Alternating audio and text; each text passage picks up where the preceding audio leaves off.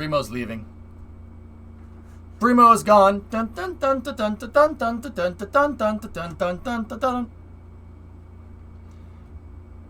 Even if it is unmanned, it's still a heck of a lot better than just leaving it there. Yep, yep. It looks very good for being 50. Yeah. Bye. Bye. Alright. Guys, let's get into some KSP, dudes. I ran into some tank scaling problems with my SSTO. We're going to have to go in and mess with the fuel tanks and get those right. So I'm going to switch us back over to Kerbal.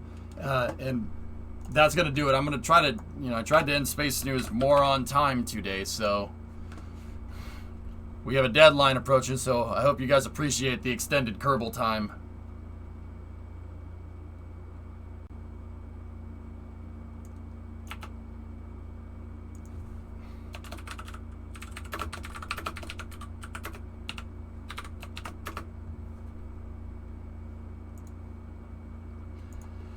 Last pulls. If any ship could carry shielding, it's Starship. Just depends on how much of the ship you need to shield.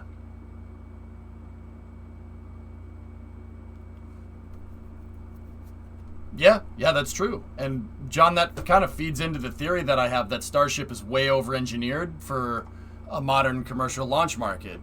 100 tons into space, there's no market for that.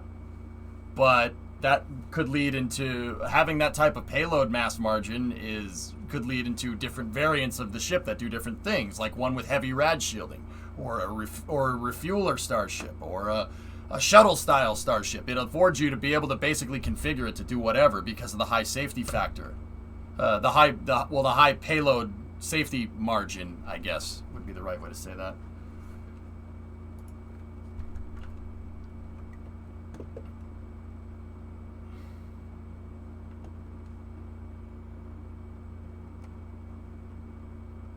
Why do you give yourself deadlines? Because, Rigaro, I often say that deadlines are what gets stuff done in a space program when there's no accountability. Me as a streamer, I don't need to be accountable to you. I could spend 6 months working on the SSTO if I wanted to draw content out like that. I don't. I don't like doing that, and I don't like people that do that. So, I gave chat imposed deadlines. You know why? Because it forces me to produce content at the rate that you guys want. It's inadvertently a way for you guys to get the stream, to optimize stream content for you. It's a burden for me, don't get me wrong, but I don't care. I'd rather do that than stringing out content for 6 months, which is what I ended up, I started doing that right before the pandemic. It would take me 6 months to get anything off the ground. Nobody wants to see that. That's boring as hell. So, this is inadvertently your way of telling me what you want to see and what you want done. And now that I have a deadline, there's some accountability for me to get this stuff done on a reasonable time frame. I haven't hit a deadline yet, but it's almost like this stuff is hard. Discovery, go at like I said, deadlines does not make making content on this stream easier. It makes it more difficult. But I like playing on higher difficulties because I end up getting more done, and I end up getting you the best content that I can. It forces me to give you better content. Basically, it's a check and balance between you guys and me to make sure that I'm not boring you to death. Seriously, that's why I did it. And also, it's important to show that when there's no accountability and you have no deadline, you can just keep doing the same thing over and over again, and the content will get stale. It also keeps the content fresh, because it gives content a shelf life for the most part. Condor 9, I worked on that pad for 6 months straight. And then before that, I worked on helicopters for 6 months straight, and I bored the hell out of people. Because I just kept trying new and different things, and we never got anything done. We never built anything. It would just be me sitting in the SPH doing tests all day. And that's cool. It's cool to have that content from time to time, but not every freaking day. And before you guys say, oh, that's not true, well, the numbers don't lie, man. What were we doing in KSP before mission mode took over? I was working, I started to, right before I put mission mode 2 back into the fold, dude, I started working in the old mission mode and cleaning that save up, and then I was like, nah, this is dumb. I don't want to do this because that mission mode holds so many memories as is, so I consigned it to the history books.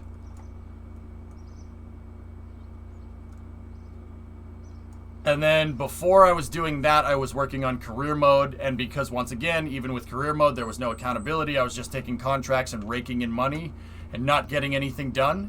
I ended up just sitting in the SPH again, just building stuff all day once I got a crazy amount of cash. So, Mission Mode 2, the M2 rules, were a way for me to basically close the open accountability loops that I had from playing KSP. That's how I keep KSP content fresh. I found you when you made the C5. That was fun. When was the last time you visited the outer planets in KSP? A couple months ago? When we made the Kraken drives? I made a Kraken drive and we got to Jewel in like an hour. So, the reason why I make deadlines is I'm practicing what I preach, to be honest with you. I say that, I can tend to say, talking back about NASA policy, that the only way that NASA policy, and NASA's going to get anything useful done, it has nothing really to do with budget. It has everything to do with deadlines.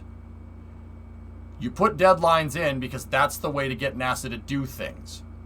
And the funding comes from the deadline if you can sell that goal enough. Like the 2024 lunar deadline was the right move because everybody got sick of NASA not doing anything, or at least the perceived notion that they weren't doing anything, which is not true, but hey, whatever. It's more funding for NASA. Practicing what I preach, man. I think that deadlines are the way to force accountability for NASA, and it's the same way with stream content. Because honestly, at the end of the day, I'm not accountable to you. I can do whatever I want on this stream, but I don't want to do that. Because that gets stupid. You know, you could say, everybody says, oh, streamer, I want you to stream what you want and be happy. That's a double-edged sword. Double-edged sword. Nope. That's... Do you want to grow the stream or not? Like, if I went and just started streaming another game right now, like Minecraft or whatever, that's time away from KSP, and it's time away from me teaching people about space. That's not a good idea. So, I did the unfrigging thinkable and gave real user feedback and content control of the stream in a certain capacity to chat. Now, don't get me wrong, you guys don't have total control of the stream. That would be insane. It would be like Twitch plays up in here. But you do have more you have more invested on this stream than you would have on another stream. Just food for thought. That's why I put deadlines in, so chat can curtail the content and show me. You guys tell me what you want. Like, seriously, where would we be if the chat didn't vote on that SSDO deadline? See what I'm talking about? Would I even bother building Venture Star at this point? No, I wouldn't have. I definitely wouldn't have. And if I didn't have mission mode, would I have even tried to build Venture Star in the first place? Nah. See what I mean? Keeps it fresh. I wouldn't have even thought of building this. I wouldn't even thought that people would have seen me build this. But the deadlines are the right way to regiment content to make sure that KSP, streaming KSP, never gets old.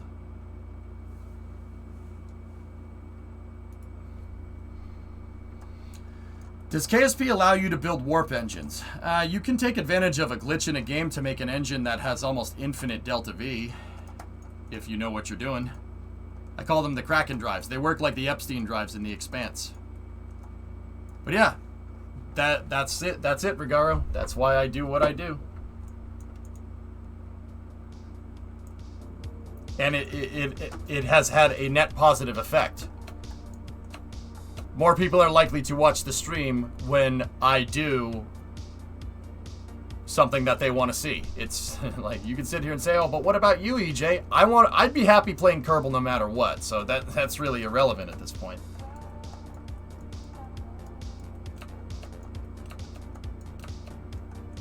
Alright, so I ran into some problems when I went to start making the arrow shell for this thing. Well, the problem is if you look at this, I bent the front of the arrow shell up to match the profile curve of the smaller SSTO. Just like that. I didn't bend up the sides just yet, right? Because we make it like origami. And I bent it up, and I quickly realized that the fairing is the wrong shape, and that my fuel tanks are in the wrong shape, the wrong proportional shape. They are not in the same positions. They are not in the same positions here as they are down here. Now, what does that mean in plain English? Well, I can't show you in plain English. I'll just show you the craft file.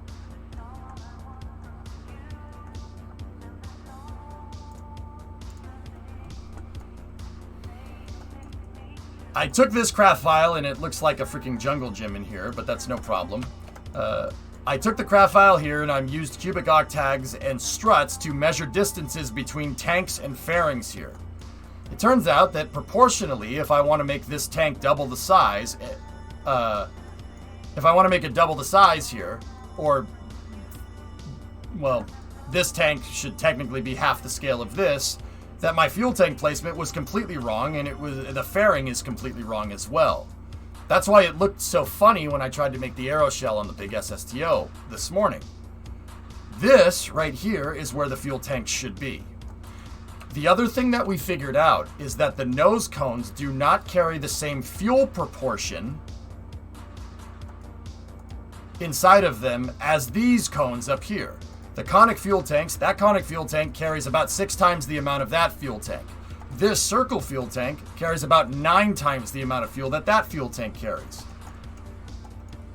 It's not correlative between adapters here. Now, we'd have to see what the ratio of fuel is of this to the entire vehicle. But now, actually, I could just figure it out right here. This is carrying 2/3 of that. No, is it 3/4? 540 plus 180 is 720. So that's 3/4 of that amount of fuel. Is this carrying 3/4 of this? Nope, half. See what I'm talking about? There's some things to be addressed. We're not proportionally carrying the same amount of fuel. Now, don't get me wrong. Proportion here is important, but it's not. Carrying more or less fuel doesn't necessarily mean that it's going to, like, carrying the same between this and this doesn't necessarily mean it's going to be if this one carries, 90% fuel and this one carries 90% fuel, that might not necessarily equate out to the same delta V. But, because fairings and struts and all this other stuff, you need more struts to hold these tanks into place. But it would be a good place to start if we were actually going to take building the big SSTO correctly seriously. Well, core, I could add more fuel, right? And then that one's 270. So that one is carrying half. This one carries 1350, which is a little over half of that. So this one is this adapter carries more than that, but this one carries less than that one, proportionally.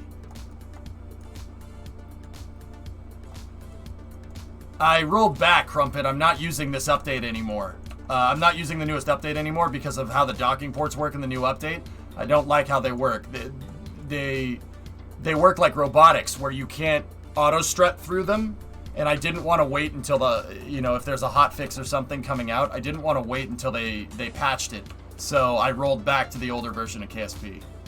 We're playing 11.2, fellas.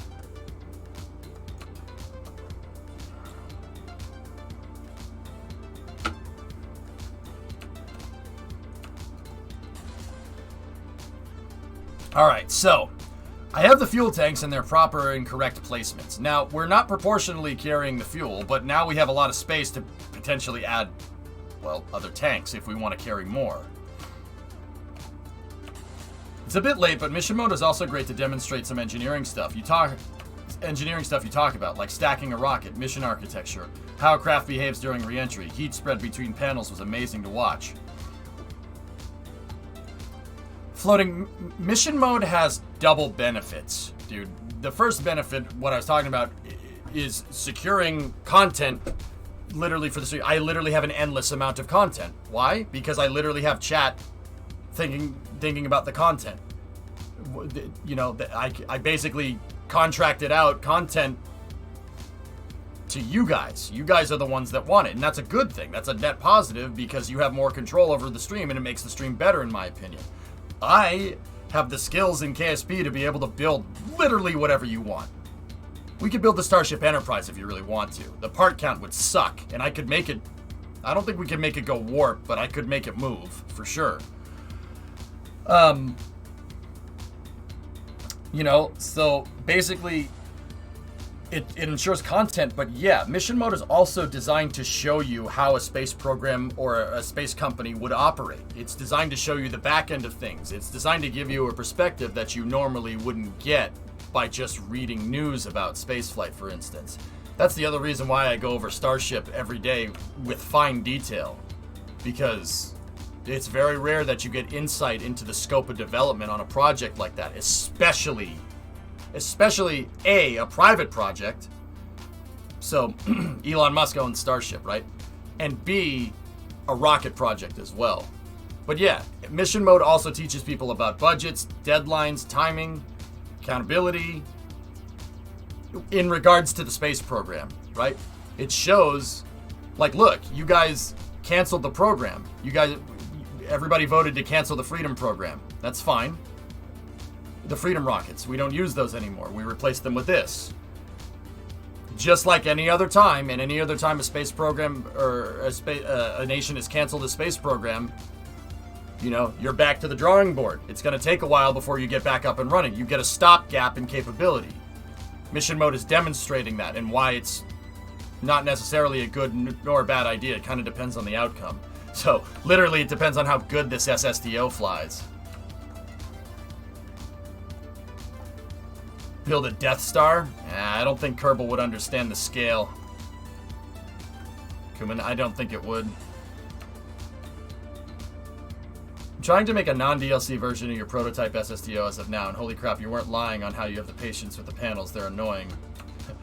Kerbal would probably take a dump if I tried to make something that big, Kuman. That would suck. Alright, anyway. I'm gonna get into building the fairing, dudes. Let's do this. I love your streams as a newbie KSP on your channel, even if it's too advanced. The advanced stuff, Hooded, is designed to inspire, not to intimidate. But I get you. Science talks, you and your community's ideas, and also designing the variety, quality stuff. I hope one day you would do some live recording sessions for YouTube or Twitch where you teach the very basics of KSP. Tutorials on YouTube are outdated. Yeah, Hooded, that's on my radar. That's a side project that I'm working on. But with the deadline, I really haven't had much extra time. But don't worry, if you guys give me a little bit of a reprieve, it's not going to take much longer to get this SSDO flying. The launch pad is what I'm kind of concerned about, but we could do that, Swishio. We haven't exercised that option, but Loopy, lore-wise, I put the K-33's launch pad on Complex 1A. Freedom's launch pad doesn't exist lore-wise in my program anymore. So I don't know what we're gonna do about that. I don't know how we would launch those Freedom rockets, man. But anyway. Alright, so I have my measuring stick here for measuring the axis of the fairing here. This is anytime the fairing changes shape. So I gotta take one of these and we gotta put it down here.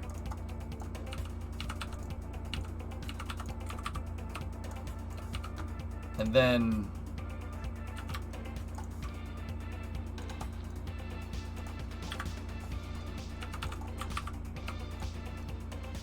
I have to put this right here, and that is the distance between the center line of the fairing and the outside of the center line of the vehicle and the fairing right there. It has to be in the exact same spot. And now I take this one, we attach it here, and then I move the bottom manipulator down there. So that's double the distance. So that gives me the height of the fairing. And now I need to make a chain of these suckers here, like I did over here.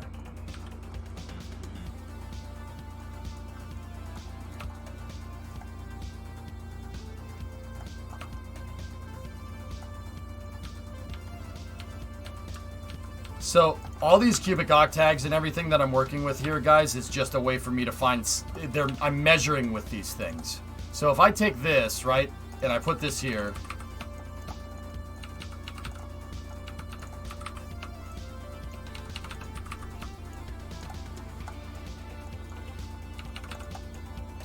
And we line this up like this, right?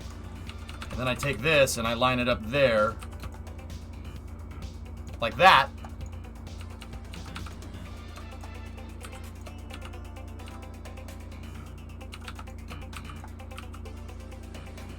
Right? And then I take this length right here that I made with the strut and we double it. That should show me where that cubic octag or how long the fairing has to be straight, right? Until I start to curve it down.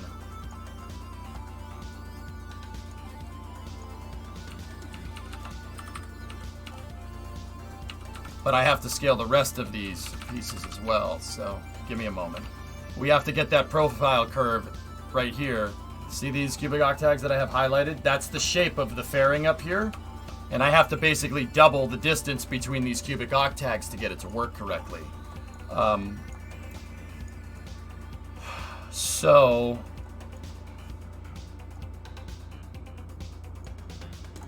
what I can do is this. Ready? Take that. Go to there like that, right?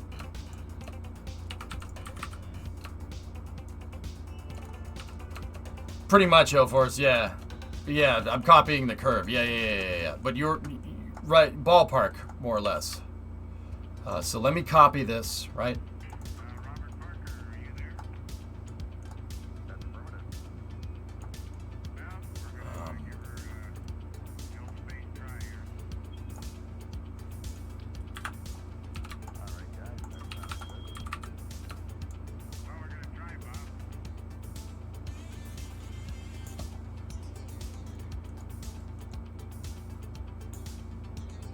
So we doubled the distance there.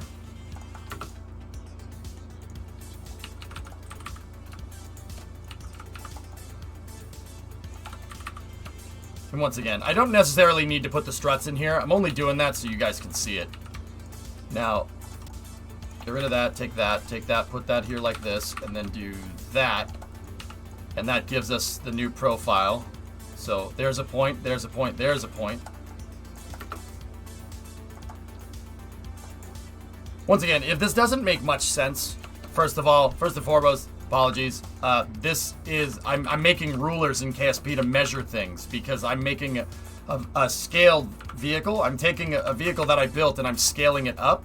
So I'm basically taking the distances between points that I use these to find points. Like I found the points where the fairing curves, right?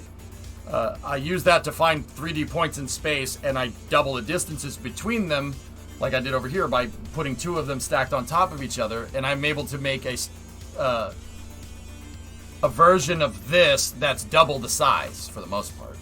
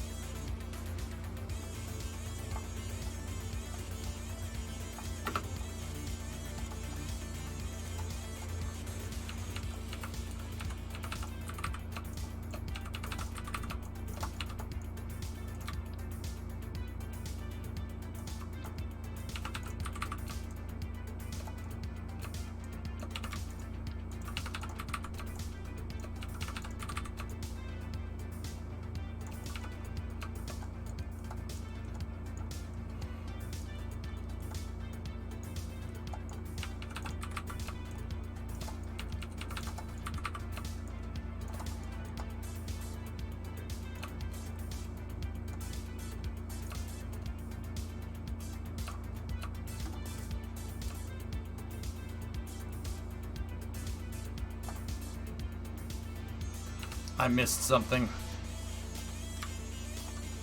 Put that over there. That's correct. But there's I missed something.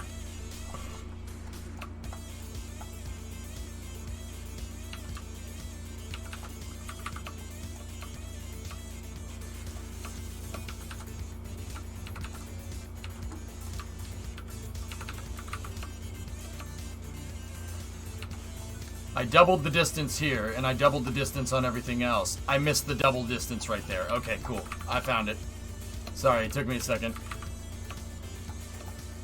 Yeah, Shady, I see it. I see it, man. Thank you. Yeah, no, you're right.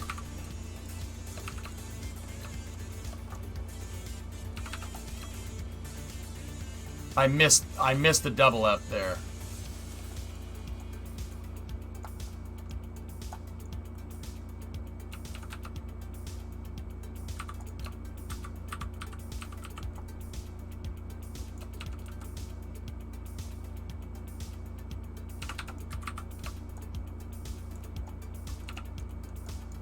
I dropped my first Lego Saturn V on the floor. Oof. Alright, see, this is the step that I missed, doing this one right here.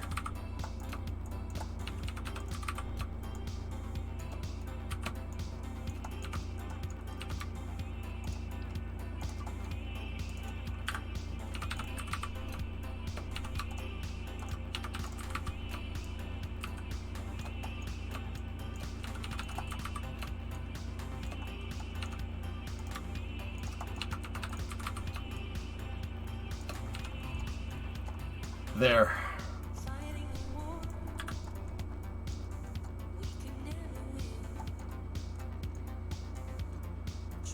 There we go. There's the plotted points for the fairing right there. Shady, that's what you were talking about, right? There should be double the amount of cubic octags here. So 1, 2, 3, 4, 5, 6. So there should be 12. 1, 2, 3, 4, 5, 6, 7, 8, 9, 10, 11, 12. No. It's got to be your bowl. 1, 2, 3, 4, 5, 6. Yep. 12 minus 1. Yep, you're right. Okay, yeah, 11 is right. Yep. Good. All right, so this is the profile curve that I need for the fairing. But I can't go and build the fairing because I was using the center point of the cubic octags to find where the fairing changed shape. See that? I can't go to make the fairing because it'll register me clipping into there. It won't let me make it. So I have to use a Tessa ruler here to get this correct. So what I'm going to do is get rid of those. And I'm going to take this. I'm going to put it right there.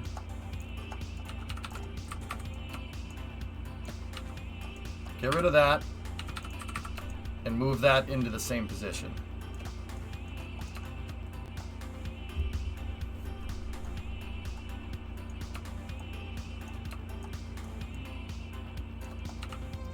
Wait, in my original clock, where did we...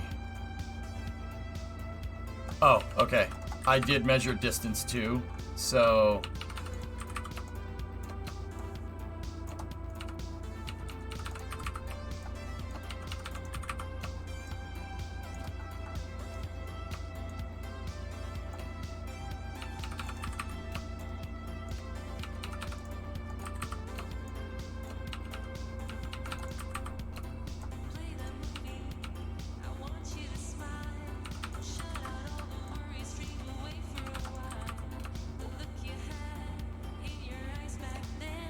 There we go. Got it. There it is. There's the profile for our fairing. But once again, I can't I can't make the fairing, so what I'm gonna have to do, how are we gonna do this? I'm gonna have to use Tessa rulers. Yeah, that's the right move. So check this out. See how these have the cubic octags in the center? Can't do that because, well, Can't make the fairing through a solid object. The game doesn't like it when you do that. So instead of sitting here and trying to guesstimate it, what we're going to do is this. I'm going to make another row of cubic octags, but just like the rulers that I was using a second ago. These ones are going to have struts that connect everything, and the struts are going to be the guideline. So, check this out. Now, the center of the strut, see how I'm selecting the center of the strut with a mouse and it's not highlighting anything? You don't have to worry about the fairing clipping through this because it's a non-collidable part. The structure of the strut is non-collide, so we can do something like this. If I move this line all the way out here, like that, and then move this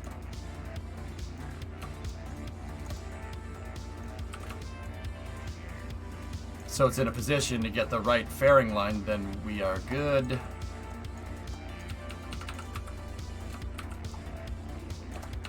Alright. Or use 2 rows of the ruler you made and place them on each side. See the shape? Well, I could set it off to the side, Shackstar, but this way is going to ensure accuracy. I'll show you. That's not a bad idea. I do like that idea. But the whole point was to not guesstimate, you know?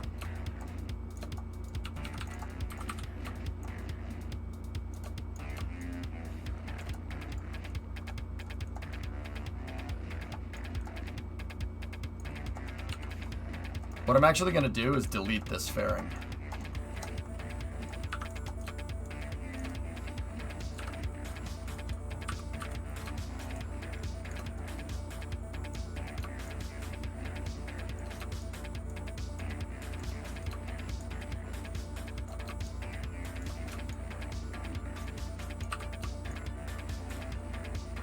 So I need to make sure this line of struts is going right through the center of that cubic octag, right there.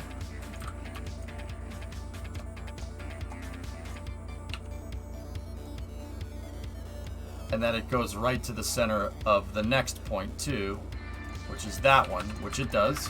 All right, cool. Once again, if this looks like, dude, what the hell are you doing? Trust me, I got this. Now give me another ruler here to mess with. Yeah, Tessa, the rulers are smart, man. That was a really good idea.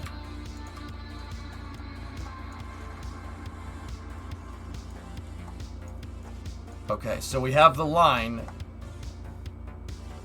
We have the line out to this point. So I'm going to take the next ruler here. We're going to move it down like this.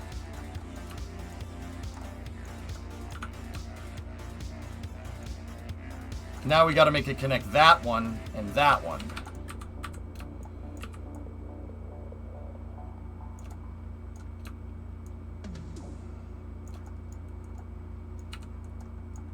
Oh, hang on one second.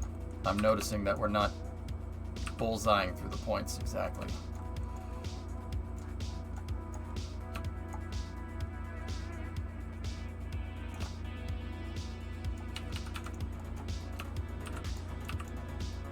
Yeah, Tessa, the rulers are smart, man. This is really, really helpful. It's like using rulers in Photoshop.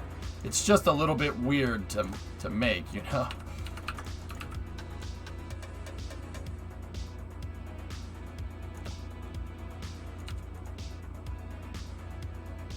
Yeah, I need to connect the center point of that cubic octag to the center point of that cubic octag. But we have to do it so where the struts actually intersect, right?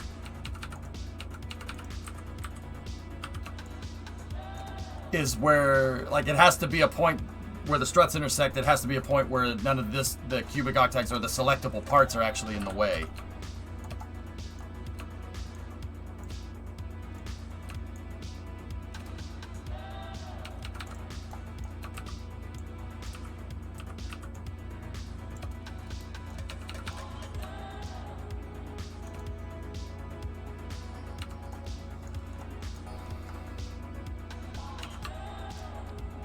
Okay, that one's good.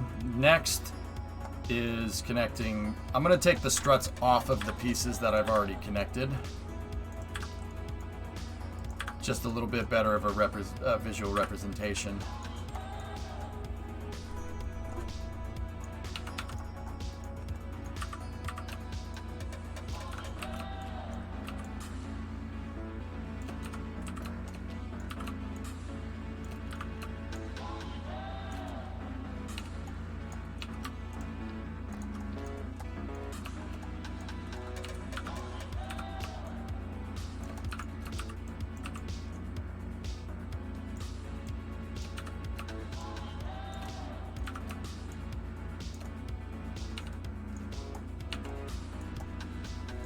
Okay, save it.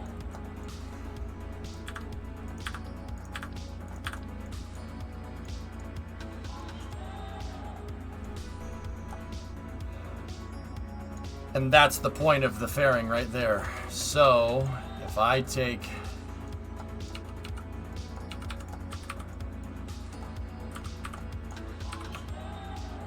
If I take these octags, right, and I put them in a position where the first one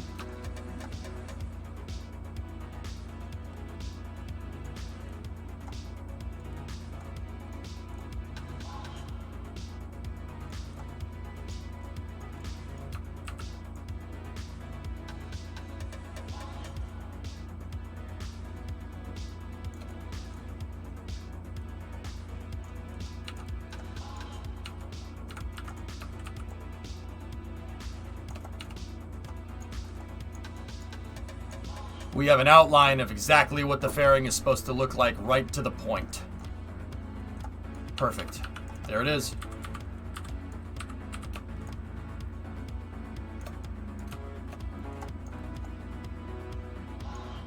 You know what? Just for a little bit of a visual aid here.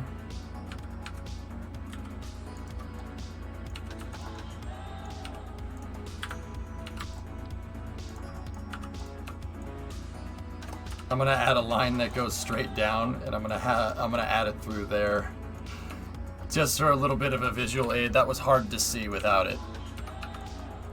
So now let's move this out of the way. There it is. There's the visual representation, and I know that that is a perfect scale replica of that fairing. It's pretty much exact.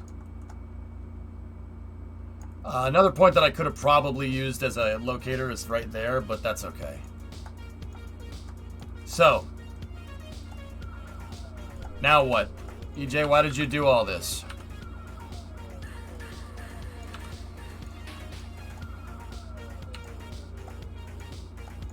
Well,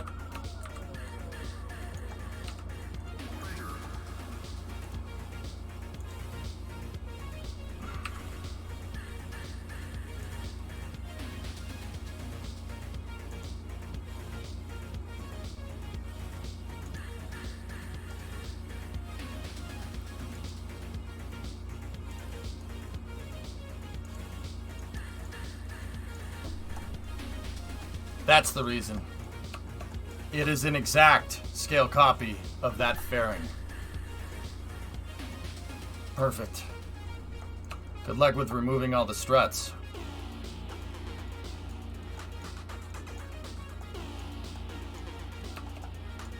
I made an exact replica of that. It is accurate probably within 1/100th of a decimal point with each section of the fairing. It's pretty damn close. Close enough where Kerbal won't know the difference.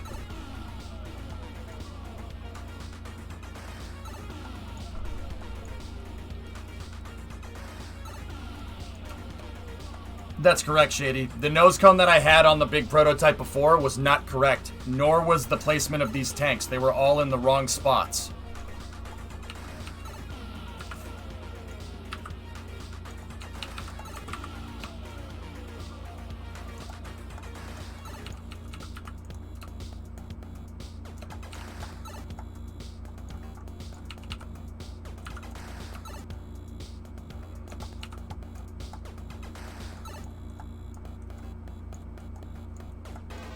Pretty much, Tessa, yeah.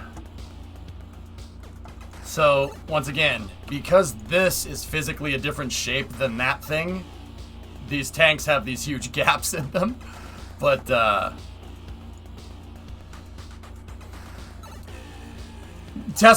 ruler idea is not mine, Hip. It's Tessa. I just came up with it. Tessa is the one that came up with this for sculpting fairings. It's an application here. So Tessa invented the tool, and I'm using the tool. Batteries and stuff.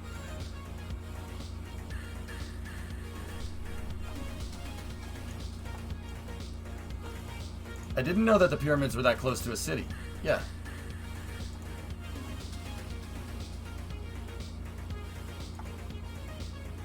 Yeah, there's like a Taco Bell and a KFC next door. Nice pictures, though.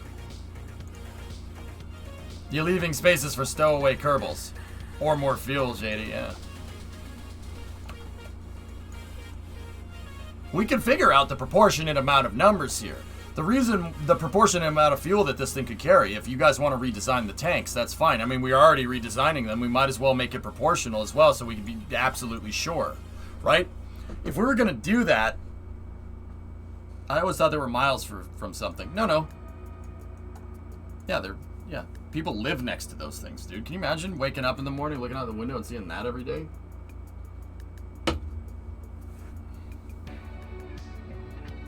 That's correct, Jonas. Mm-hmm.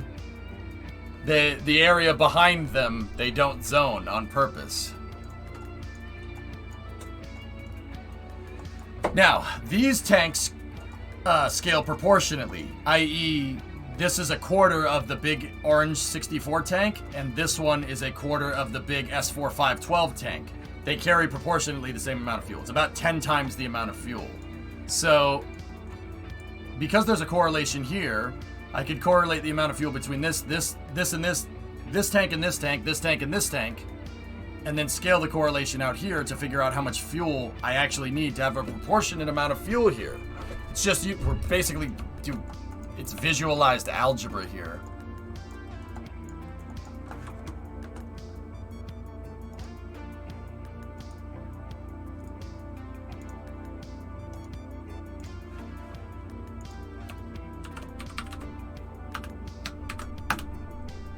I know it, Rem, and I linked it to you in chat. There you go.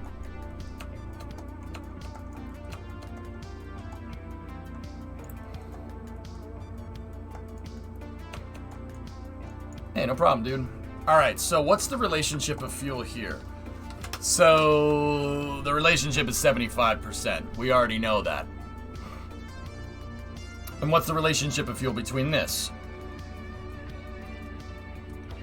So, this tank has 3/4 of what that tank has.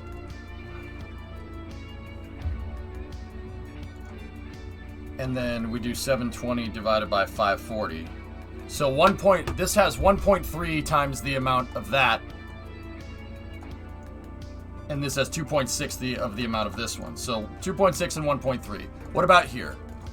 We can do 7,040 divided by 35. Okay, it's oxidizer first on these tanks. I always forget that. 3520. It doesn't matter. It's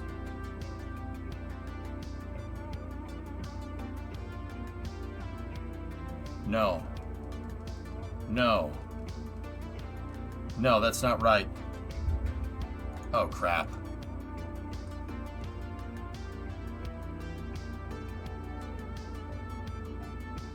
Well, if we correlated the oxidizer between these two tanks, that means the correlation is still there. That means these tanks are scaled, right? That's a 2.5 and this is a 5. But see, these ones I watch have freaking they have oxidizer at the top field, and then these ones have liquid fuel at the top field. That could be potentially good news. Hold on, I'll tell you in a second. So this has 5760 divided by 2880. 2.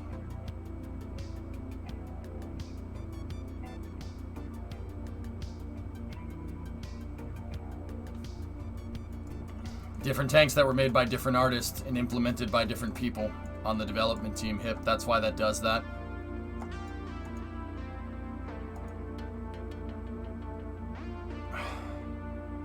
Alright. Now, so on this one, it's 1.3. So we're actually over proportioned here. This is carrying more fuel. So that means we don't need to add other fuel tanks. We're good. We're actually carrying more fuel.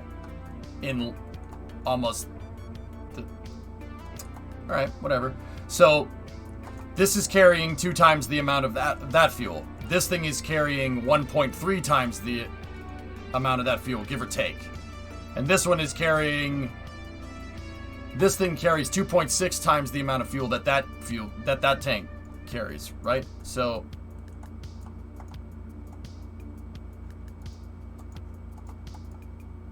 No, we're still down. I'm thinking about it backwards.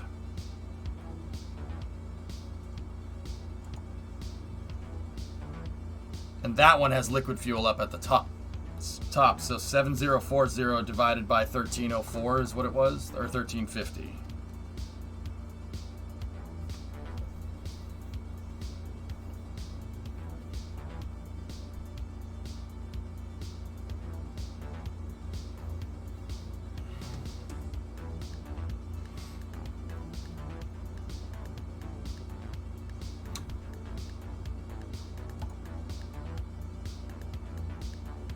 No, I did oxidizer before. These two have oxidizer first. That one has liquid fuel first. I did 5760, 28.8. Oh.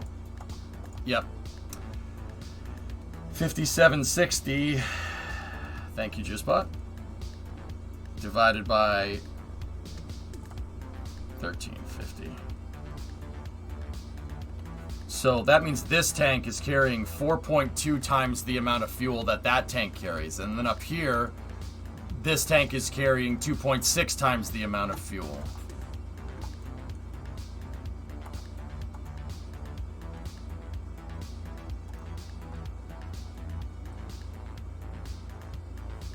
Yeah, just as I thought. The proportions aren't right. Yeah, we need more tanks.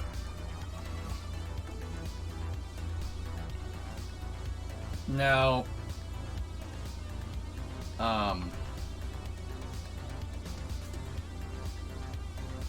let me try one more thing. 5760, which is the amount of liquid fuel that this tank carries.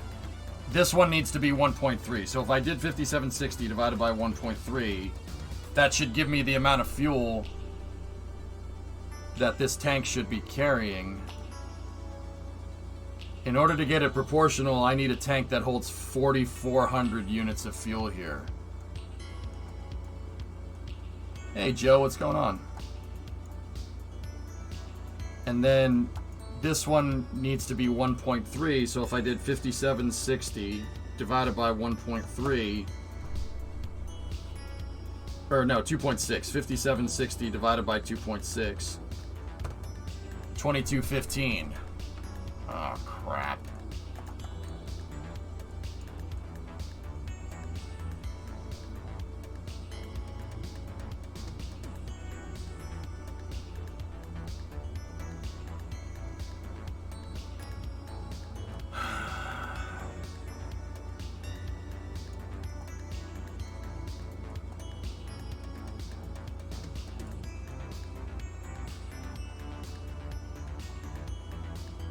Do sum totals, not part by parts.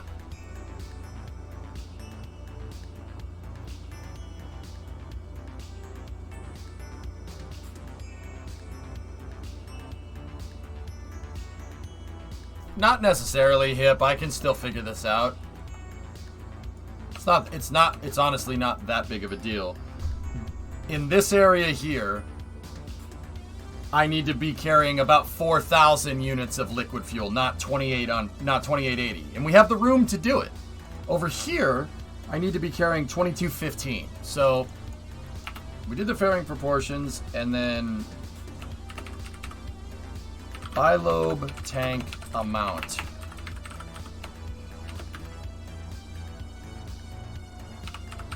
First tank is the static.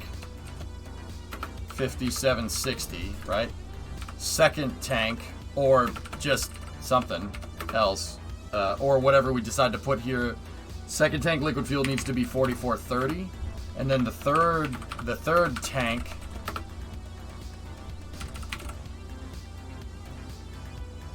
needs 2215. Where are we at right now? With this one, we're at 2880.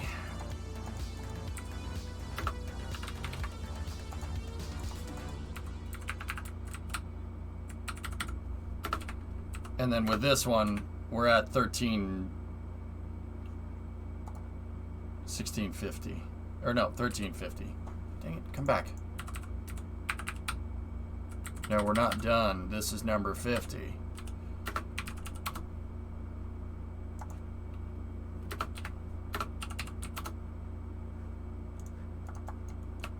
Are you trying to keep the amount of tanks the same?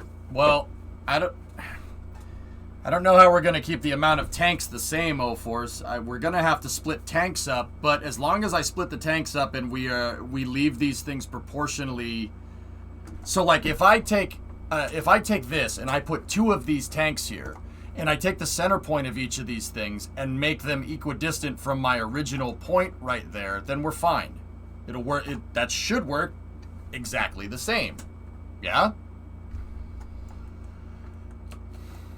So add a short 5-meter tank behind the adapter and a short 375 tank sandwich between the other 2 adapters. Well, yeah. Let's see what tanks we have to offer. Don't use any Mark III tanks. The mass fraction is not consistent between those. So don't use those either. Those have a different mass fraction. I can't use any Mark III parts.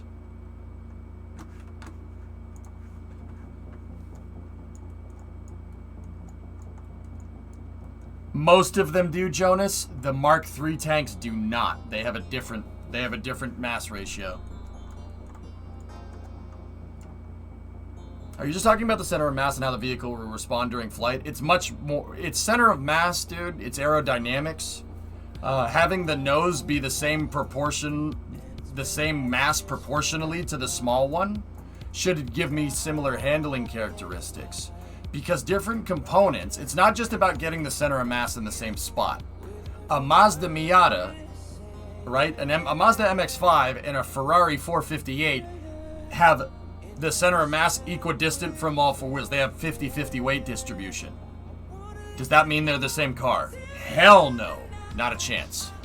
Putting the components and spacing them proportionally in the right spots, along with fuel load and fairings, will get the big vehicle to handle exactly like the small vehicle and make it so I really only need to do 1 test flight.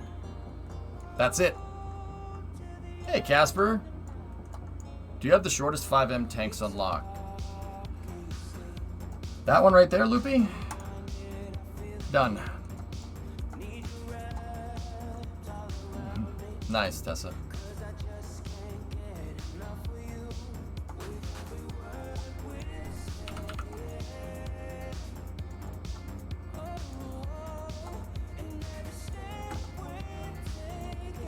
All right, so that's the center point right there. So this marks center point for the main tank. And then that one marks center point there. So get rid of that. That's just the center of mass on that tank.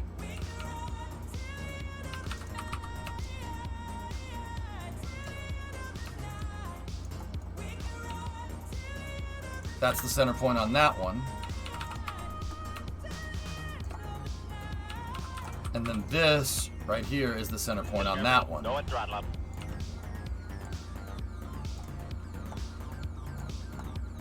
I screwed it up.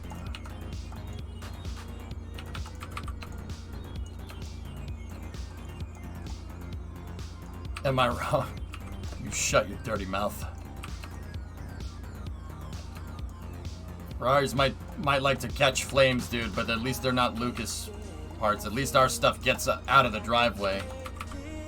At least the Italian stuff gets out of the driveway, man, and then we passionately explode into a big ball of flames. The Lucas stuff doesn't even start. You lot freaking can't even get the car out of the damn driveway.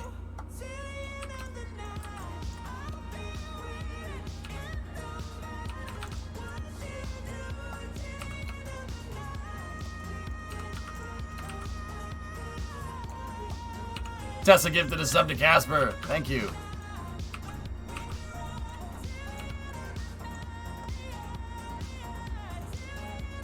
It doesn't matter if it's not in symmetry.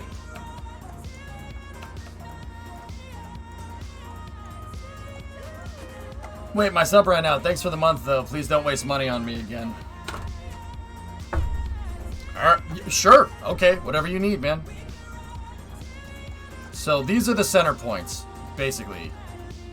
We need to come up with a tank configuration that will give us the appropriate amounts of fuel, and then whatever tank combination we come up with, we need to make them equidistant from these center points. So I'm going to delete the struts from there. Basically, at the end of the diags, that's where we need this to work correctly. Most important thing is to make passive-aggressive hand gestures. This is illegal in Italy.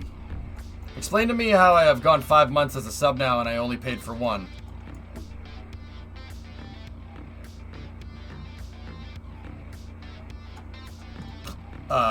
Yes?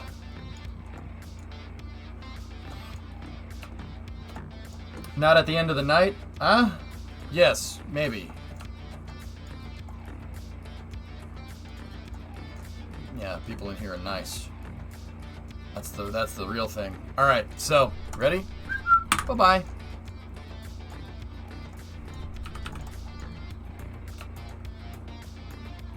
I don't know what that was marking, but it doesn't matter. Okay, so we're going to need 4430. 4430 divided by 2. 2215. Is there any fuel tank that carries 2215 liquid fuel?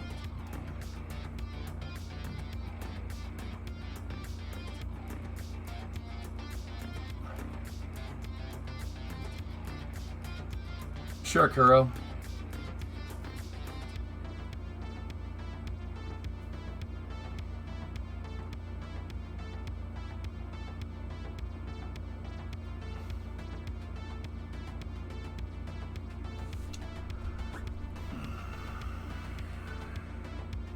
Resisting the urge to make an inappropriate joke.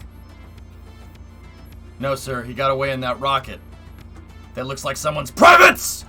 We have reports of an unidentified flying object. It is a long, smooth shaft, complete with 2 balls! I did it for you. 375 mid-length.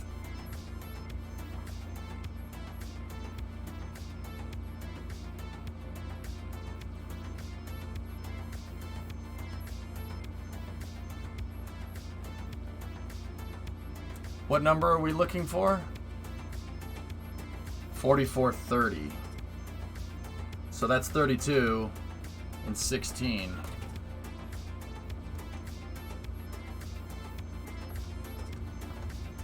That's 4870. That's a little bit overkill.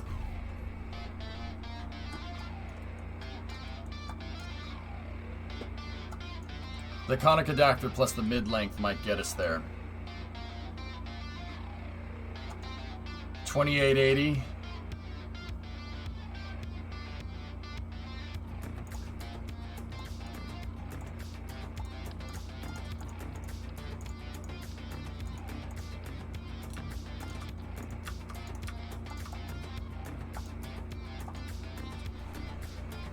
$28.80 plus $16.20.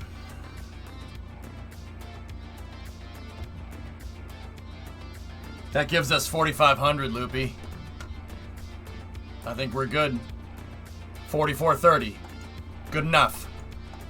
So now that's 36 tons, and that's 40 tons. Or no, 36 and 20. So the center of mass of these two things put together needs to be lined up with that point. There's no kill quite like overkill. Yeah, Loopy, that's right. That's the right thing.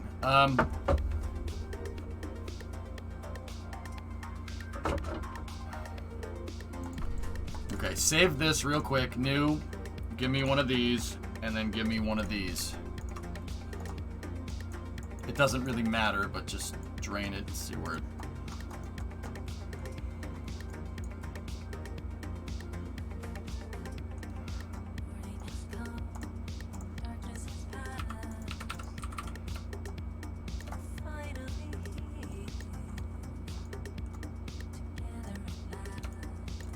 So if I set this to absolute, and we place it there,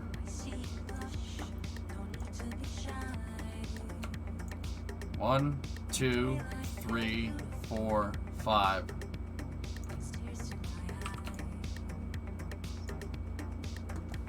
Five ticks back. What if I set that to absolute and then snap this to absolute? I'm trying to see if we can get a better measurement here.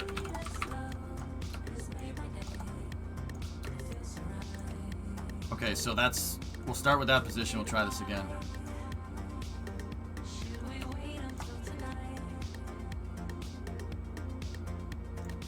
Five and a half, Tessa. Yeah, 5.5.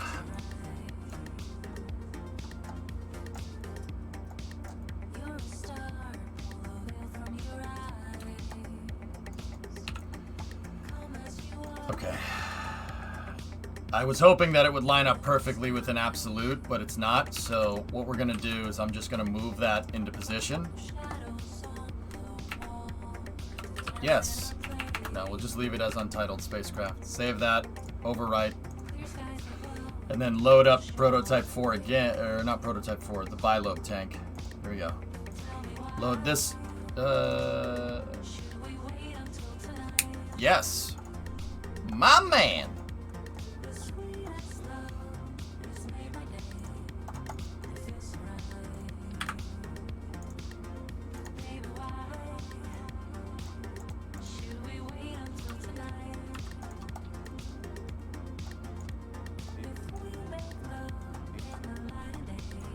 Not bad. I had to redesign the front fuel tanks, King, before we go and make the arrow shell. Fuel wasn't proportional. It wasn't proportional to the small SSTO. We didn't have enough, so it wouldn't have flown correctly. Honestly, that's the right way to say that. I mean, Tessa, yeah, it's pretty much bang on.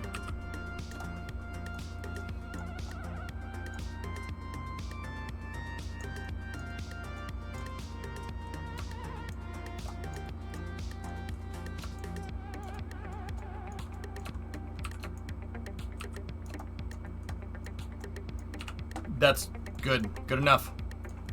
Actually, you know what I'm wondering? Can we... So absolute snap. And then just... Yep. Interesting.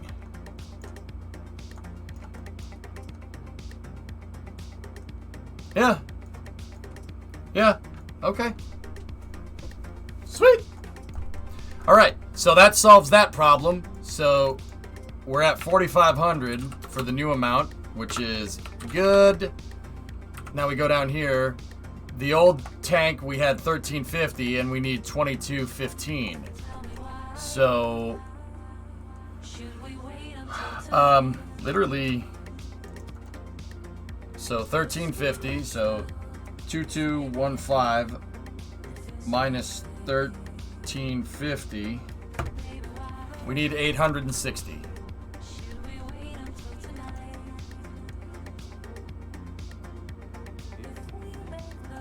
720.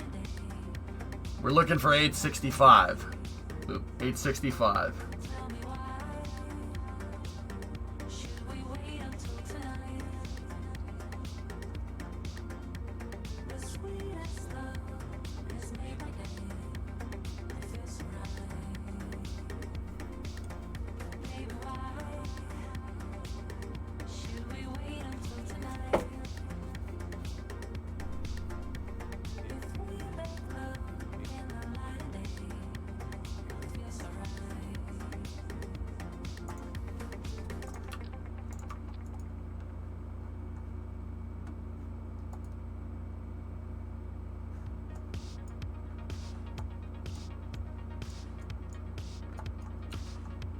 Searching by mass would make this easier. Well, we're using liquid fuel, man. I don't know. Oh, yeah, I see what you're saying.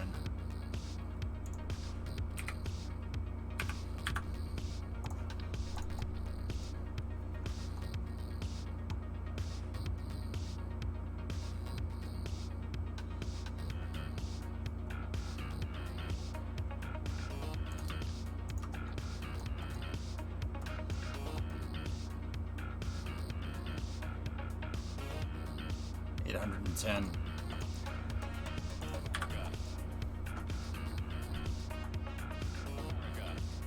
I'm satisfied with this. That's fine.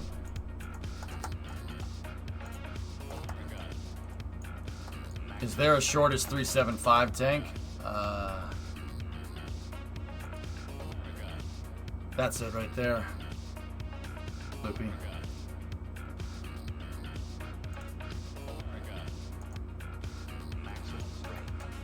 Honestly, man, that'll be fine. I mean, we're at 1350 plus 720, right?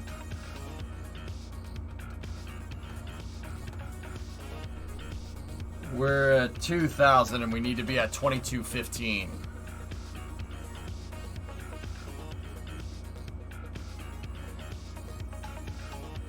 And we're over by 70 on the other one, and we're under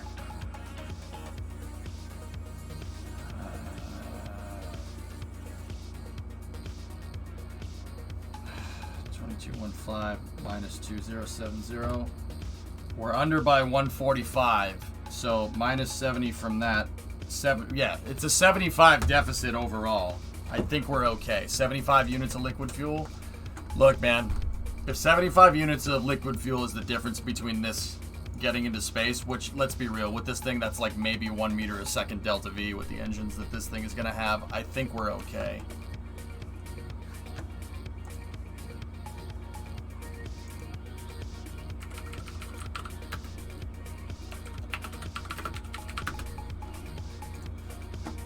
How much does the second size on the Mark 1?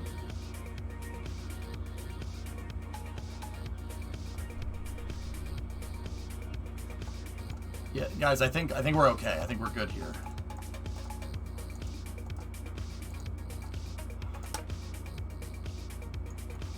Now I got to do the same mass thing that we did previously. So these two tanks together.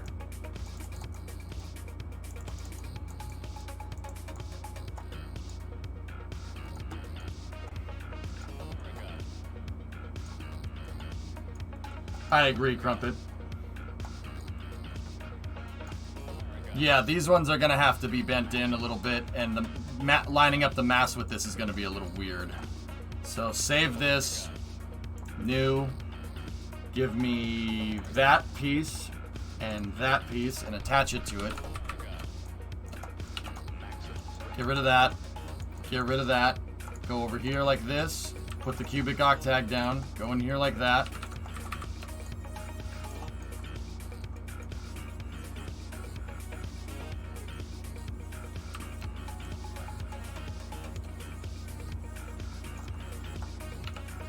Save, overwrite, go back to the craft file.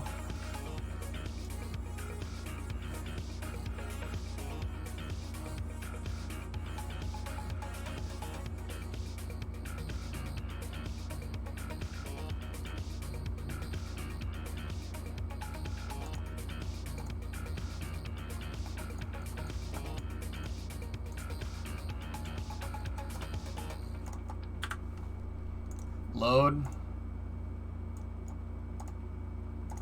Merge. Symmetry. Now we have a center of mass indicator here.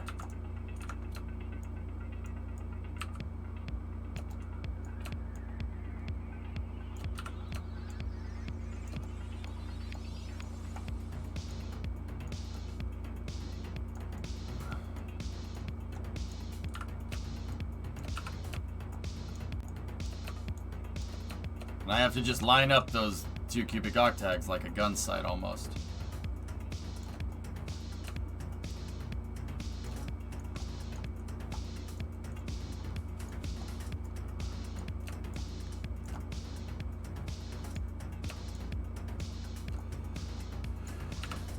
The arrow shell's gonna clip.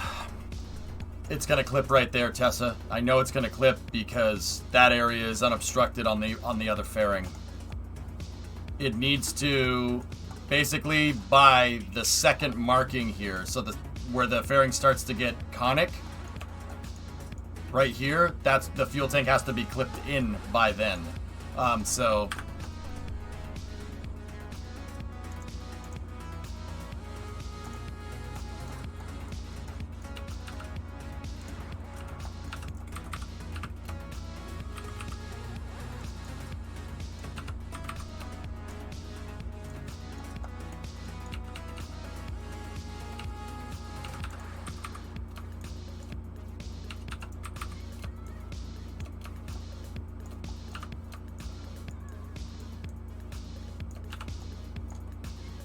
there we go.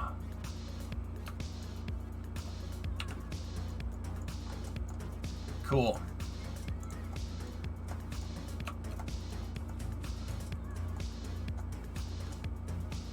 I just needed to get the relationship between these two. If I bend the thing in like that, like I was doing before, we're fine. Save that. Go back over here. Reload the bilobe tank craft file.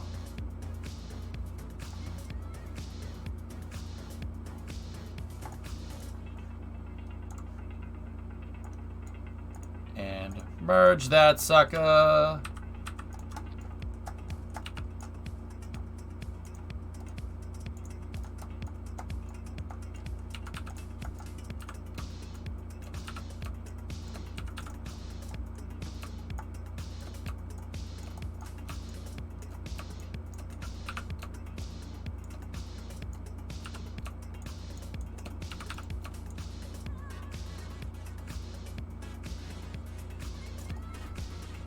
Rip stash. Yeah, it'll be back. I watch. Chalk another one up, please.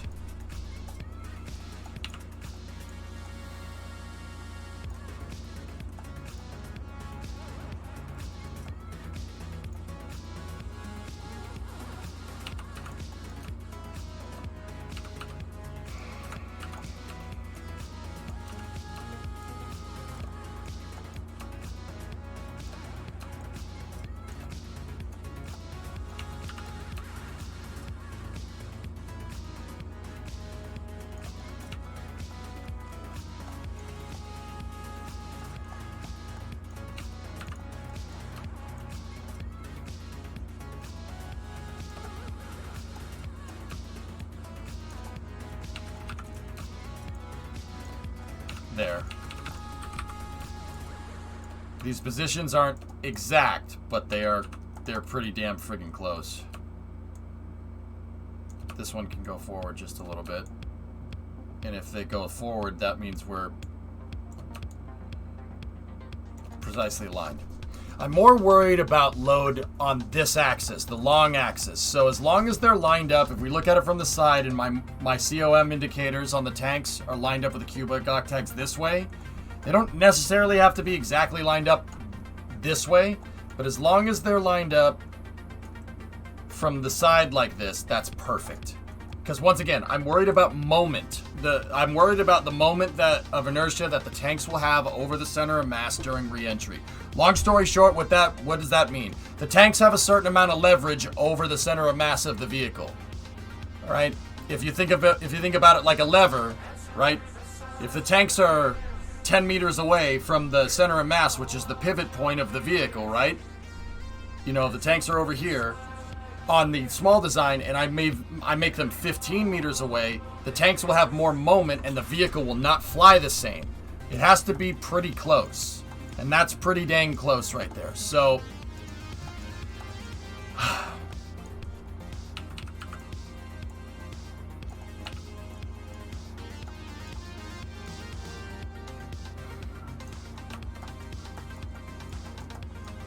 now I gotta go in here and make struts. We gotta put struts in this thing.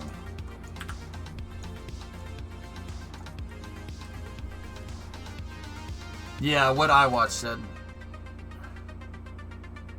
It's for the big guy and the little guy.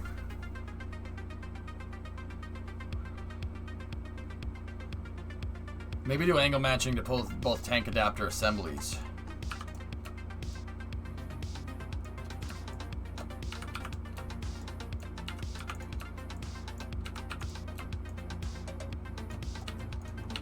Loopy, that doesn't look too bad.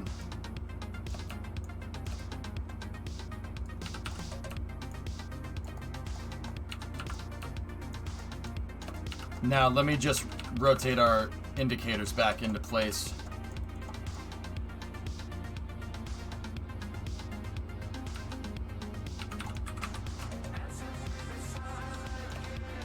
It's only 1 or 2 ticks off. It's not a big deal. That one's good. Yeah, it's fine.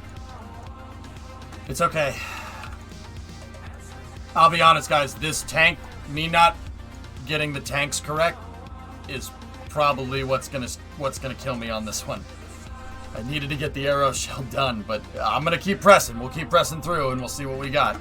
We still have all of tomorrow, but I don't think I'm gonna get the entire launch pad and everything figured out tomorrow. So.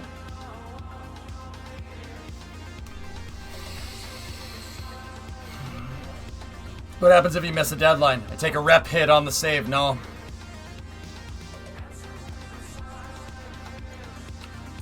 Your indicator was parented to a tank that you moved.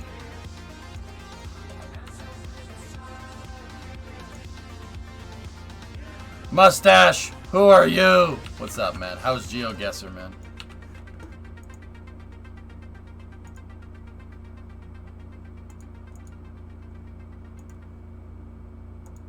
I gotta find new people to lurk. Was good times? There you go. It's concrete sidewalks, man.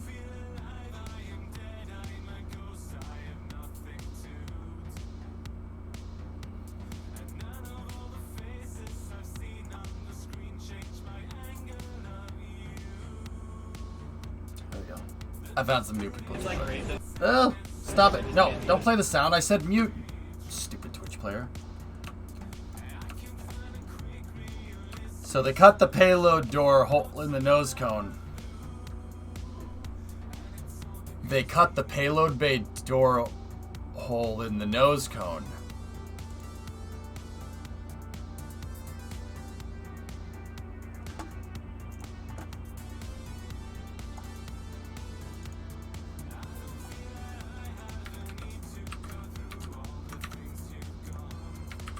Did they? Oh yeah, okay. Yeah, Thomas, I saw this. I thought you meant that they cut it further into the nose cone. Yeah. I thought you meant it went further into the nose cone, not just like that, but... Bro, Thomas, did I? Yo. Don't get me wrong, dude.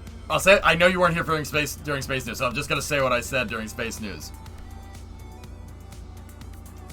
It may be a prototype, and it might just be SpaceX trying new things. But your boy called the shuttle-style payload bay doors. Your boy called it. Your boy called it. I said that like a year ago. And everyone's like, no, the chopper fairing's fine.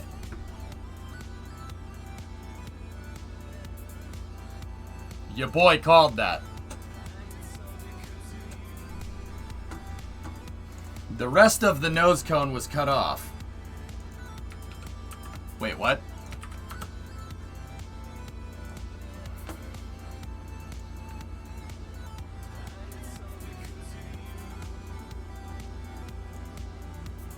Oh! Oh! Why? Why you do this?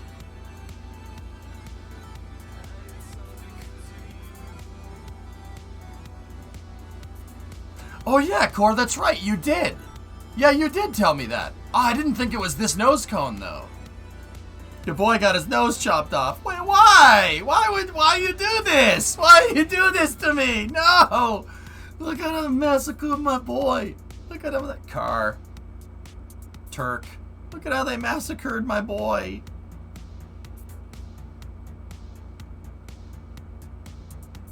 They cut it off just before the payload bay door ends. Interesting. Dude, just side note, look at that thing. That's cool. So, wait, did they cut it, like, right here? We'll give you back your old nose! No! How did you get that? Schlotkin, what? Go back to the golf course, Tessa, and work on your putts. You know, I hope you know you'll be built for this. Who told you to stop cutting, Kuro? Who told you to stop cutting? Funny, she doesn't look Druish. They cut it right above the top of the payload bay. Interesting. Who told you to stop cutting? Okay. Guys, are we satisfied with this? Well, are you satisfied? Just don't let me catch you with an animal around here, Ventura. That's all. All right, take care now. Bye-bye then. You loser.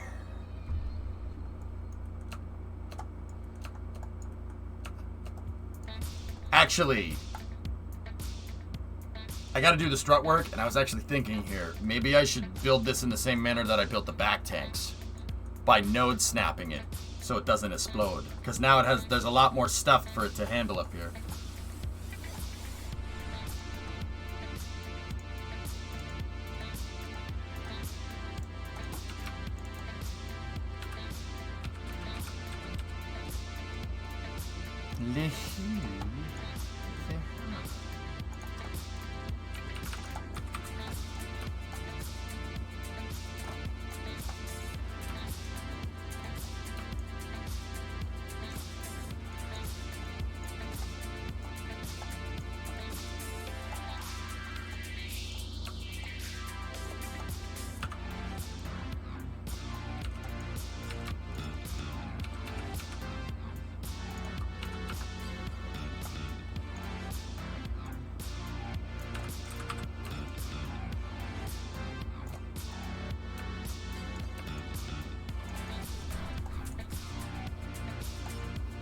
It's not proportional, Hip. It's not carrying a proportional amount of fuel to the smaller SSTO's fuel tank. And that would, if it's not carrying the proportional amount of fuel, that means our dry mass wouldn't have been correct. The center of mass would have been too far back. Yeah, big deal with the nose of these things. That's really important. Actually, but okay, side note, guys. All right, Loopy, you here, buddy? So I redesigned the forward tank just a little bit. Unfortunately, that redesign cost me some time.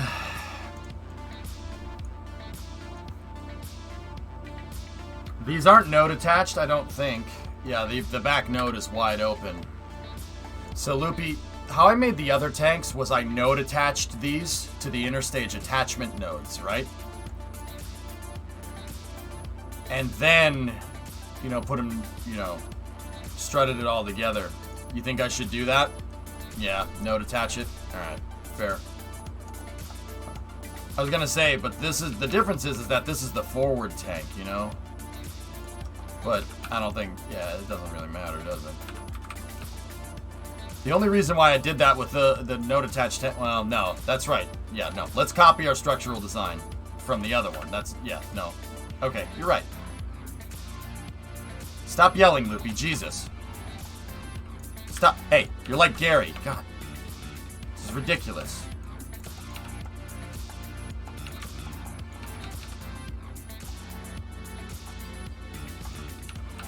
Gary, calm down. Gary wouldn't shut up. Guy talks too much.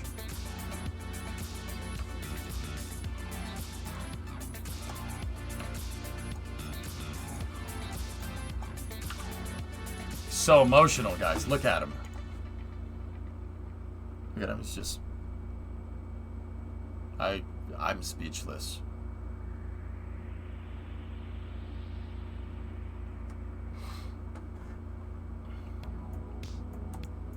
Forward tank is going to have more lever, more ground impact force when the nose wheel hits. Yep. Alright, so that's clipping in. That's clipping in, and bye-bye.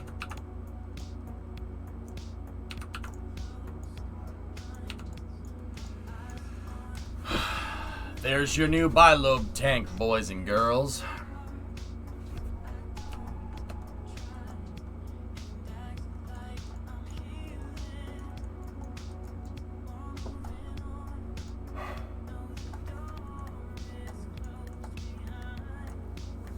Alright. So the strut design that I had for that tank is like this.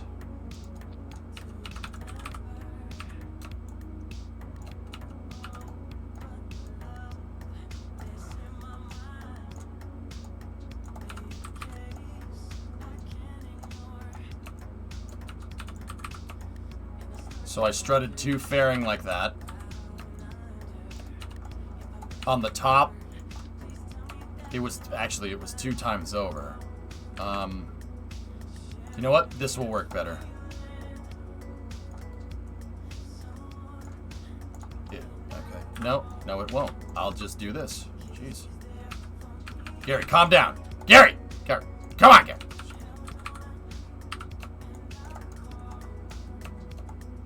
It needs more carbon fiber? Well, I have to have that extra 10 horsepower. You're not wrong.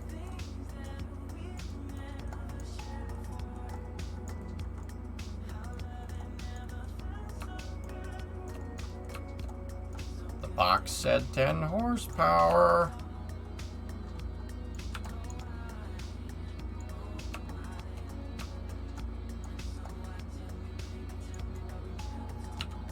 Oh, there is one more thing. On the big SSDO master prototype, I did screw with the tank a little bit in a different way, and I need to see something. It's something that's differentially proportional to the panendermic semi-boloid slots of the stator. Every 7th conductor being made by the relative motion of conductors and fluxes in modial interaction of magnetoreluctants and capacitive diractants. Oh, okay. Tanks are coplanar with the fairing. Got it. Cool. Sweet. Never mind. Nothing to see here. Moving on.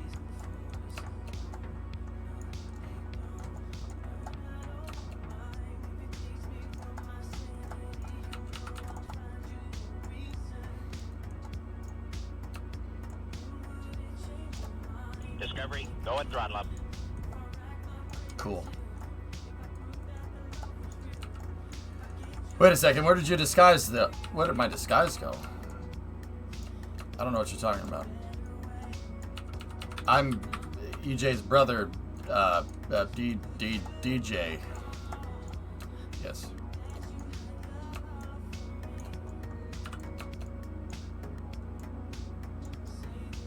The mustache, yeah. You're a mustache.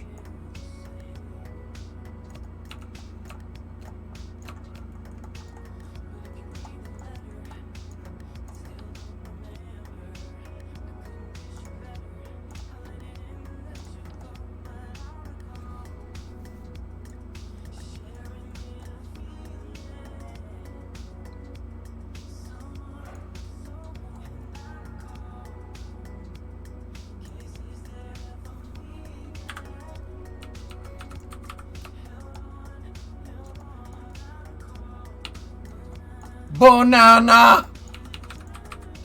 Sorry, that was loud. Why are you redesigning the tanks? King, the front tank, I didn't check. We only checked the rear tanks the other day. Front tank isn't proportional either. Not even close. Yeah, I had to redesign it. We weren't carrying proportionally the amount of fuel. The tanks were in the wrong spots. The forward tank wouldn't have had the same amount of moment over the vehicle, and it would have flown worse, actually. Yeah.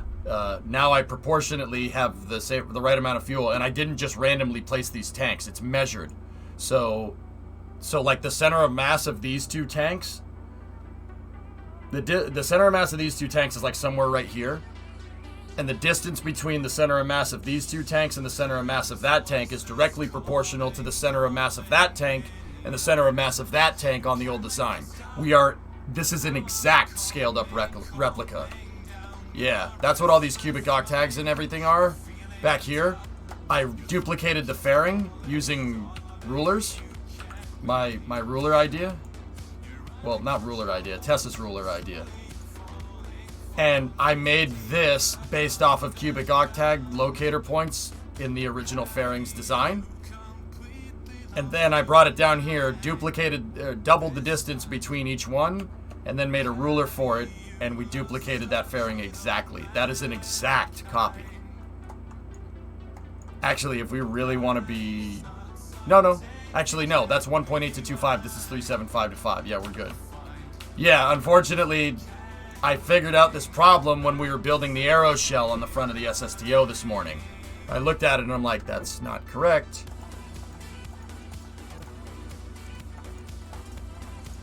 Because the arrow shell wasn't moving around the fairing correctly. Now it will. Tessa is the one that came up with the ruler idea, guys, not me. Wasn't me. Wasn't me.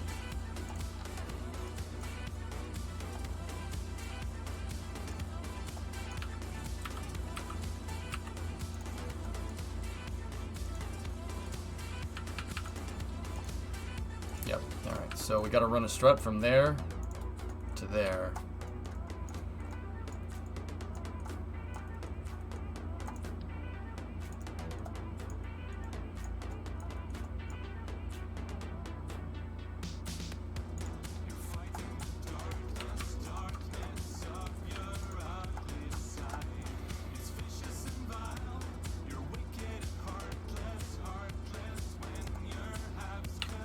There's a cross stitch right there. So now this tank is strutted to that tank is strutted to this tank.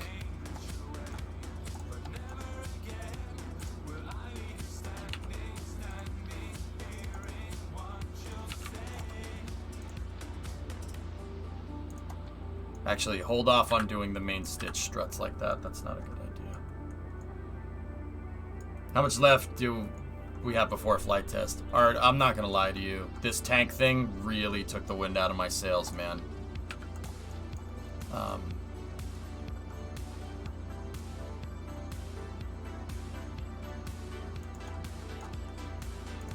Yeah, it really took the wind out of my sails. The test flight on the big one is...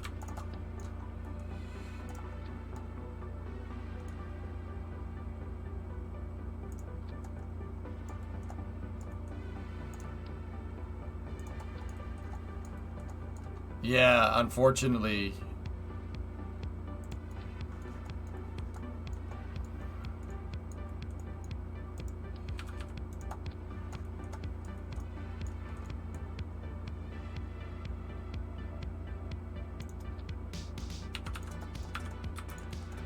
I don't think I'm gonna make it. It's okay. I'm still gonna keep trying. We still have another day left. Tomorrow is gonna have to be another power stream, dudes.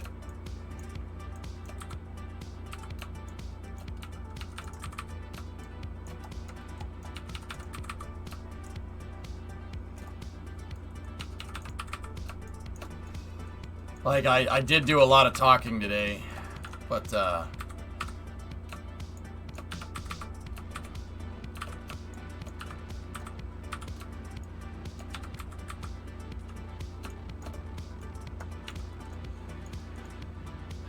it's alright, Crump.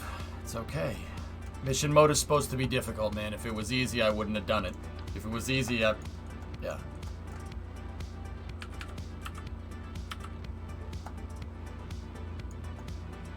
Okay, so what I'm gonna do here...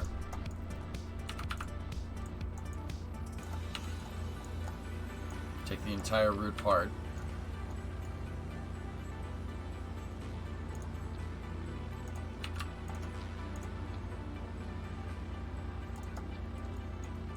We'll do the cross stitching that way.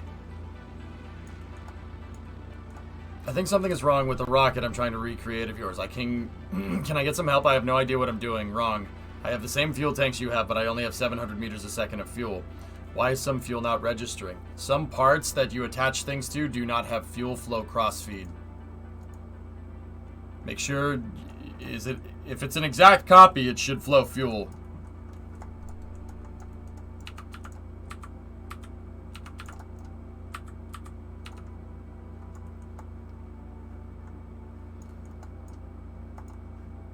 Because this one does flow fuel. And there's your fuel flow diagram. It's not flowing the fuel to anything. Because there's no engines, but yeah.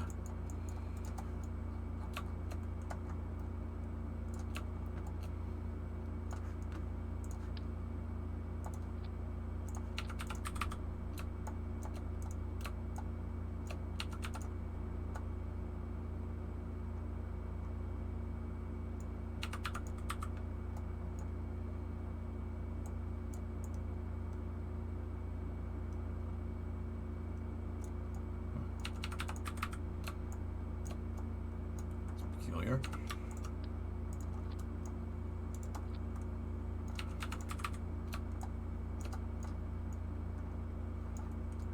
Is this scaled correctly? Yeah. Yeah, man.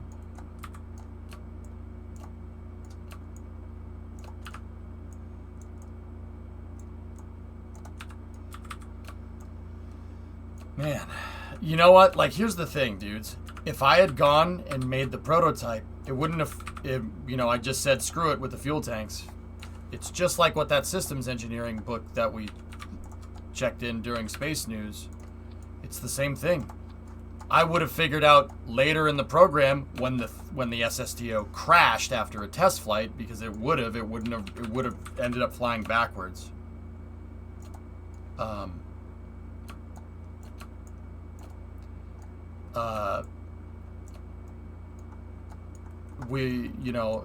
When it crashed, we would have figured out that the fuel tank problem isn't right, or we wouldn't have figured it out at all and tried to fix something else, which is not ideal either.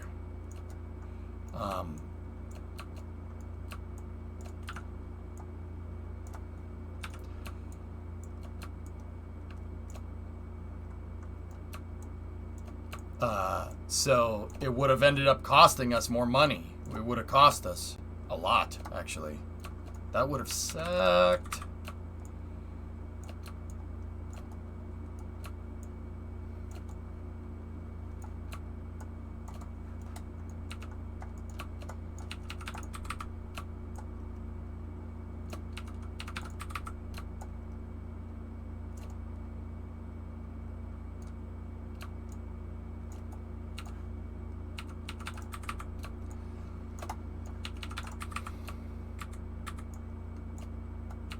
Hey, Maz.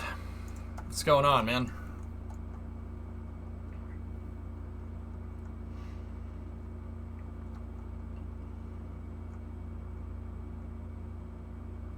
We have an X brace there, an X brace there. And then on the other tanks, I had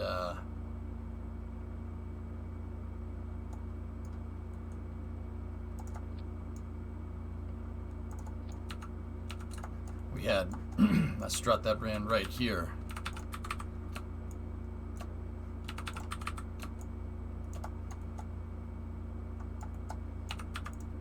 I doubled the connection on the heavy fuel tank. Actually, you know what? I'm going to do it exactly how I did on the other one.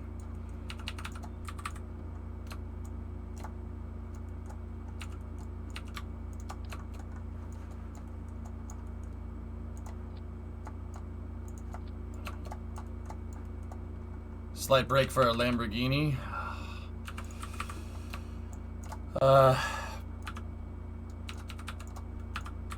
Yeah, give me a second.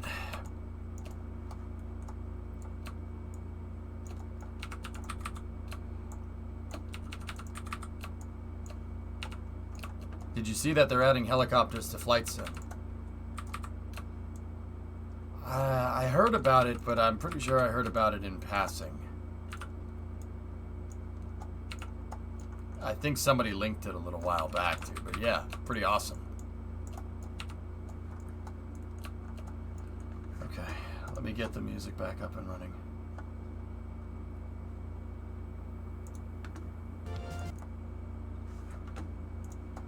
Alright, so now all those struts that I placed that we used for mirror symmetry, these guys, we have to remove from sim. 1, 2, 3, 4,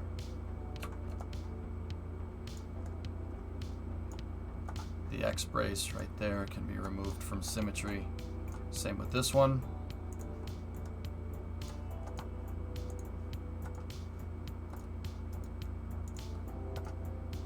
Okay.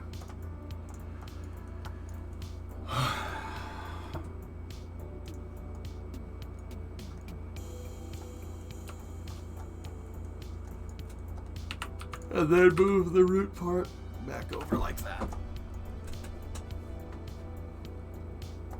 Why do they need to be removed from symmetry? Because I made them in symmetry when the thing was tilted 90 degrees, Chief. Symmetry orientation has to do with the SPH. So mirrors, actually it has to do with root part. If your root part was placed, right, let me use something like this. If your root part was placed down and it was placed down sideways like that, symmetry would go this way if that was my root part. If I placed it down, my root part, and it was like this, symmetry would go left to right. So, in KSP, right, so check this out. KSP, if I do that, right, when this is like this, mirror symmetry is going along this axis, right? If I take the root part and I rotate it and I try to do the same thing, it mirrors on a different axis. I wanted symmetrical struts left and right, but these are not placed in symmetry because they're attached to the fairings interstage nodes. So I used a little bit of a trick. I rotated it 90 degrees and now I have symmetrical struts on something that has no symmetry in it. There's no symmetry node to pick up on.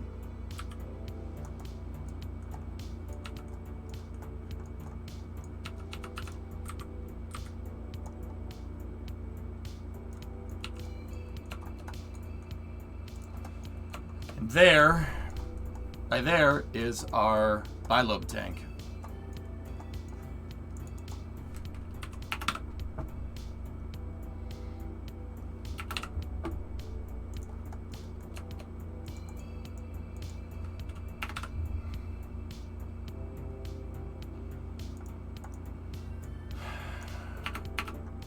Now, should we certify it?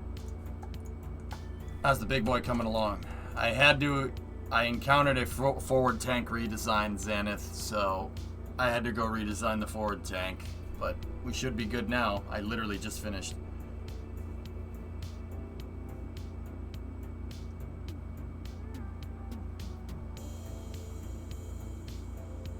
It should carry the same, JK. Proportionally, it should carry the same amount of fuel.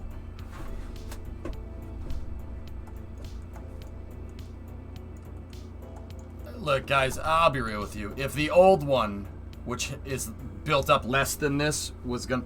No, don't be lazy. Don't be lazy. I have all the measuring pieces and everything saved in the B1 craft file.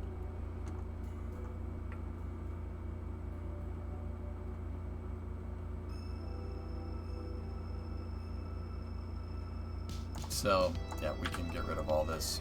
All right, let's test. We're gonna do a vibration test again. Pretty much, man, yeah. Pretty much, dude.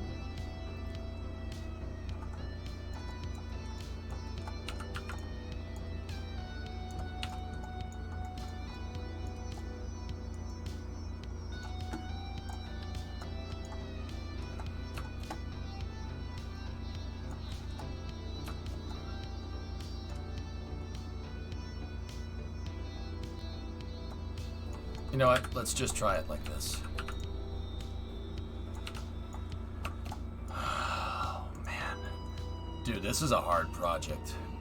The SSDO project, like, man, I know I said I'd approach it in good faith, and I absolutely have been, but man, this is a lot of effort, dude.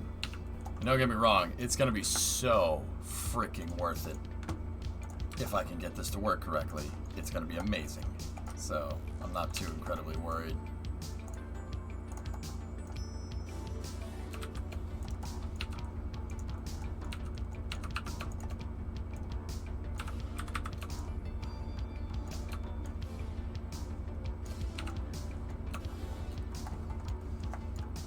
I hope so, Sawyer. All right.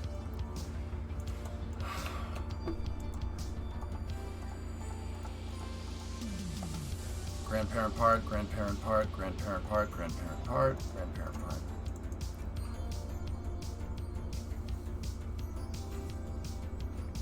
That tank design really screwed me though, but I'm happy that I noticed it, man. Better we notice it now. Just like, I'm telling you, man, that systems engineering book, smart. Also, greetings from working the late shift. What's up, Sawyer? How are you? I'm excited to see what Project Stat will vote on once you have a vehicle capable of launching 18 tons. Oh, yeah. You guys best be coming up with something good. Excuse me. One hop.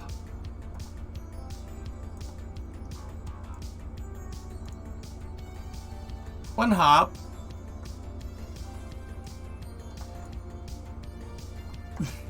Don't break.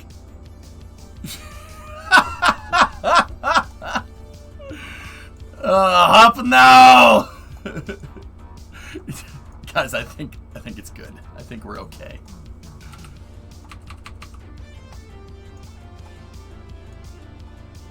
Please help. Will 2600 Delta V be enough to get from Kerbin to Duna and back? No.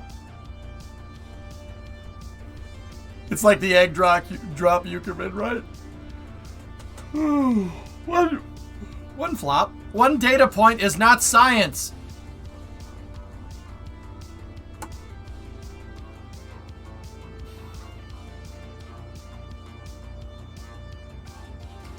Do you watch B is for Build?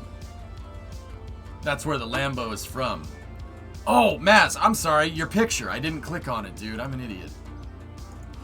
Yeah, Oscar, man. Yeah, B is for Build. I know. Oscar. The hell of a fabricator, dude. Guy's real good, man. Yeah, that Lamborghini looks awesome, by the way. That's a cool build.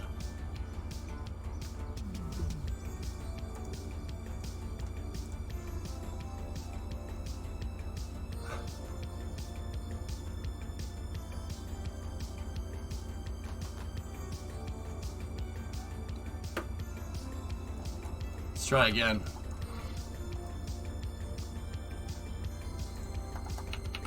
I'm gonna take the landing gear and I'm gonna move them out a little bit more because of the tipping hazard. I know this changes the mission a bit, but it would save you integration time. If you have a small amount of air-breathing engines to lift off with, just enough for lift-off and pitch up. Hi. Hey. Are you okay? Physically, yes. Mentally, no. You want to hear what happened?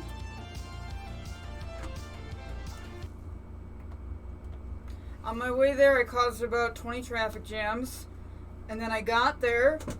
I talked to 2 different parking attendants. Both of them told me where to go. It was the same place. I'm pretty sure I got to that place. And then there wasn't anybody at the parking gate to let me in. So I said, screw it. And I went home.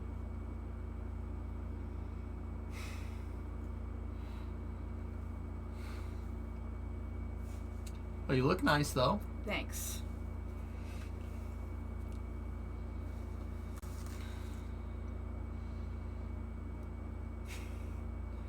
Let's go back to the traffic jam. I'm just like, I'm not a good driver.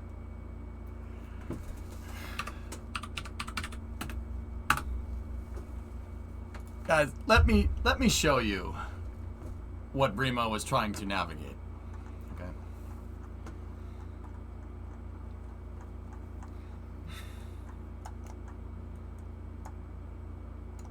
This. Right in this area right here. Brimo drove into Boston for something that she wanted to go to. Yeah. You want to see what Brimo grew up with? So you saw that. You want to see what Brimo grew up with? Let's go down here to Dearborn. That's what Brimo grew up with. Okay?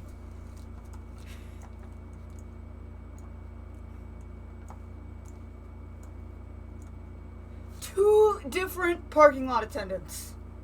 See that? 2. This is what Brimo grew up with.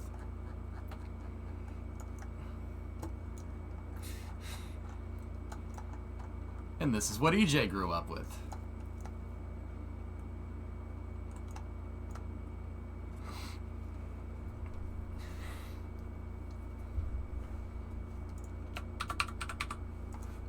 Once again, EJ.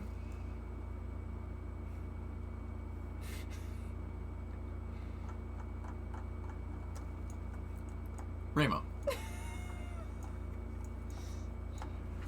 You want to know what's even better? In this part of Detroit, the roads follow cardinal directions. This road goes north-south. That one goes east-west. Exactly. Yep. Except for that part. Don't worry about that part. You don't need to worry about that part. Here's the thing about driving in Boston. People are like, oh, it's right off the Mass Pike. It makes sense. But if you don't know what lane you need to be in on the Mass Pike to get where you're gonna go, you're gonna get in the wrong lane. It doesn't matter. So you wanted to go to this event, but you got too flustered, and you just said screw it and came home. I couldn't find parking. Sounds like Boston to me.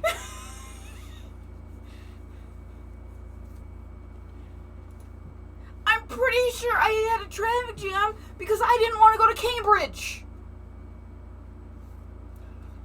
You were going to South Boston. How did you wind up on a ramp that goes to Cambridge? Those aren't. You know exactly how I did it. Those are because it's the road we go every time. Those roads aren't near each other. No, on 94. 94 is not a road. Okay, what road? There's no 94 in Boston.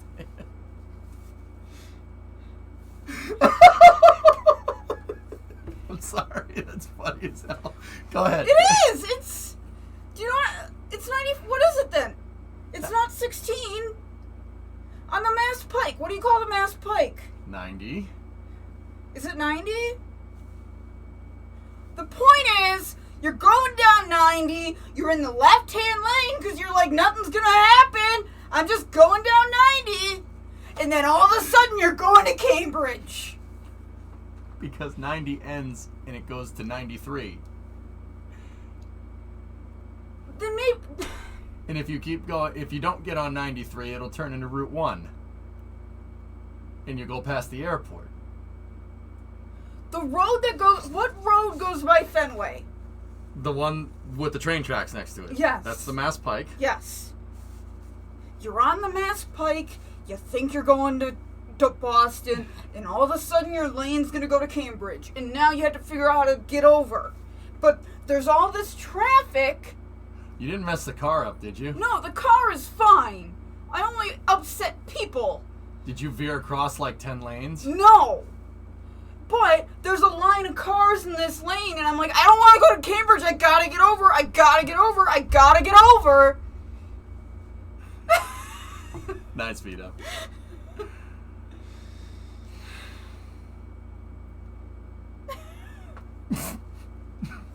So you veered across like 3 lanes. No, I had to get over one, but there was a line of cars because it's 5:30 or because it's 6 o'clock. Oh. Yeah. Oh. Yeah. That just keep going. Just see. That's the ebb and flow. Just keep going. Don't do that. You're gonna cause an accident. Well, I'm pretty sure the person behind me was very upset when I finally got over.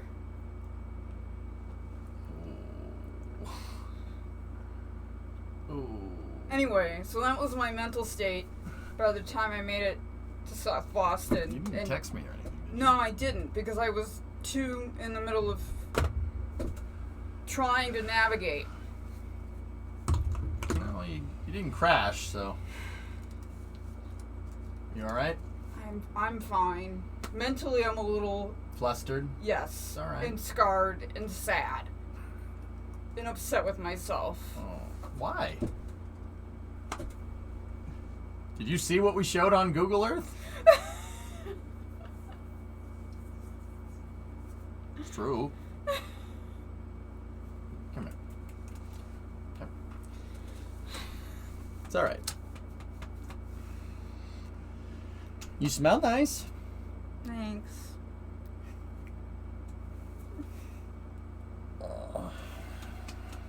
No, know. I always told myself if I moved to the city, I was gonna go do things.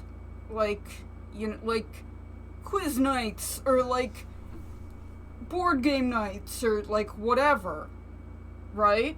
Uh-huh. So I finally was like, alright, done. I'm going to do this. It's been 3 years. I'm gonna finally do it. You want to make some friends. I want to make some friends. Boston Roads said no. Can't find parking. No friends for you. No friends for you. No friends for you. How is public transport in Boston? Well, funny story. There's a Red Sox game tonight, so I wasn't going on public transport.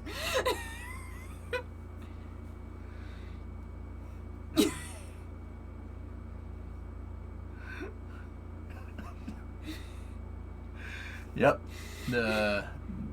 She needs to get in on the green line. Green line goes right past Fenway. You're not getting near it. Also, I would have had really to walk sucks. about 10 minutes in the middle of Boston at 9 p.m.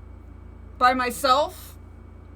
And like most of y'all aren't women, so you don't have to think about that. But I wasn't exactly like super excited to do that if I took public transit. The downside of public transit is the public. Or no, the downside of going in public is public. Facts. So, yeah. I tried. There will be other times. I know. I tried. You'll end up living in a van down by the river. Let it be known, chat. I attempted to make friends. Have you tried online bingo? Spiffy, sounds like the subway in Philly during the 76ers Eagles. Yeah, if you try to use any mass transit on the south side of Philly when there's any sporting event going on, yeah. No. No.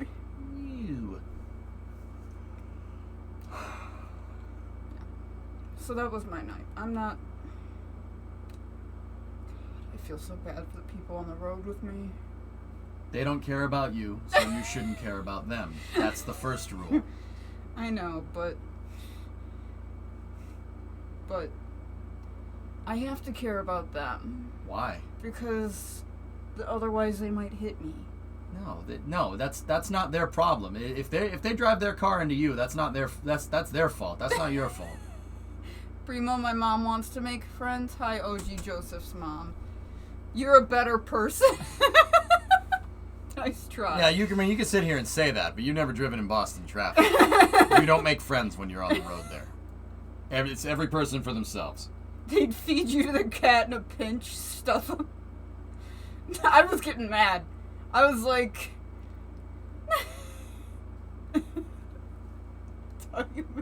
QR code in the window.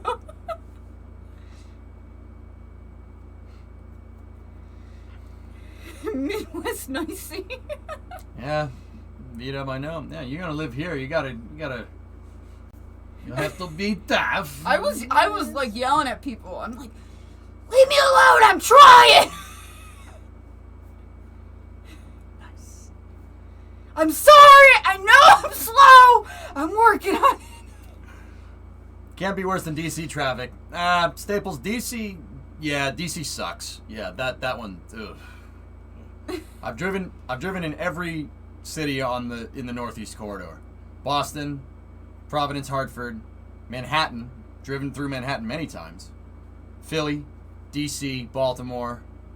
Yeah, I've driven through all of them. Yeah, New York and DC are worse than Boston, but at least the roads somewhat make sense down there. Like in Manhattan, you have a grid. That makes sense. Very easy. If you're driving around in Brooklyn, though, DC, pretty straightforward stuff. Boston has no pattern at all. No. Nothing. The pattern is what Siri tells me. And that was the other thing, is that Siri wasn't telling me what lane I needed to be in. I disagree. I find it easier to drive in NYC than Boston. Yeah, but now I grew up here, so that doesn't... New York isn't that bad. It's not the worst. The key with New York is getting there at the right time. So if you want to drive through Manhattan, try to do it in the morning. Like at 2 in the morning. Yeah. When no one else is around. Then it's great. You can just blaze across the city, no problem. So that was my night. Now I'm probably gonna go watch the Olympics and beat myself up for getting so frustrated I left. I know.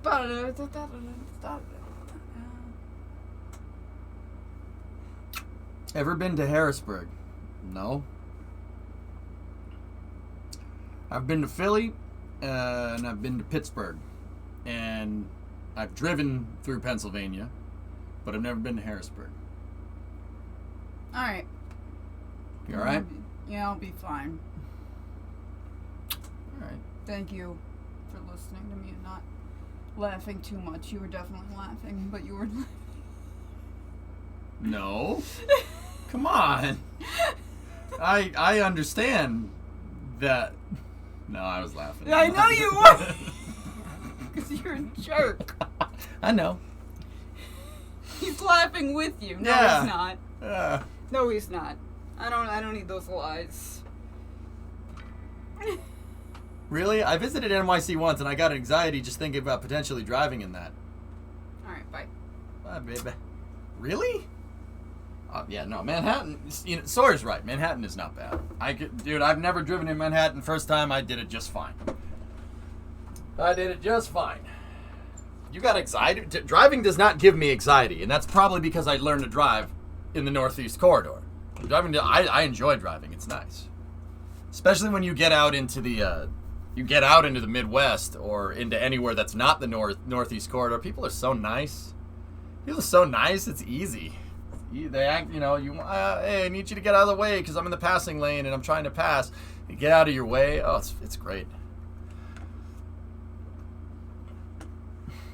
And Loopy, that really sucks. Yep, I agree. Feels like cheating. Yeah. Everybody's so nice. Like when I drive around in Michigan, when Brimo and I were in Michigan, I drove out of Detroit and I drove all the way to. We drove to somewhere near Ann Arbor. Easy drive. Oh, it was a joke. I could zone out. You just zone out and talk about stuff. You can't do that. You can't do that when you're driving in Boston. You have to stay focused.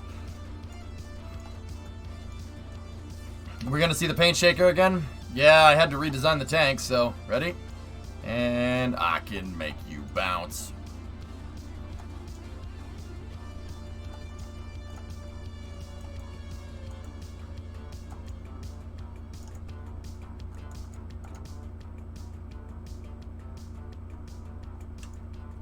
So I'm just trying to bounce the tank up and down.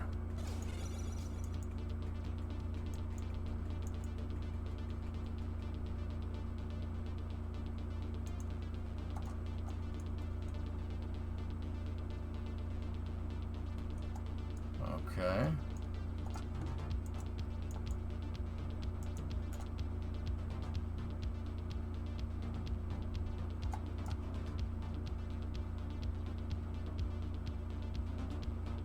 This is fine. This is fine. Everything is totally okay here. It's not. Oh, God! Okay. Yep, I think we found the point where it explodes. I think we, Hey! Seismic readings! Woo! Yeah. How much was that tank again?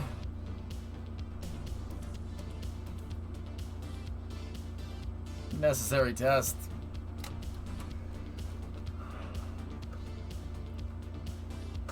Boring test anyway.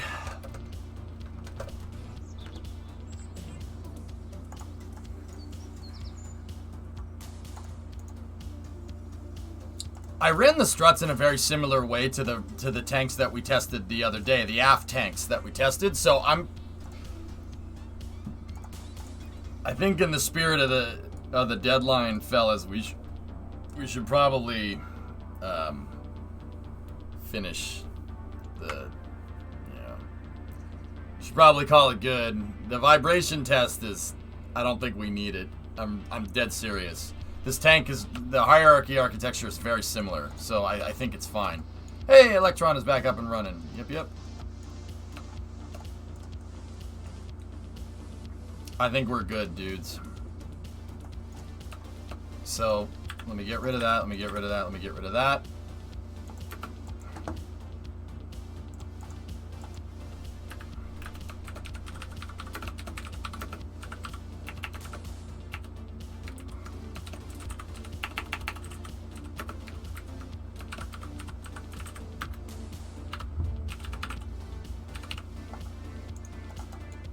Alright. Here we go.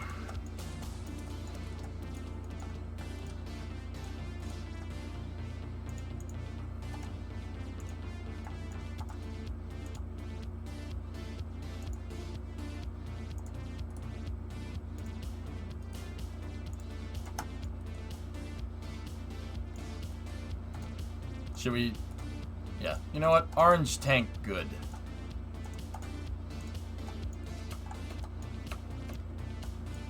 Did you see the new dev diary on collisions for KSP?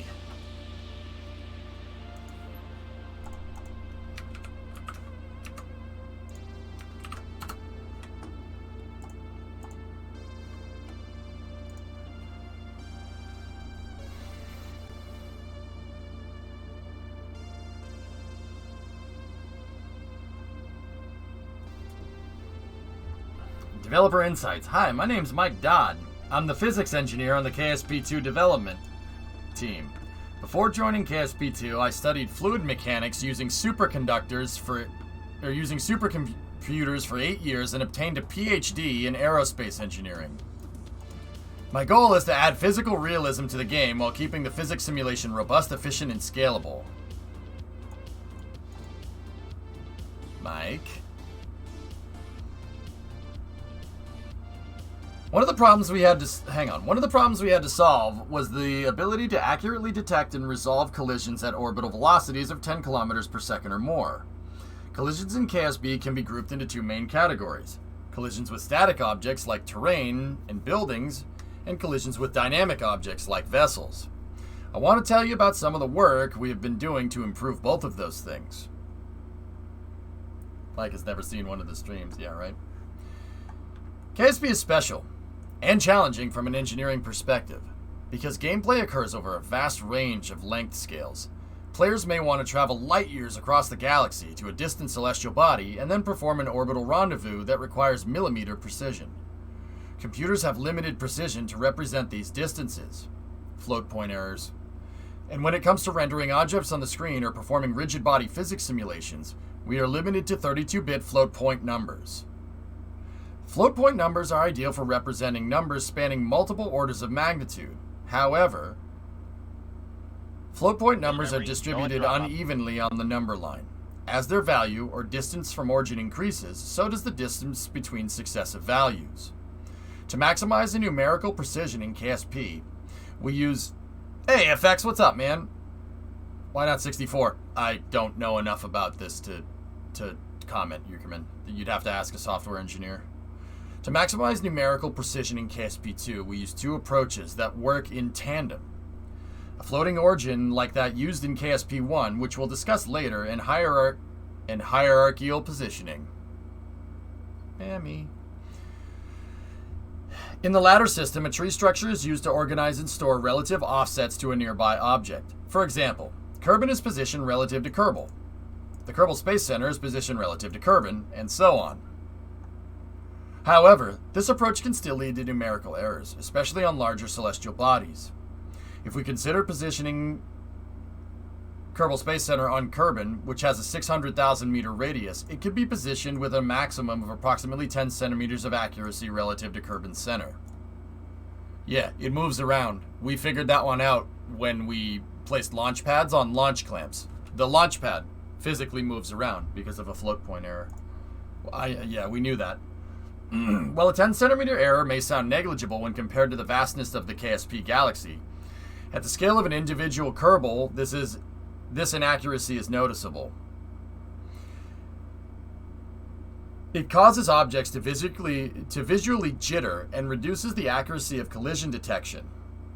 In some scenarios, the collision algorithm will miss the collision entirely, leading to tunneling, the object passing through the mesh, which we will discuss in more detail later. Ever time warped and had an object fall through the ground and into the water? There you go. To improve collision fidelity, we've created a system that positions surface objects like terrain colliders and buildings relative to a local origin at the planetary surface instead of the center. As the player moves, we dynamically reposition this local origin.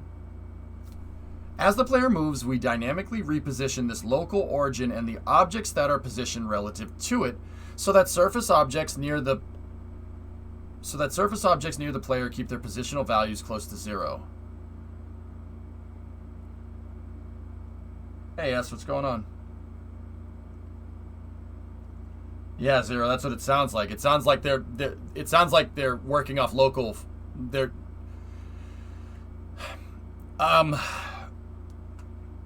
okay. I'll explain in a second. 0, I know you know, but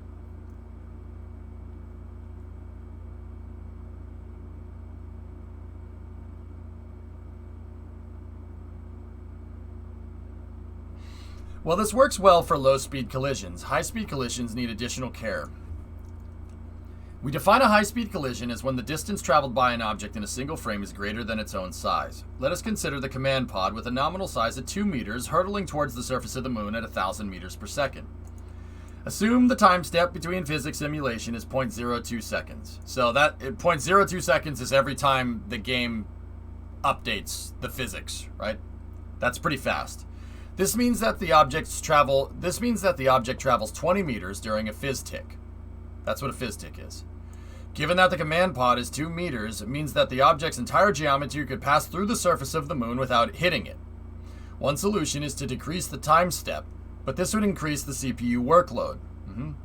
You could render more frames and have the physics tick more times a second, but if you do that, it's going to look like it's going in slow motion because your computer can't do that fast enough. Yeah, the same is true with KSP1. Instead, we use a continuous collision detection algorithm. Instead of advancing the object forward in time and checking if its mesh intersects with a collision mesh, we use the object's current motion to predict if and when it will collide. Hey, Carbon. I have a noob question. One of my Kerbals is diving into Kerbin's ocean. I want to deploy his parachute, but I don't know how. Hit P. If it's just a Kerbal falling, yeah, and he has a parachute on his back, just hit P. It'll deploy it.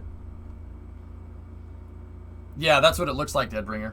It is important to note that this only works if the mesh colliders of our static objects are stationary. In addition to the floating origin system like KSP1 used that ensures our point of interest is centered in the scene, we added the local origin for planetary surface objects and dynamically update their positions. Specifically, the player's active vessel is simulated in a coordinate system that is traveling with a constant velocity, inertial frame of reference. Kraken's Bane from KSP1. Nice. So that it appears at rest or close to it from the viewpoint of the physics simulation. Cool. The position and velocity of the reference frame are updated whenever the vessel's position and velocity deviate by it from some margin. This means when your command pod is falling towards the surface of the moon due to gravity, the ground is moving towards it instead of it moving towards the ground.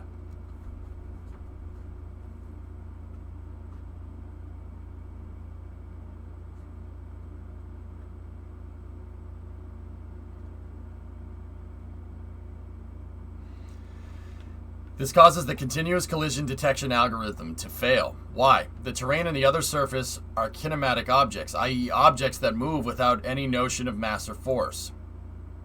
They're on rails.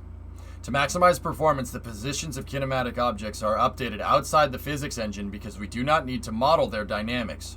Therefore, the physics engine knows the current positions of kinematic objects, but it's unaware of their motion. To solve this problem, when we expect a collision between an active vessel and a surface, i.e. a kinematic object, we switch the reference frames of the physics simulation. Instead of the ground accelerating towards the vessel, we switch back to the vessel accelerating towards the ground. The result is accurate collision detection at extreme speeds. Snapshots of a vessel traveling at 1.6 kilometers a second on a collision course with Kerbal. with Kerbin Space Center. Top row is prior to improvements showing mesh tunneling. Middle row after improvements without collision damage. And bottom row with collision damage.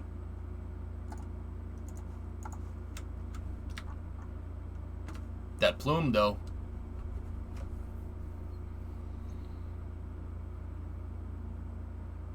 He collided with the ocean. Hey, whatever. He had it in his inventory. Personal parachute. How many stars does the Kerbal have, Carbon?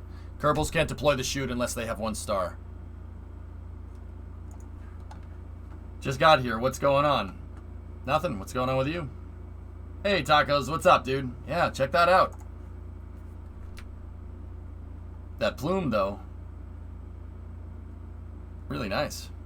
A little bit high expansion for this low to the ground, but it's just yeah, okay. We also want to be able to detect high-speed collisions between vessels, especially in a multiplayer setting. Because vessels are dynamic objects and their positions and rotations are being updated by the physics engine based on the applied forces and torques, the physics simulation has full knowledge of each dynamic motion, of each dynamic object's motion. And therefore it can perform continuous collision detection. So when flying around in space, our goal is that the player's ability to collide with objects is not limited by the collision system, but only by the Kerbal piloting aptitude.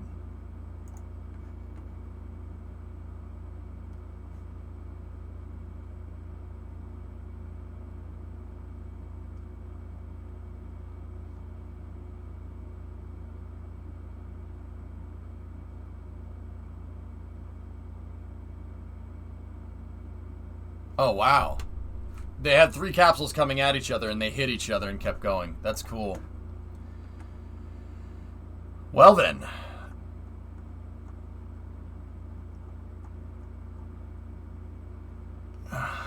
Mike, if you're out there, man, that's pretty damn cool. This guy seemed confident. He has a PhD in AE, so yeah, I'm going to go ahead and say he's pretty smart. I'll go ahead and say he's probably smarter than me by a pretty significant factor. Can you play that again? Nah, I'll link you, though. Here, I can link it up. Yeah, exactly, Chris. We got a KSP victory royale. Yeah, Kerbal, about to get down. Get down.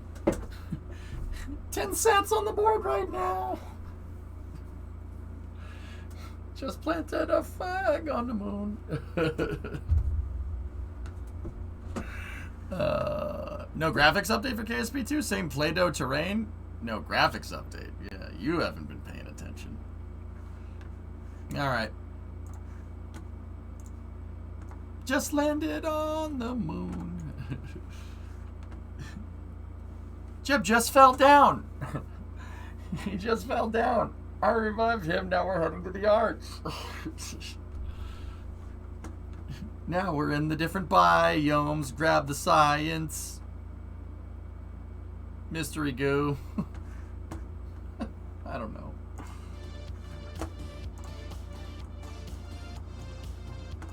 Next question. Who would you multiplayer with for a large-scale space program? I don't know. I would multiplayer with anybody that wants to, I would probably just stick with streamers, guys, like other people that are streaming. I don't know, man. It really depends on how multiplayer works, I guess.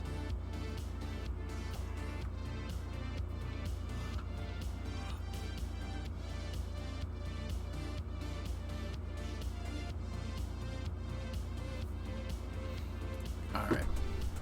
Yeah, if Scott wanted to play KSP2 multiplayer with me, I'd be cool with that. Dude, you, me, shuttles. It's tempting. Alright, guys. There's the redesigned forward bilobe tank.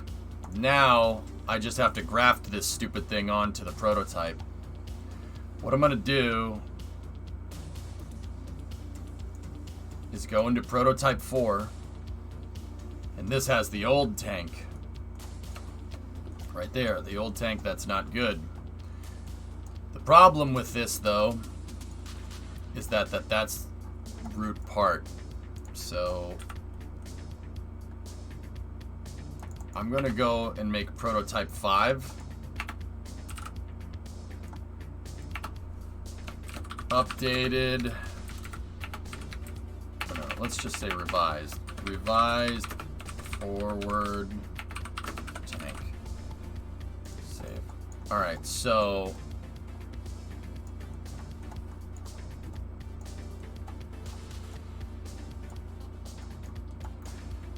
I'm going to take prototype 5 and we're going to try to do some surgery here.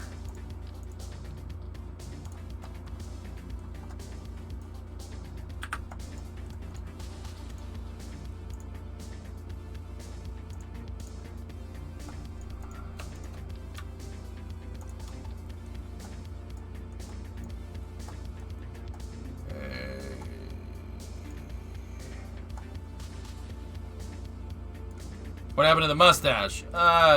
Just got sick of it.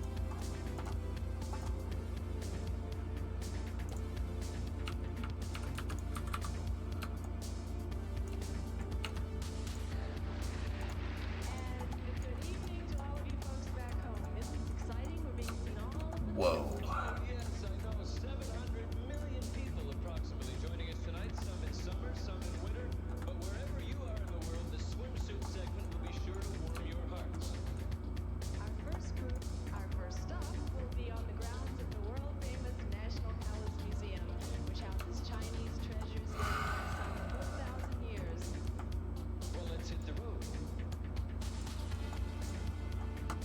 Primo Vito.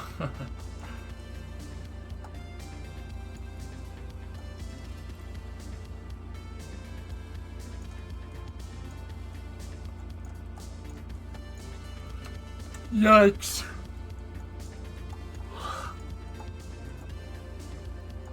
Dude, that's nuts.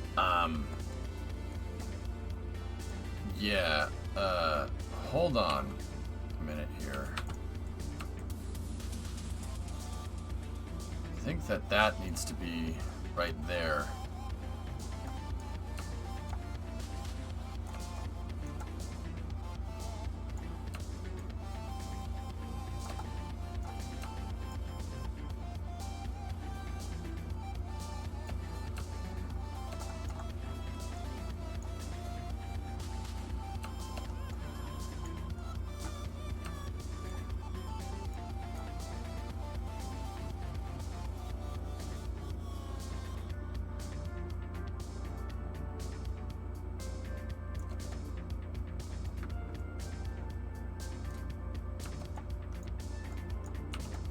What was wrong with the previous tank? It wasn't proportionally carrying the same amount of fuel as that tank. This was carrying less. So, if this tank was carrying like 1,000 units of fuel, Nick, this one was carrying like 2,000, and it's twice the size, or more than twice the size. Yeah, now it's proportional. So I have the right amount of fuel, and that's why this tank that I just redesigned looks a lot better. Exactly, Goose. Yep, you got it.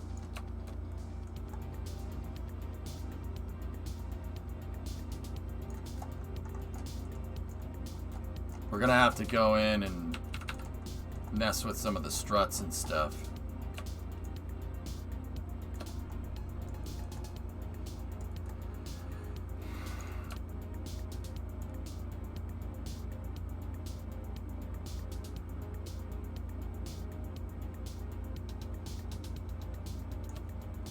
That's pretty much where that needs to be, right?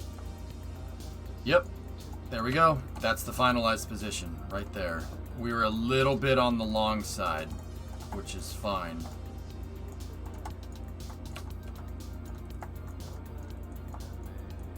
Are you supposed to be carrying 0 fuel? All my fuel tanks are empty. Regaro, yeah. Hey, JWA, what's up, dude? How you doing?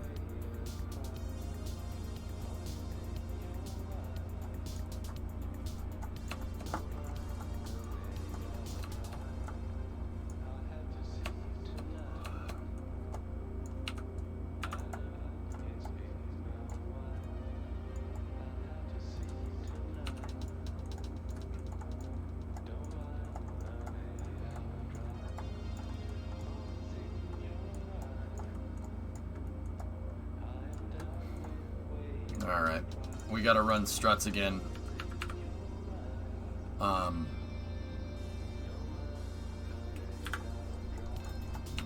I'm gonna use that same logic trick to run the struts. Run the struts between the tanks. This thing is going to be insane, dude. Holy crap. Dude, I'm actually kind of getting hype on this. Even if I don't hit the deadline, I'm going to finish this, and it's probably going to be one of the coolest things that we've made.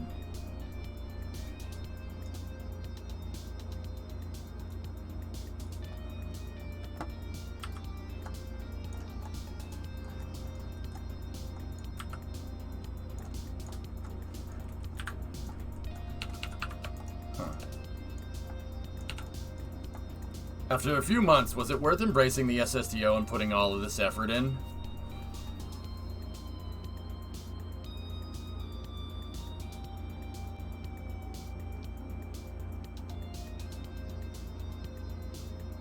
It was definitely a challenge, Swishio, that's for sure. Challenge. This is hard, man. It's tough. Tough project. These aren't in symmetry anymore, so I can't run struts in the correct spots.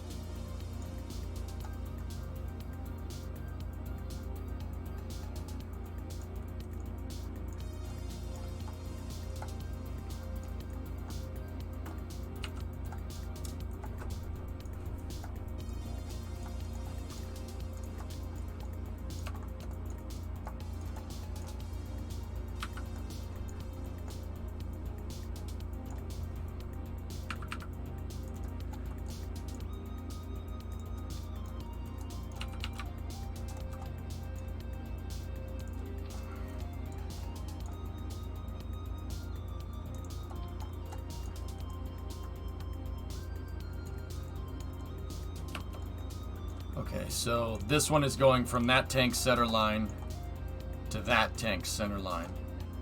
And then we're gonna go, yeah, from that piece right there.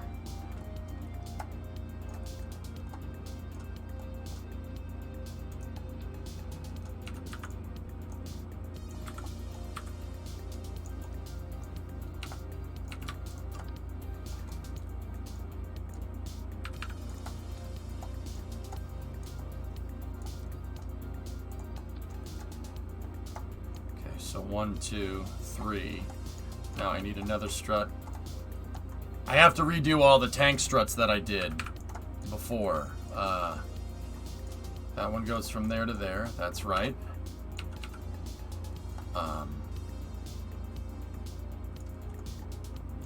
We still have that one going to that one. And then I had fairing.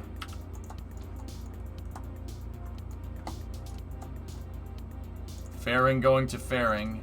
And then I had, the last one was fairing going to tank.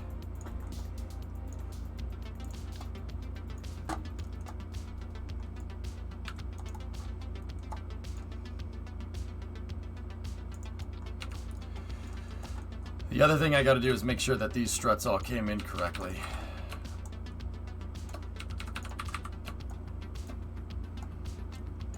Yep. For the most part. That's because the fairing was in an exploded view. It's fine. The struts are there and they're run in the correct positions. If only you had one day to go to the Cape and there wasn't a rocket launch. If you had only one day to go to the Cape and there wasn't a rocket launch, what is a must-see? The space shuttle.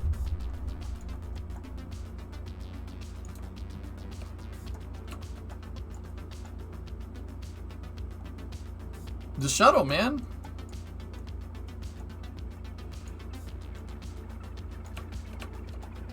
Atlantis and the Saturn V. Go on the KSC tour, man.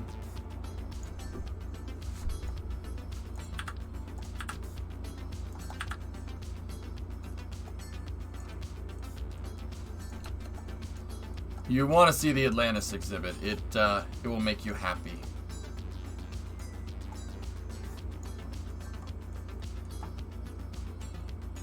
What did you make the SSTO for? What's its mission? Not CO, TO. Single stage 2 orbit. What's its mission? It doesn't have a mission, Regaro. Well, actually, it technically does. It's complete the lunar program. Finish the lunar program. In another life, you'd have been an amazing KSC tour guide. Thank you. I'll leave that to the people that worked on the shuttle program for real. Me, I'm just some punk.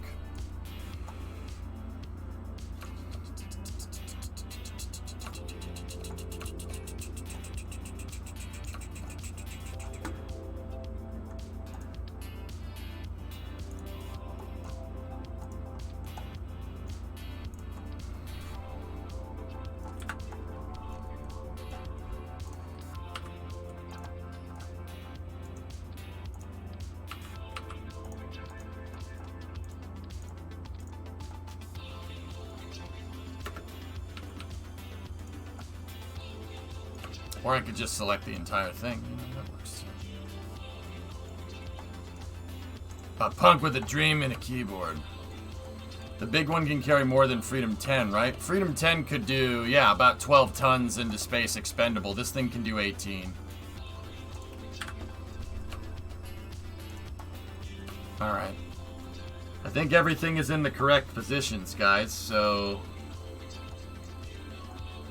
The only thing I don't have is the aero surfaces, and there's still a weird seam problem there that I don't understand. But, I gotta do the struts for the other side, and then I think we're good.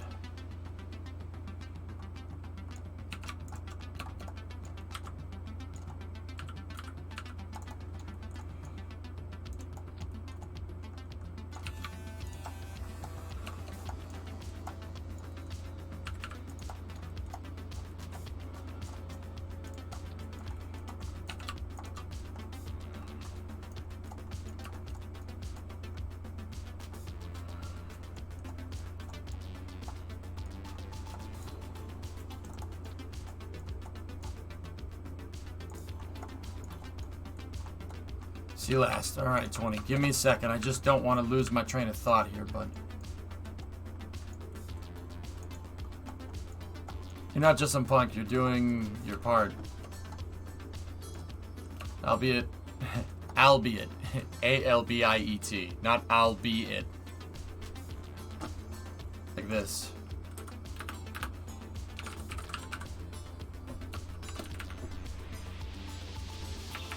I didn't even spell it right. Albeit a weird part, but your part nonetheless.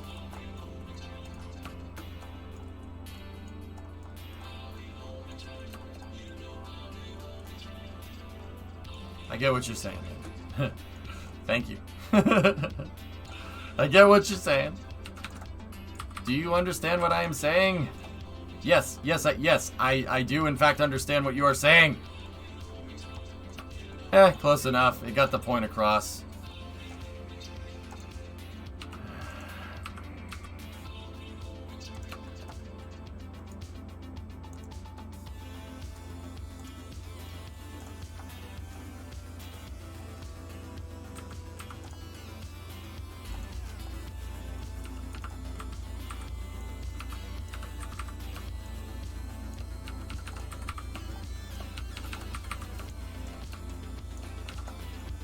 Are you gonna put your flags on the back like the other one? That's right.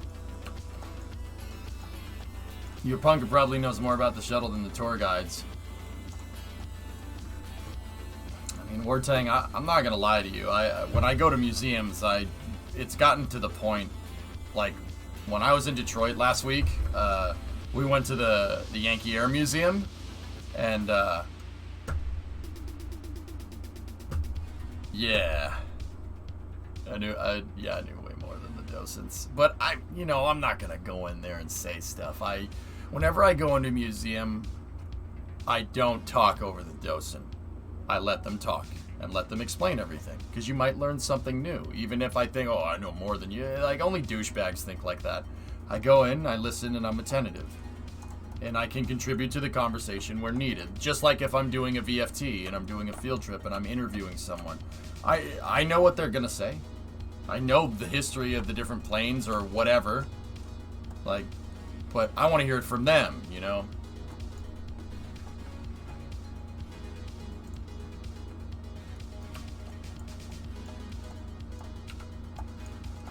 Okay. Hey, where did your mustache go? I lost it. Lost it. I lost it in a drunk stupor. I think I was cage fighting or something.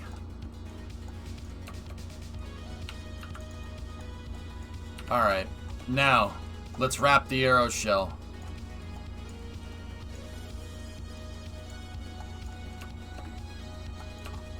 Maybe the Lost and Found has it. Yeah.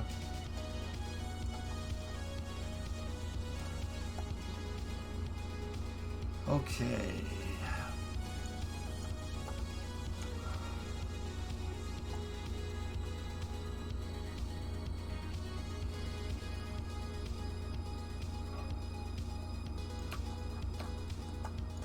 All right, save. Here we go.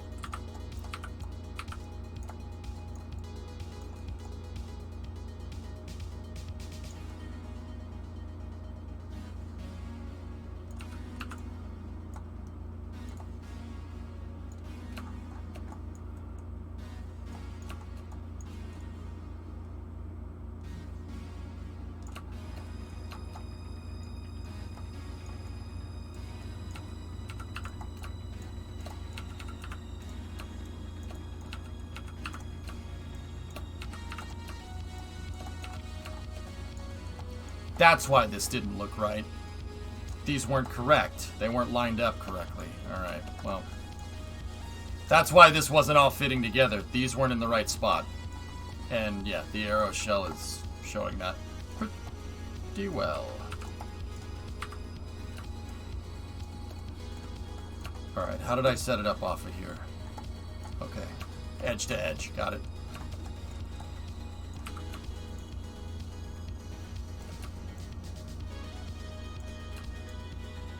Just like that. Random question out of curiosity. Do you think they should have added the rotating docking ports as separate parts?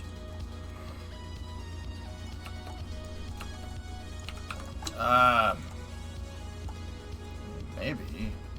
I guess the better... You know, I suppose the better question to ask Tars is, would we even be complaining about it if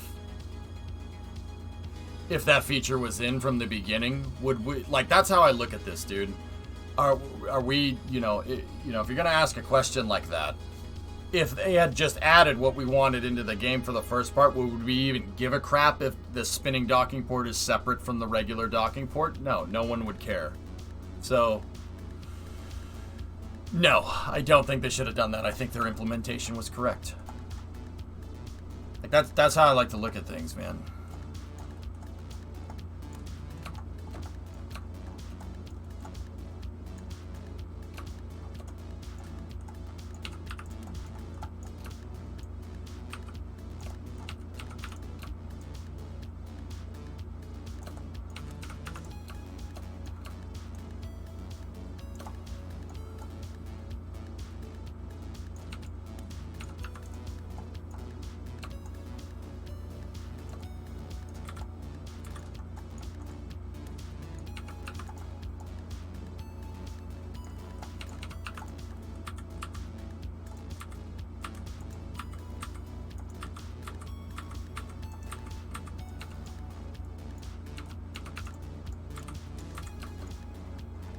This isn't attached correctly.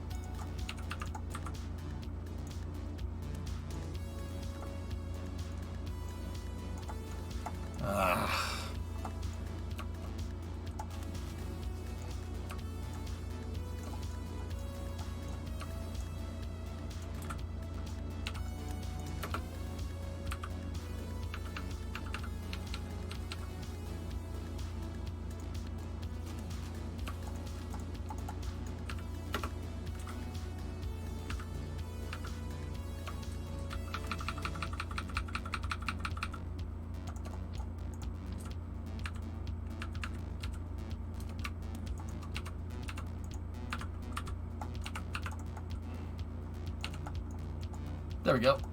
Fixed.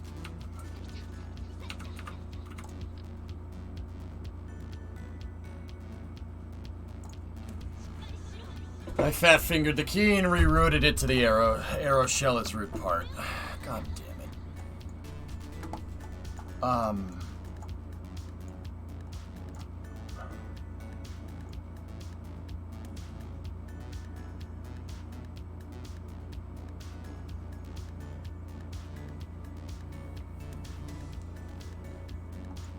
Yeah, I gotta reload. The rerouting is gonna backflow some of the hierarchy. It screws it up. Oh boy. Yeah, boy. I didn't lose much work because I'm a compulsive saver, which is, you know, nice.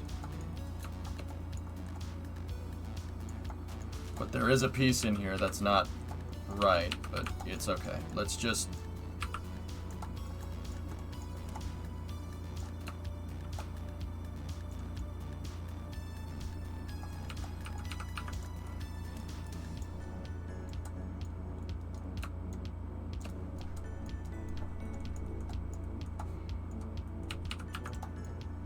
Hey, RJ.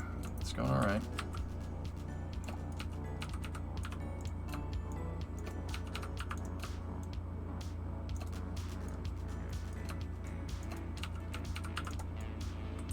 There's the piece that isn't connected correctly.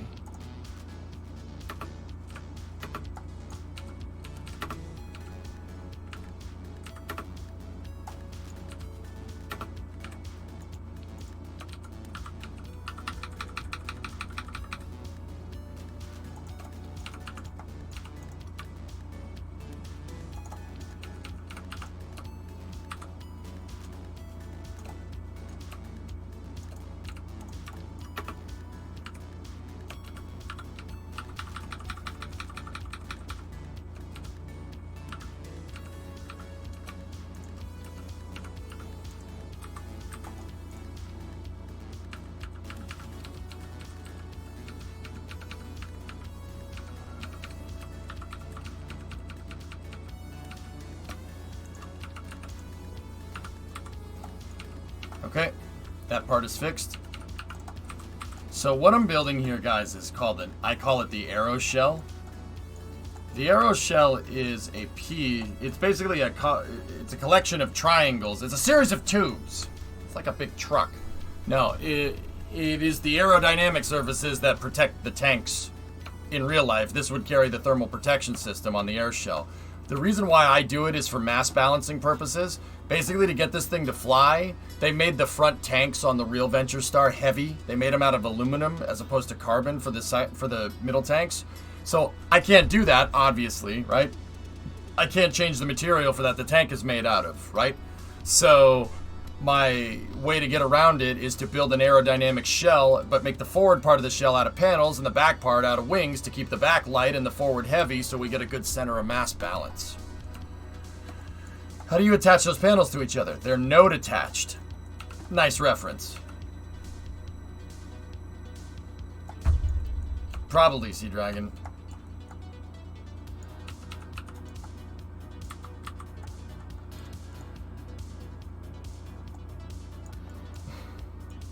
I'm the dude. Embarrassed, I reference all day. I'm the reference guy. I'm the guy. You want good movie references? I got you. Or well, that one is a meme reference. Let's be real.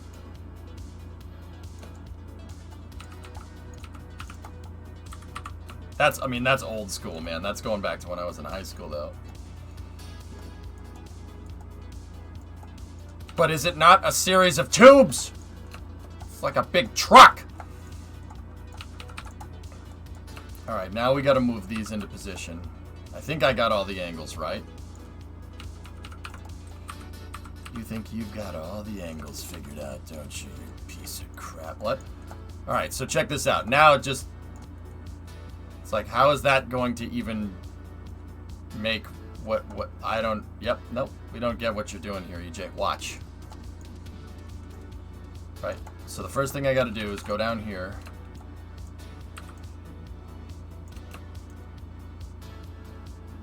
And we need to line up the edge.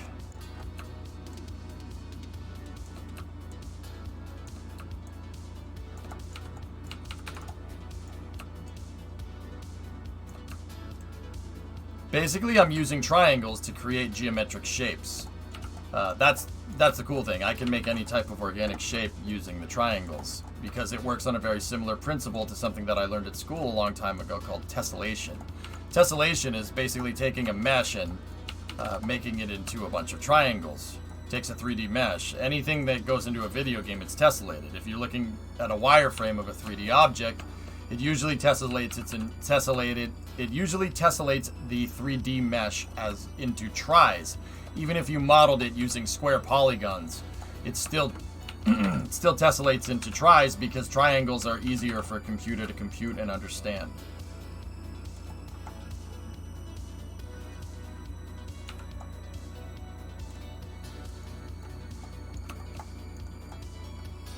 Now, that doesn't look right. How did you get it to be so? How'd you get it to be smooth and getting jiggy with it like this one? No.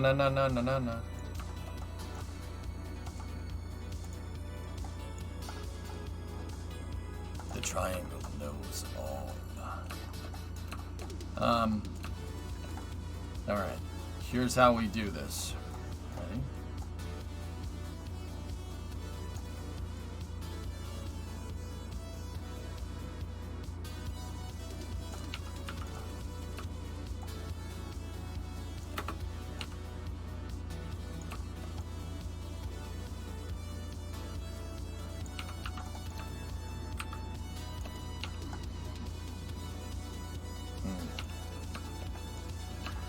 Okay, Will Smith, we're getting jiggy with the na.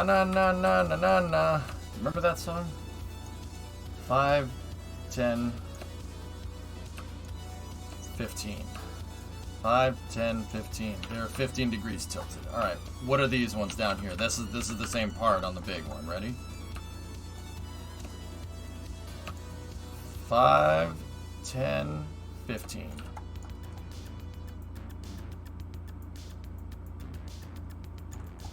Oh dear.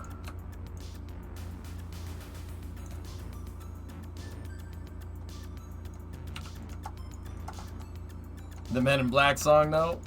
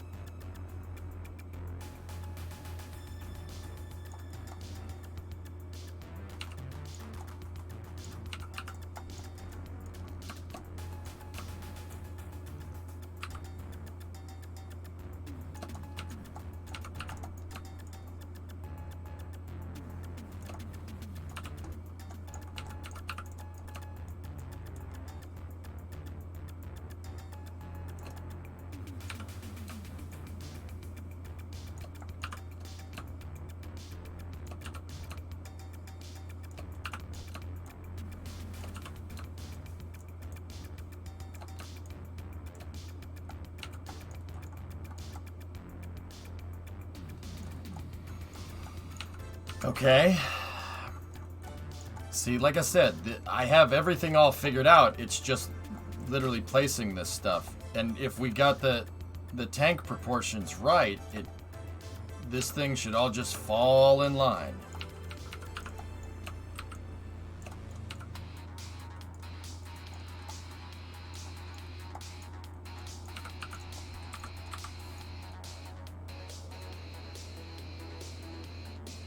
that's not placed correctly. That's good.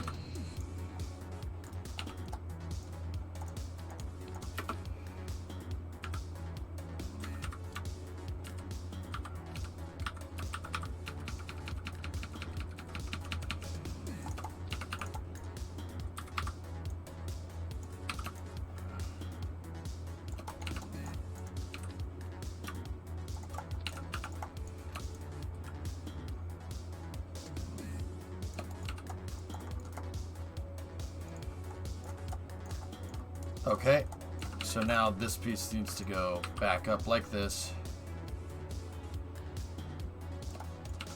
Right? And now I take this triangle, right? Now that the manipulator is lined up correctly.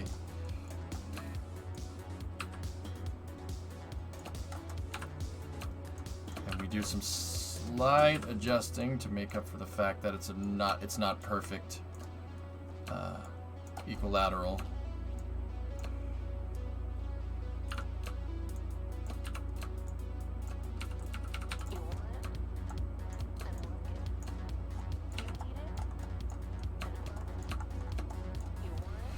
Coming, dudes. It's coming.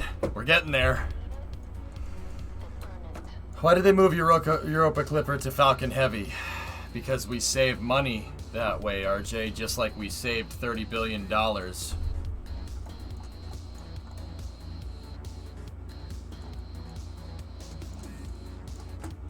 It's funny because one of the reasons why people wanted to move Europa Clipper to Falcon Heavy is because SLS is so expensive. You know why SLS is so expensive? Because we saved money. We saved a lot of money. We saved $30 billion. And that's part of the reason why SLS is expensive. Yeah, oh, I talked all about it during Space News, dude. No, every time NASA saves money like that, despite it being a commercial partner like SpaceX that I love, that overall means less money for NASA. Yep. Just like canceling Constellation saved us money too, technically, if you want to look at it like that. That's a very good example. This is another $30 billion measure. It's not going to end well. Calling it now.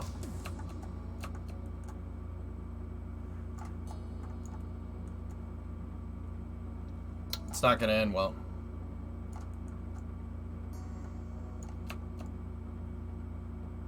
But, hey, what do I know?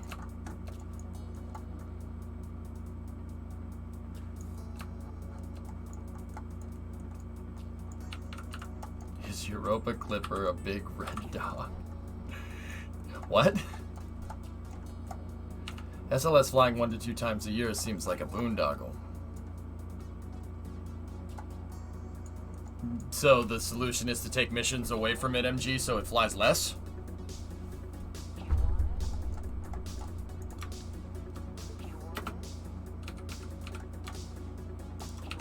See what I'm saying?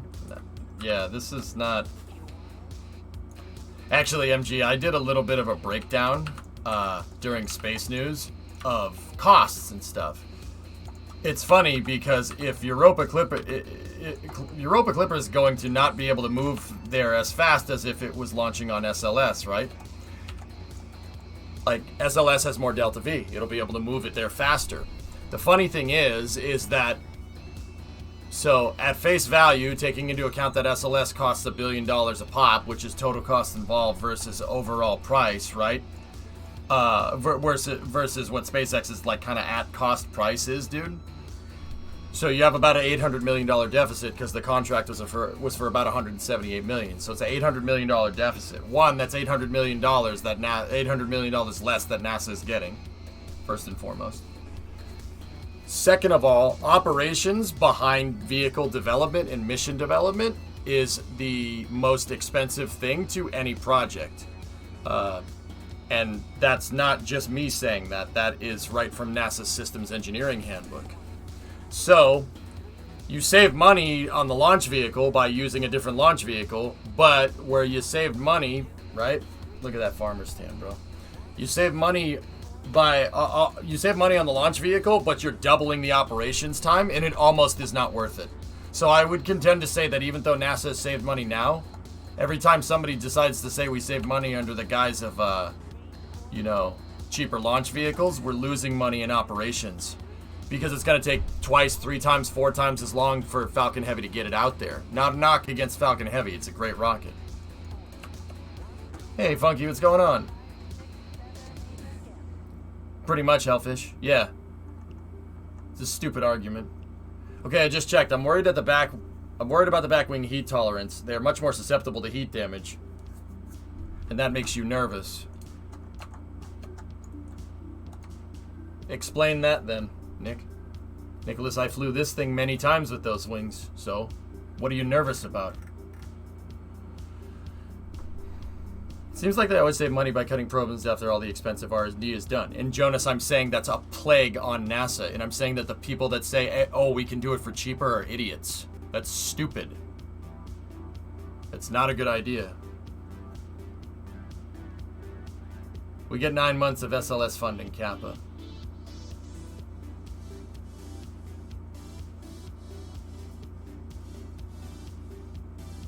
Some tries to hurt you, but it won't let it, will ya?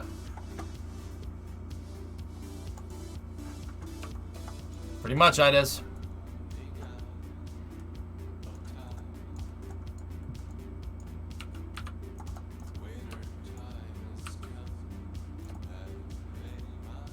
I might have to angle that tank in just a little bit more.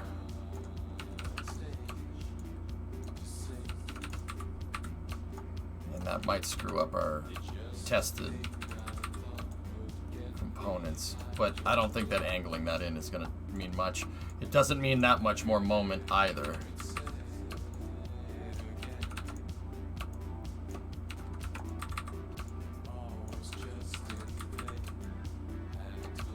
Let me just make sure all the struts are in here correctly still. Yep. Okay. We're good.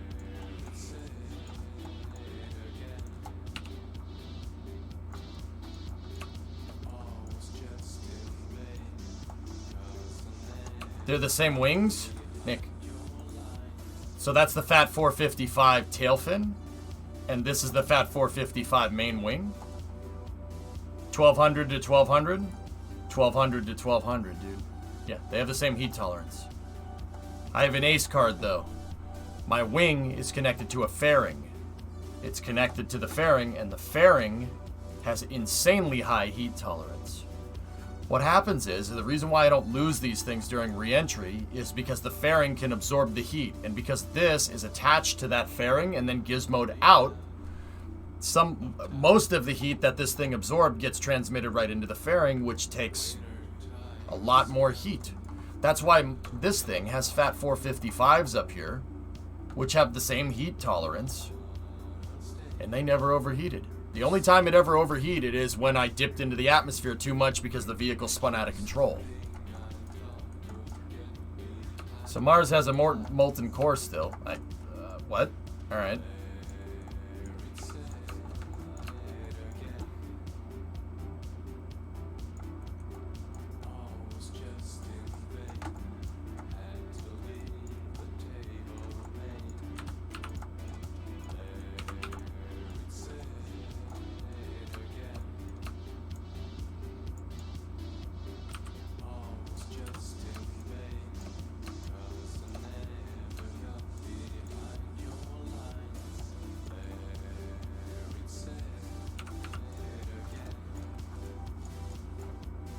Line that up.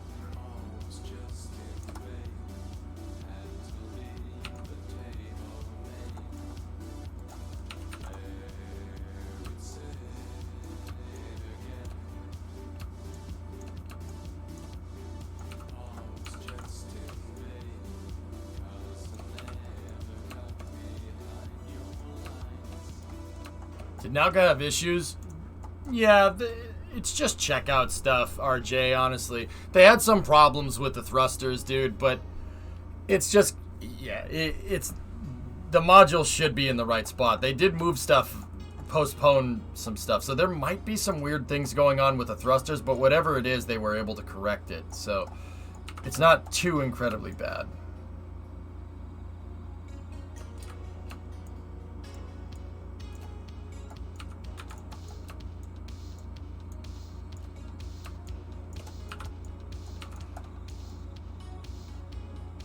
NASA JPL. What's that?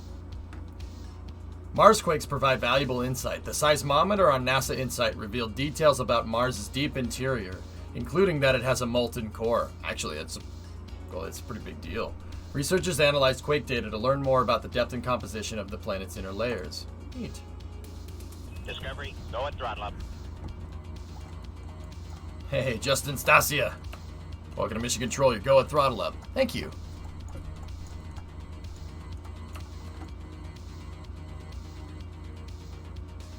Thanks, man.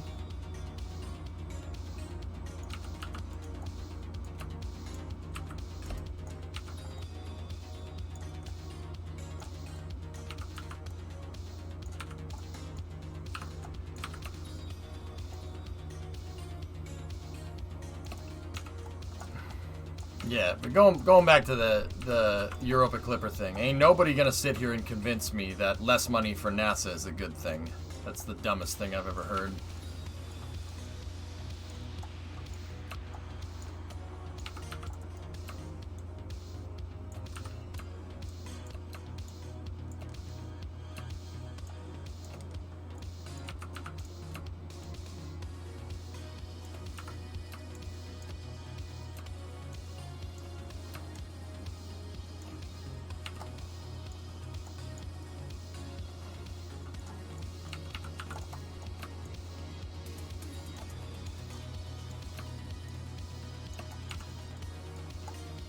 Good thing Gwen saved Falcon Heavy from the chopping block.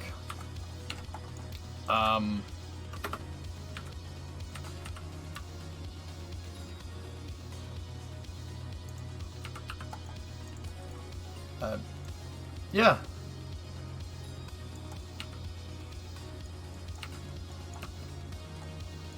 I guess, Thomas.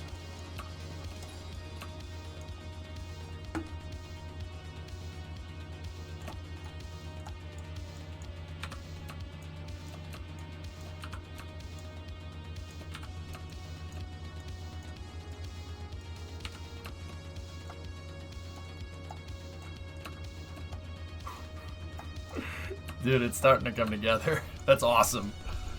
Does SpaceX need Falcon Heavy, though? It's an interim technology until they get Starship figured out. And it's made them some money. I don't think they're going to recoup the development costs of it, though. But it's the knowledge gained from building a heavy launch vehicle like that that really is the... that's the real take. Привет, Vasya. Как дела? What do you think? Knowledge. Here in my garage. Just got this new Lamborghini here. It's fun to drive up in the Hollywood Hills. This new Lamborghini here.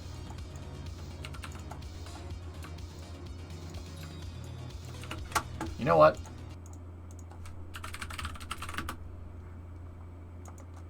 Actually, I can't play it because it has a Banjo-Kazooie in it. Damn it. Normalno. Normalno. Okay.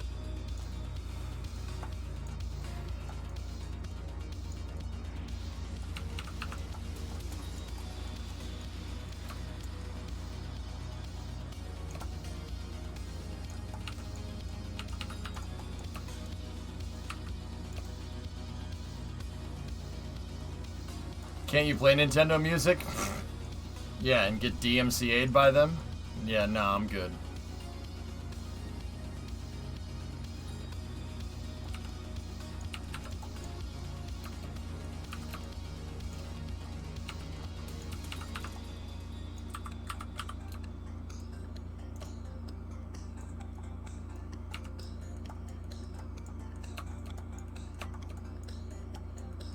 Chungus is kind of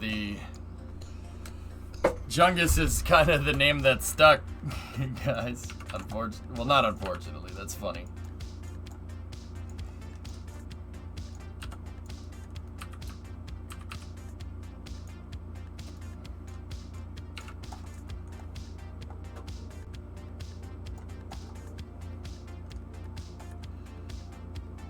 Chungustar. Yeah.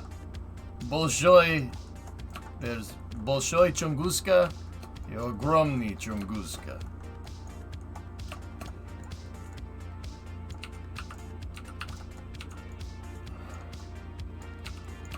Do you know there's a Rick and Morty cameo in the new Space Jam movie? Yeah. Yeah.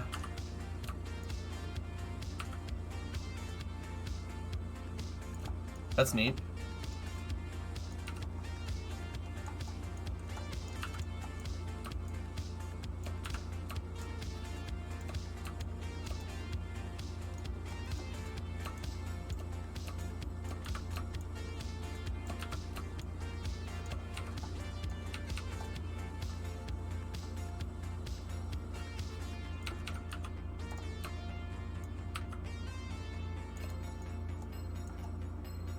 Oh dear.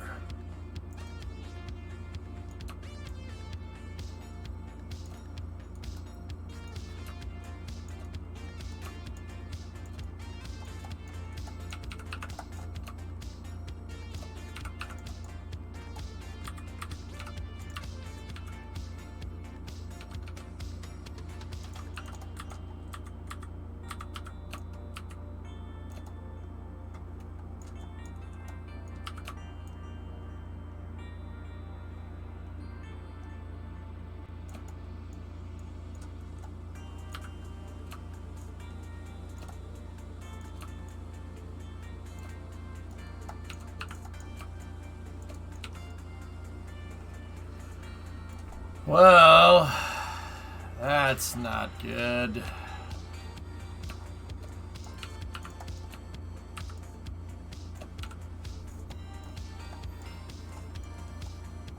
Gosh dang, tank design.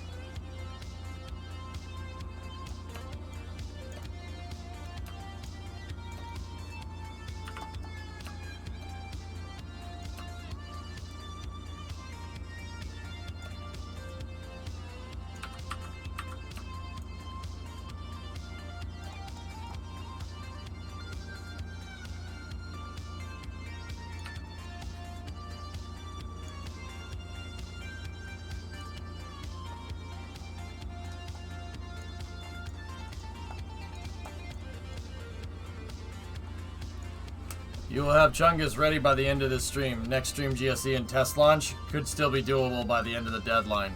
It's unlikely, but it's possible.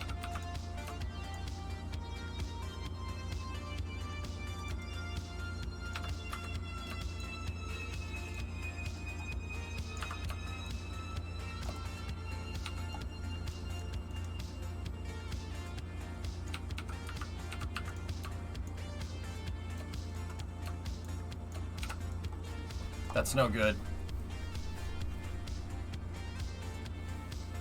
That's no good. I screwed up the tanks somewhere, guys. They're not symmetrical, and I don't know where that's going on.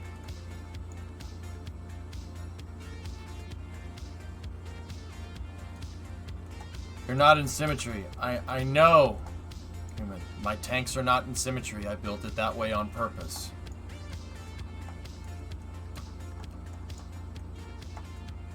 Oh, that's nice, Airborne.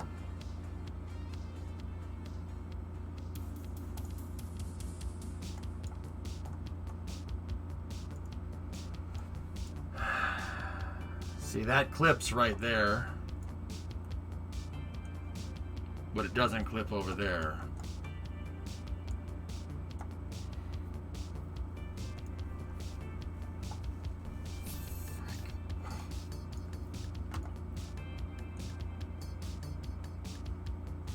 Why is that clipping right there, but not on the other side, man?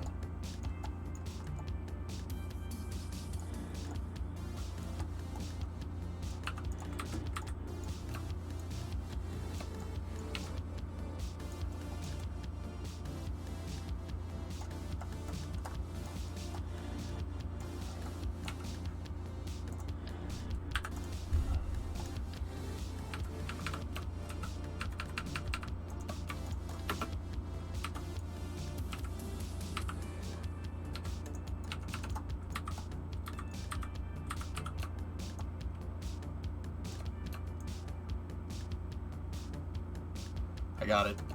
I found it. I didn't move that tank in. Okay.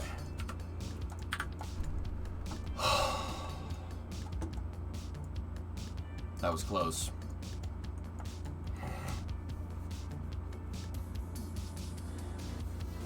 That could have sucked, but I figured it out. Now I gotta go and make sure that the struts aren't. Oh.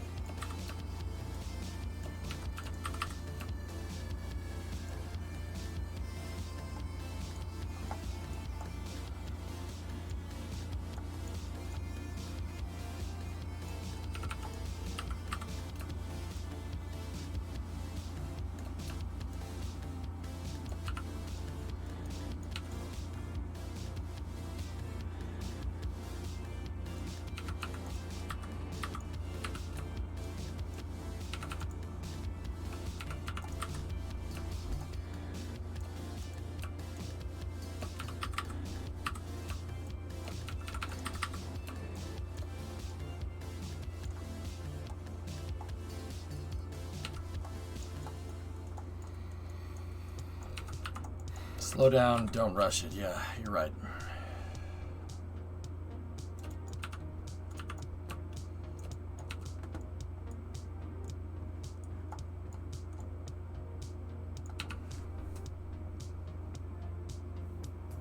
Look at the 375 to 5 adapter. Okay.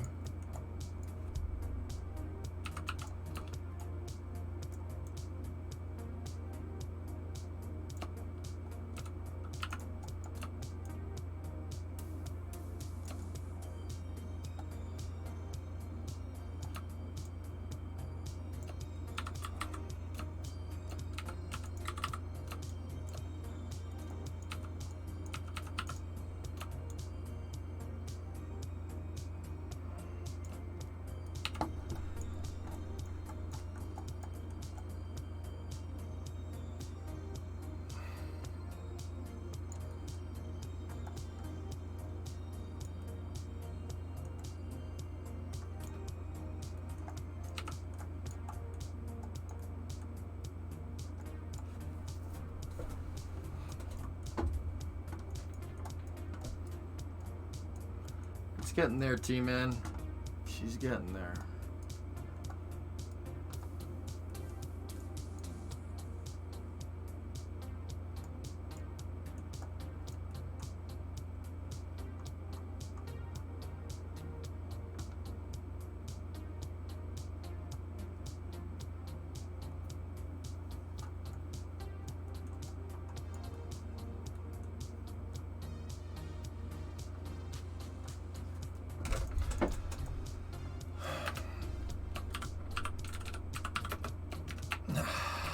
I should replace it. We should start over. I don't know what I changed here. They look close. That looks right. I'm pretty sure that's correct. But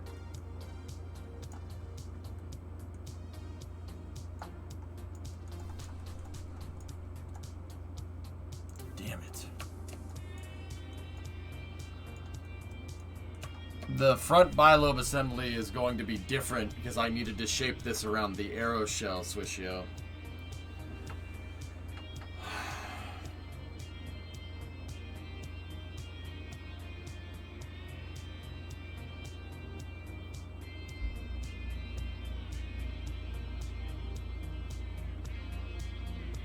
They're node attached to the interstage attachment nodes core. That's why they're not in symmetry. It's stronger. It's a stronger design that way.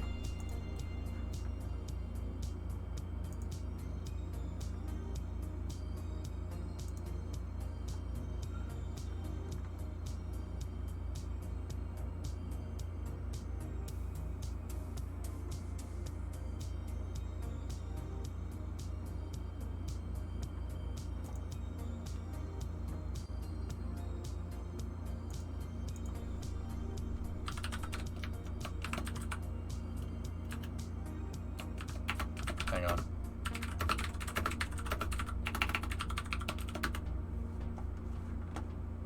Control Z.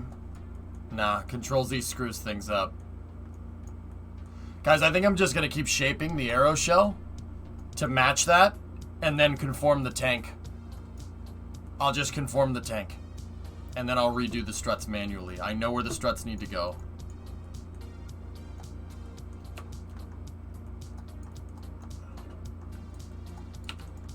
Yeah.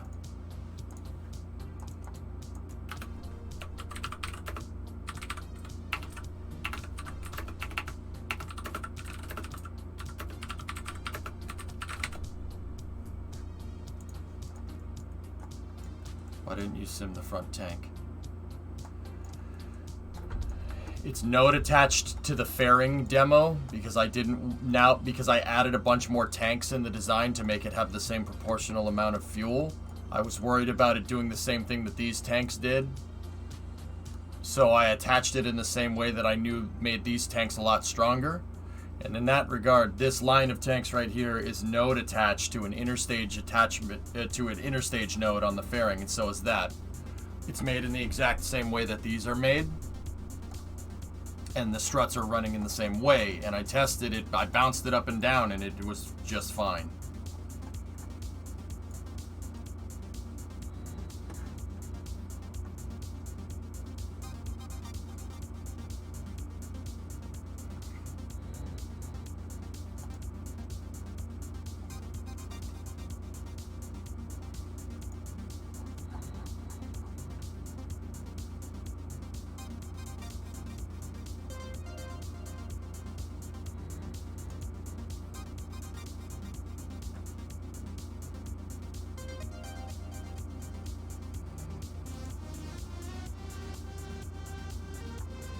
Hang on 1 second, dudes.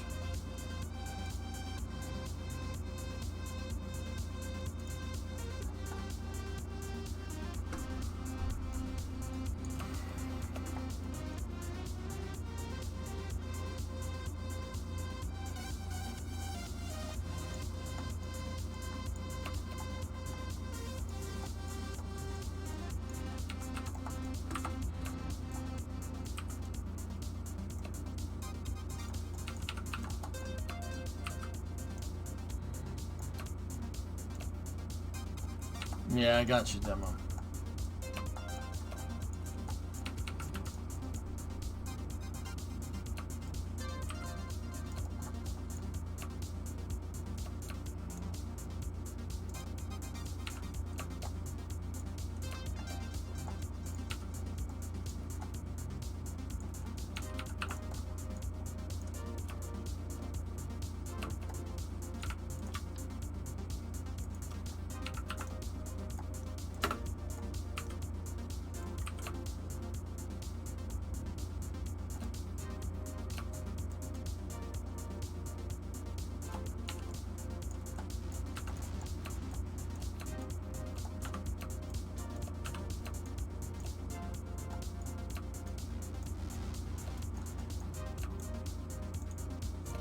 Oh, hang on 1 second.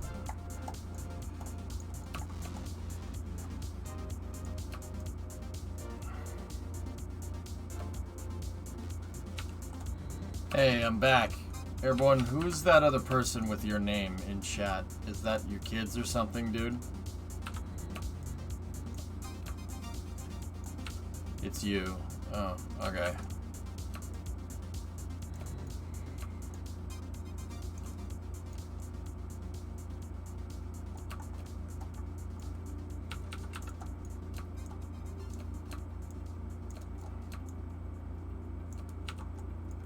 I have fake accounts. It's deployed account.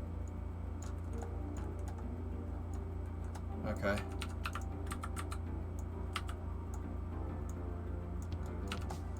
How did the tank redesign turn out?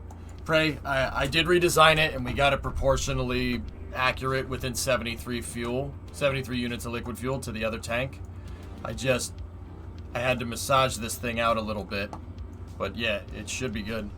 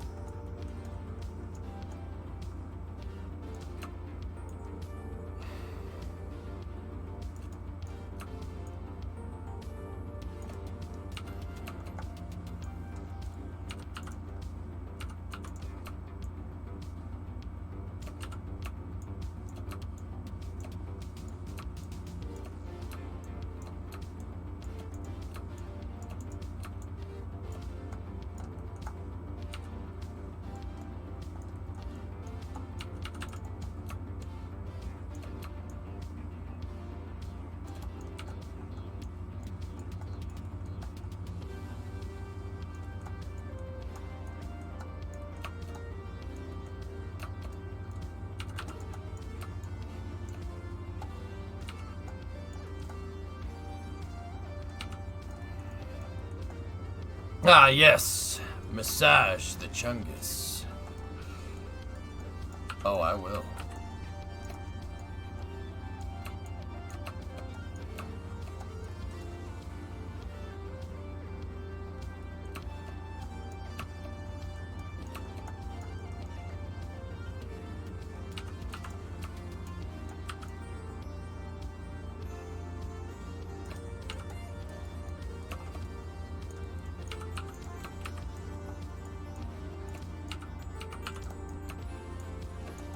Oh, hey.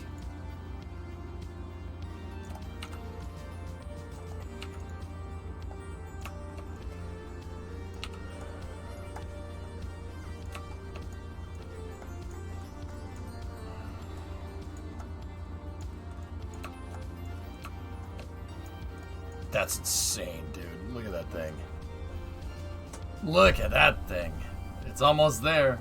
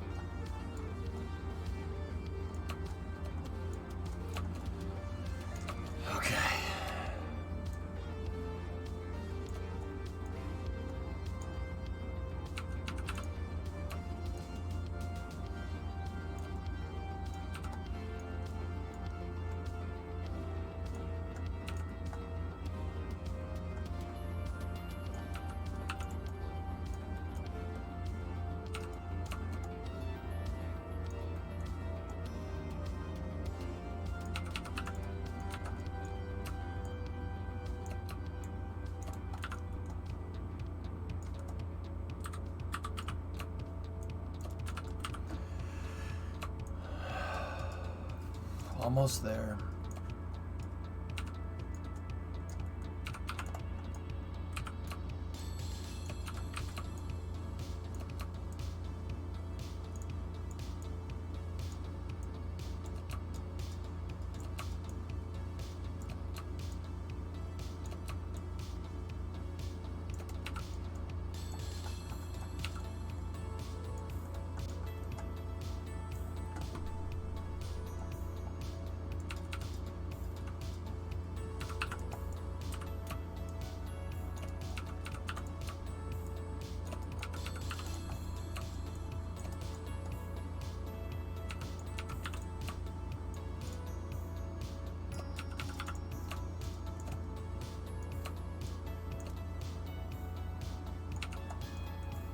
Hey, Jim. What'd you miss? Take a look. Look at it. Look at it from this angle. Mind the whiskers.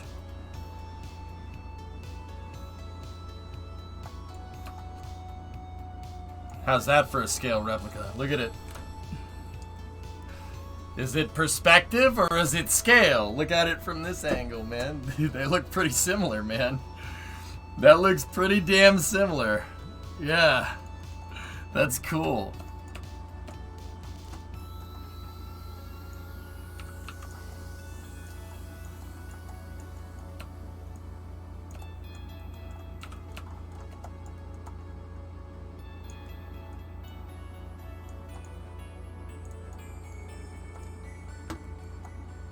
How did we handle the triangles in here? Lots of overlap. Okay.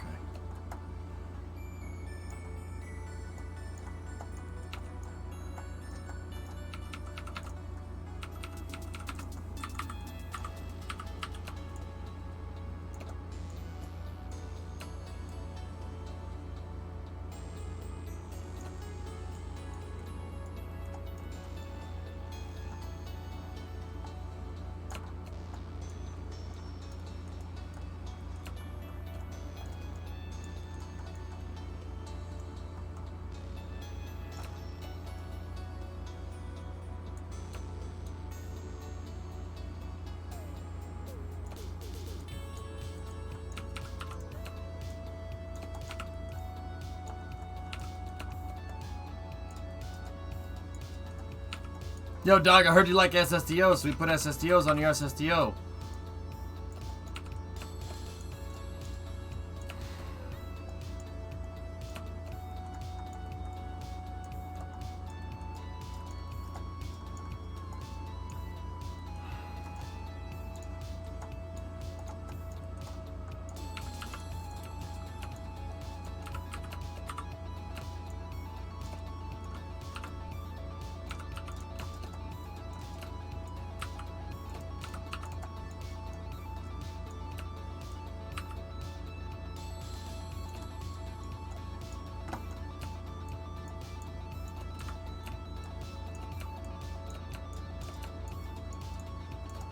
Guys, we still got a little bit of time before racing. Like, I got about another hour and 10, so I'm just gonna keep going with this, man. We really need to get this finished. I'm telling you, if you stick around, I'll make it worth your while. It'll be worth your while when this thing goes to fly. I don't think that's gonna happen tonight, per se, but...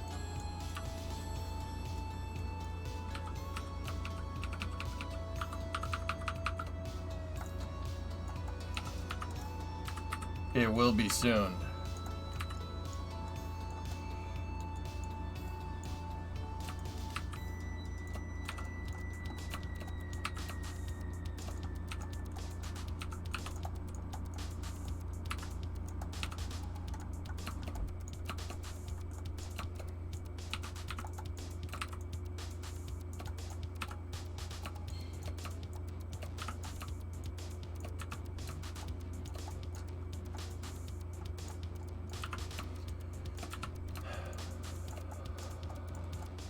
This requires such a steady hand, dude. I'm actually holding my breath. Call of Duty sniper style, man. Is that what the kids... do kids even like Call of Duty anymore? Old man question. Yeah. We gotta make the pad. Oh, God, I gotta make the pad.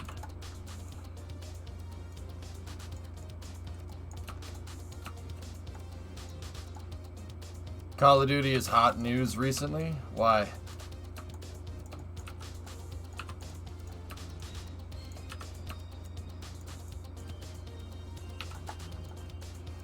think it's Fortnite and TikTok. Ugh. Oh, God, I just cringed. Man, you know, when I was younger, Yarg, I never could understand why, you know, I'm like, you know, why does my dad not like skateboarding? Why does my dad not like rap? Rap is really cool. I don't understand. That doesn't make any sense.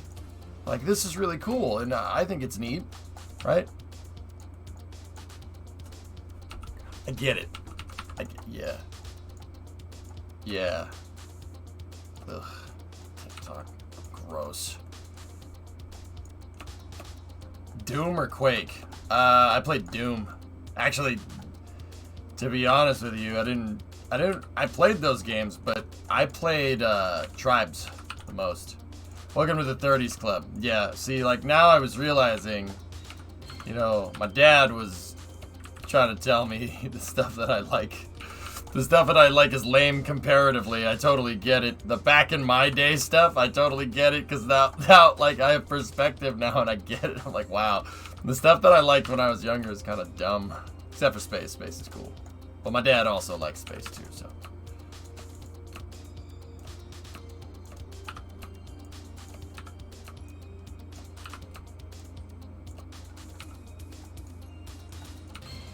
So I just read an article that Colorado has had a person die from the bubonic plague. Okay.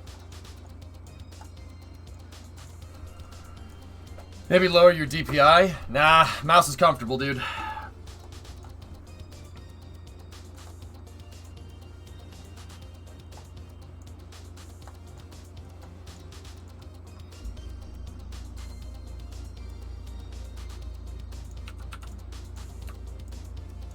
Especially, I actually play on pretty low sensitivity. That because my mouse sensitivity and everything is left over from when I used to play shooting games. Dude, that's all I played in high school. All I played, Battlefield, Call of Duties.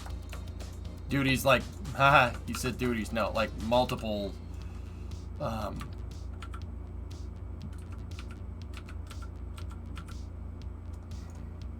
like multiple different versions of Call of Duty. I played COD 2 the most in high school. But Call of Duty 2 was a good game, but it's not the game that everybody kind of...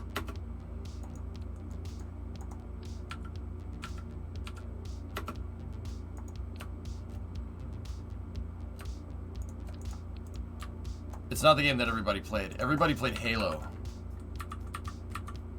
And Halo is amazing. It's an amazing game.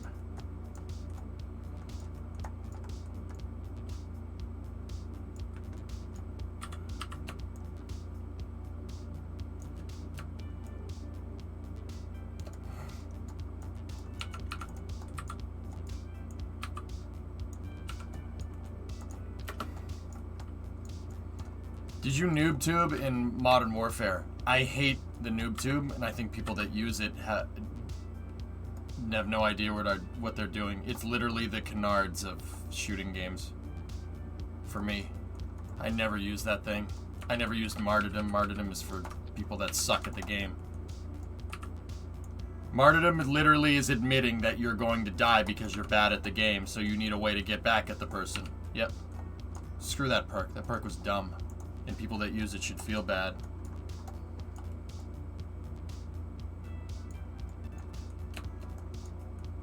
Always second chance. Boo! Oh, gross. How about you kill him the first time? Do it right. What the hell's the matter with you? Do I have to play shooting and teach you guys how to do this? You guys suck at this. Ugh.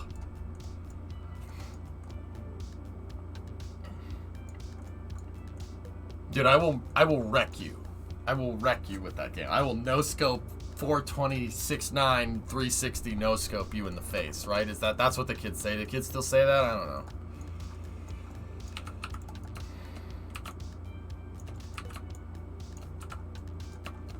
I preferred martyrdom over second chance. Imagine wasting a perk slot literally telling everybody that you're bad at the game. That's hilarious to me. EJ, please. No, this is serious, man. I gotta teach these youngins, dude. Teach these damn youngins how to play freaking Counter-Strike. You wanna really troll somebody? I'll show you how to troll somebody. Freaking ridiculous. Talk FPS crap. You have boomer reaction time?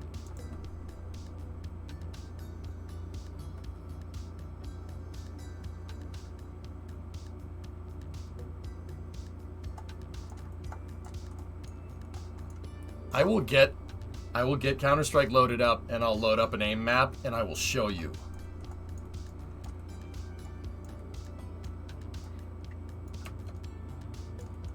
I will show you the quickness.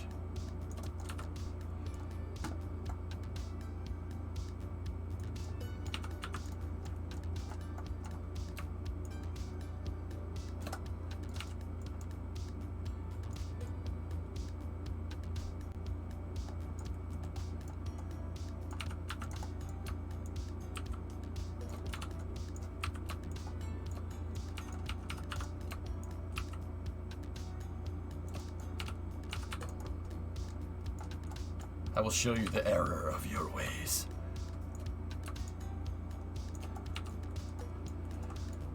That response alone proved Benno right.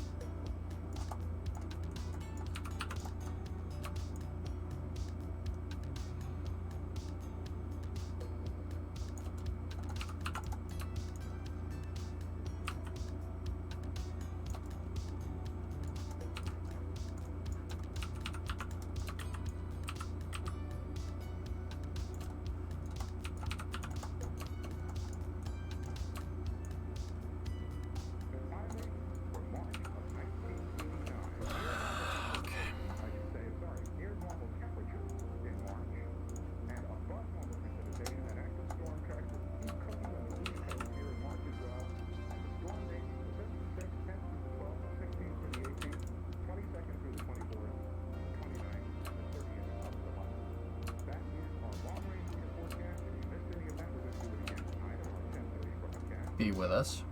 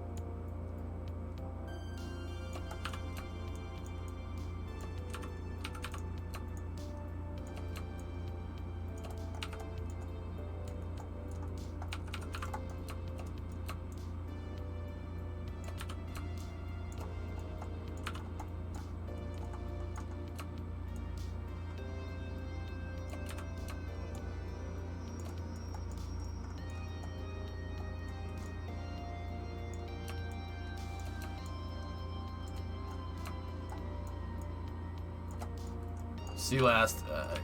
Hold on, guys. I'm starting to get a little bit on the tired side, which is why I just stopped the FPS conversation like real quick.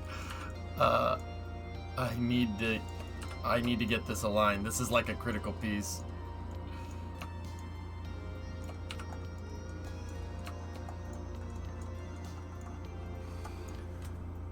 Why did Delta 3 even happen? It's an interim technology. They only made Delta 3 as an excuse to test out Delta 4 components. And even then they only used it 3 times. Delta 3 is where the Delta program would have gone had the .com bubble, the .com market keep going. Just remember, for forever match you had a KD above 1, someone else had to have 1 below. I'd go better than 1.01 in 100 games I play. Okay. 18 tons, no. A long time ago floating, but not like hardcore. John, I used to average 2.0 KDs in games, in scrimmages in Counter-Strike. 2.0 KD, that was my benchmark. I think I had an average, when I played Counter-Strike a lot, my average KD was 1.85 or something like that. I would routinely kill twice as many people as I die from. Yeah, routinely, in most games. 2.0 KD is always my benchmark. When I play shooting games, I do the same kind of stuff that I play in Kerbal. I come up with ways and rules and expectations to get better at the game. That's how you get better at it. Yeah, yours was around 0.28. 0.28? W, what's your favorite Doom sysadmin mod? Jeez. I know this is a pain, but it looks sick. Yeah, Pilch, it's coming, man. It's coming.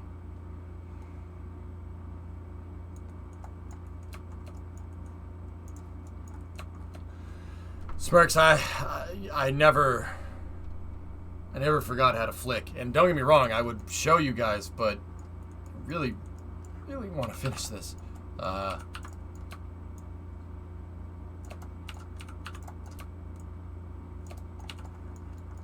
So, yeah, I mean...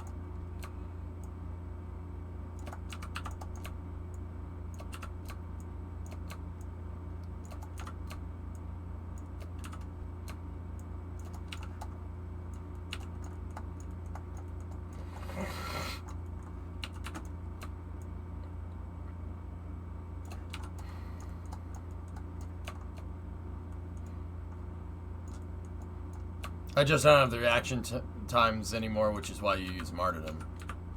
Like I said, martyrdom is just you admitting to yourself that you're terrible at the game. It's fine. You should play a huge CSGO game with your viewers.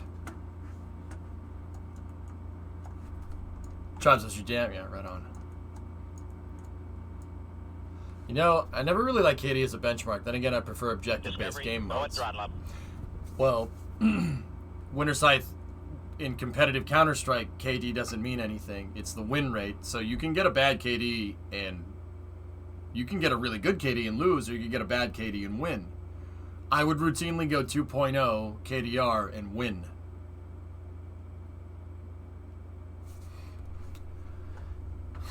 Moto, 36-month resub. Thanks, dude. I'm not trying to be like, you know, oh my god, you're so good. Dude, I was nasty good at shooting games. That's all I did. I literally did not do my homework in high school because I was playing Counter-Strike the whole time. That's what I'm trying to tell you. Literally didn't do the homework. Why do you think I say and get up everybody's tailpipe about doing the homework? Because I know where that road ends. Yeah. Doesn't end with you working for NASA, that's for sure.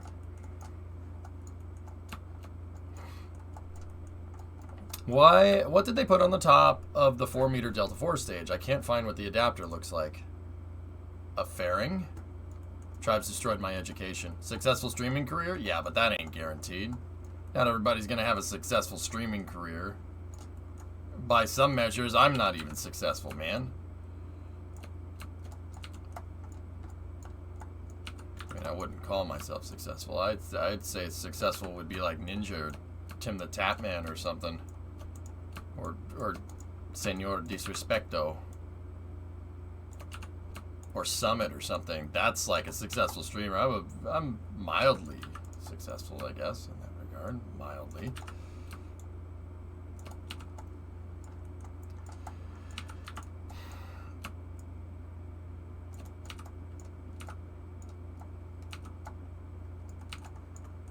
Ninja's too successful. Hey, it's the hustle, 95. Can't get jealous. Don't hate the player, hate the game, bro.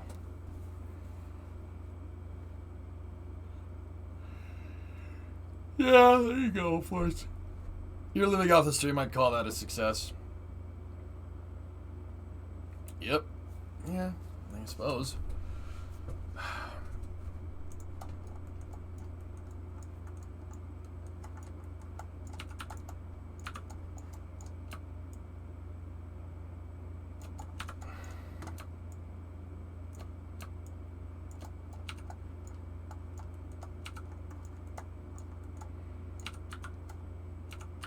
I suppose. Yes, I suppose.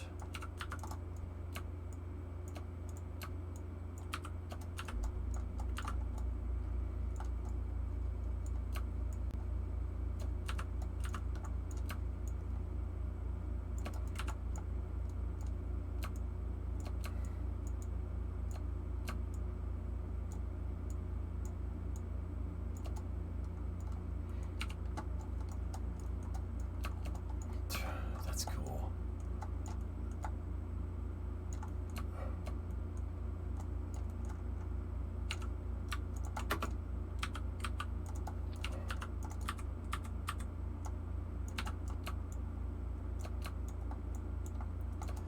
That needs to go right there. And then we need to make sure that... Oh, I had absolute snap on. Oh, I'm a freaking dunce cap, dude. What am I doing?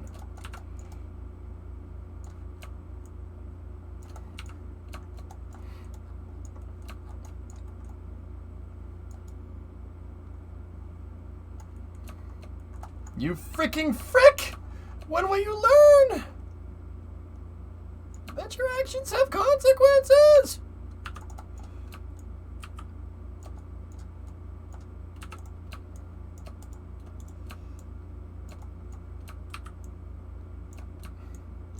You ruined Sonic!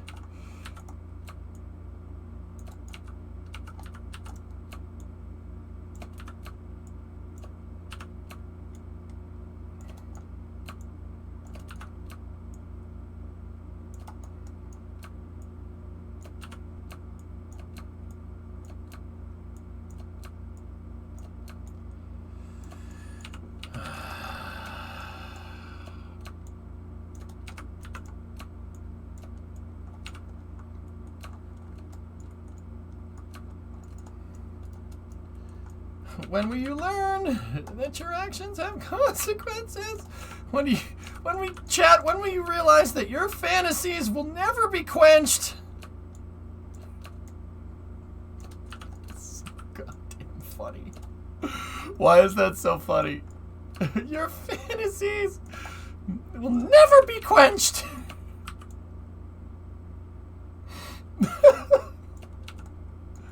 Yeah, it's coming, Phoboid. It's coming, dude. Look at that thing. It literally just looks like a bigger version of that.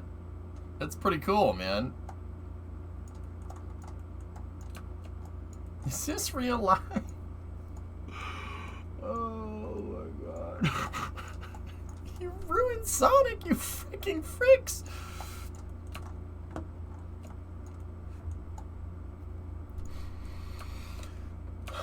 It's alright. It's okay. Everything's fine.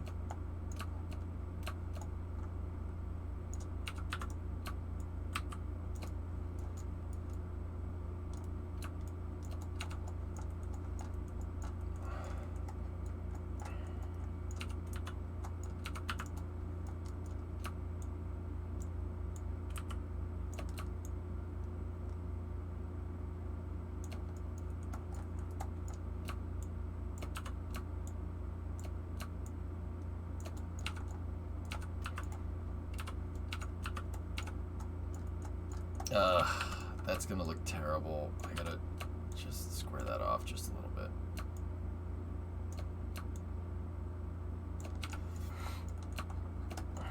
Okay.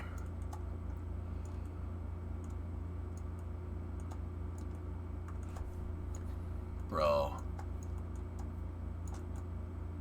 Look at that. It's pretty cool. Oh, by the way, I asked the Navy Nuke Brain Trust about shielding for the Van Allen belts. Current consensus is minimal physical shielding in favor of a decent magnetic field generator, given that the belts are mostly charged particles. Not a bad idea. Yeah, no, that's cool. That's a cool idea.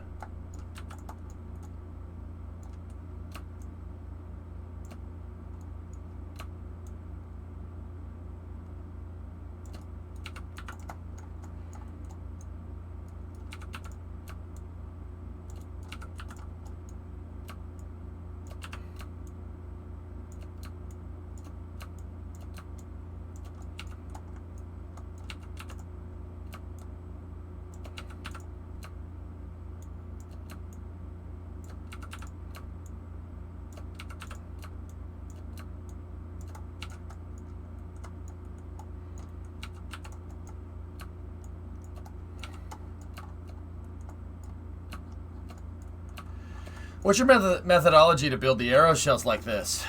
Always amazes me how you do it. Well, this is just a copy of that. That one, I just literally sat there and looked at a picture of the X-37 and or the X-33 and made sure that I made it look somewhat remotely like it. Once again, this is just a copy of that. It's literally the same thing. That's why it looks, if you look at it from this angle, it looks exactly the same. The only thing is the coloring on the fairing.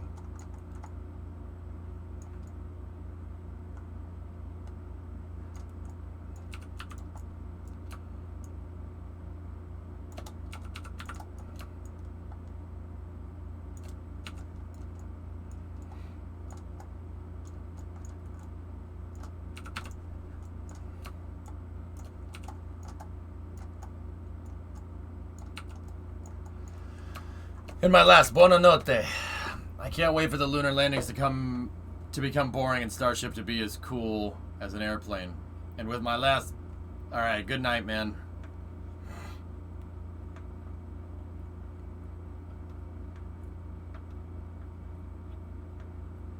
Why do Kerbals walk like they have a full diaper? They're astronauts. Astronauts wear diapers. And if you had legs that short, you'd walk like that too.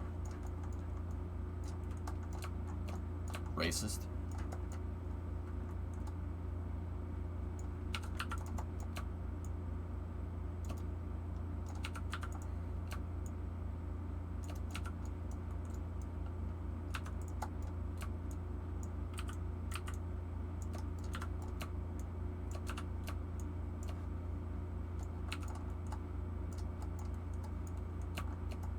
I can't believe how massive Starship is compared to everything else. It's a monstrous setup.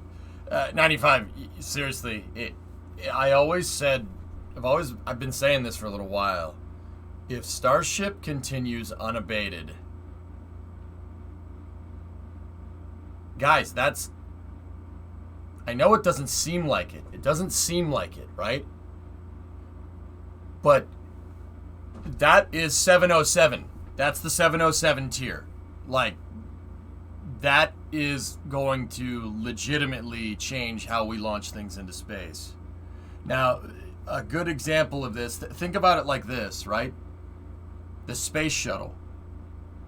When the space shuttle started flying, we started making modules. The way we thought about space, the way we worked in space completely changed from the Apollo program. It changed to a much more modular architecture, right? And the space shuttle seemingly, effortlessly built the space station, right? Like, that was just a routine mission when I was growing up.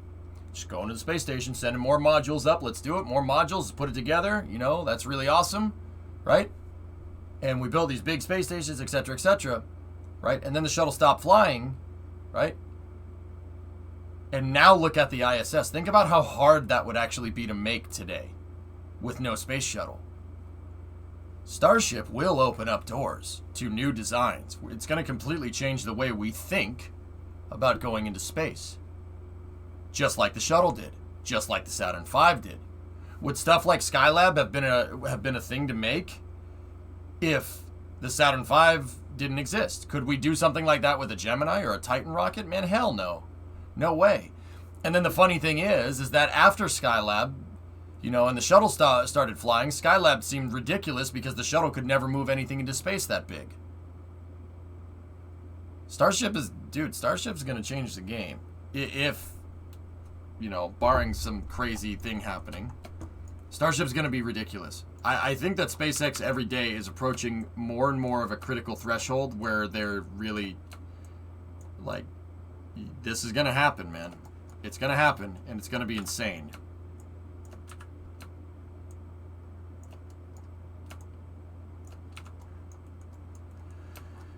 Yeah, XJ. It's pretty nuts, though, huh? Guys, I'll be honest with you. I ain't gonna hit the deadline.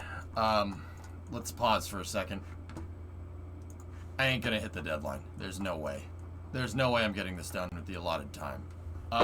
So I think it's time to put the poll through, and I'll have the poll go until Monday about what do you guys want to do. I don't think anybody wants to cancel this program, but I don't think people want to give me another month to finish it either.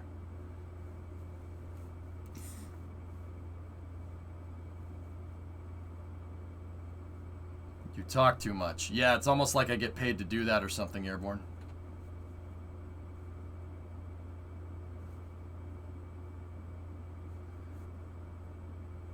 I thought you were getting another day or two due to forced vacations. I mean, do you guys want to do something like that?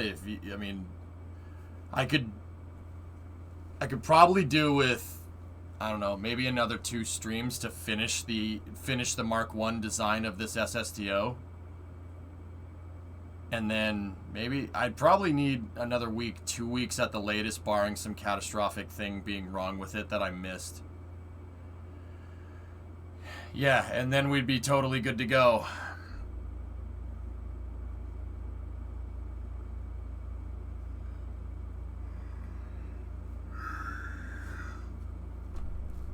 Can we keep the small SSDO for crew and axe the big one? Why would... What?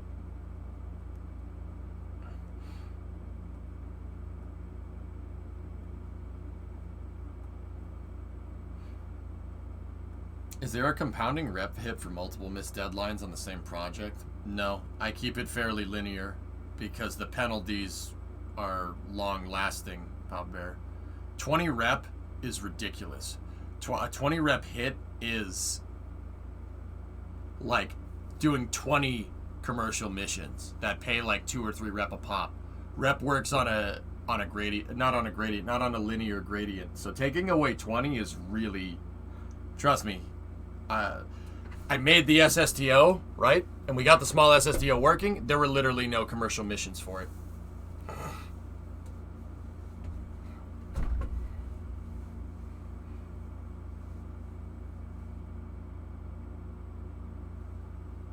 Do you need any more funding? I have 2.3 mil in the bank right now. No, I don't need any more funding. No, I don't. I don't need any funding. I can get it done with this amount of funding. The funding was correct this time around. And I'll be honest, guys. Yeah, those forced vacation days and taking that weekend off, taking those 2 streams off, and then just the rocket launches and everything else.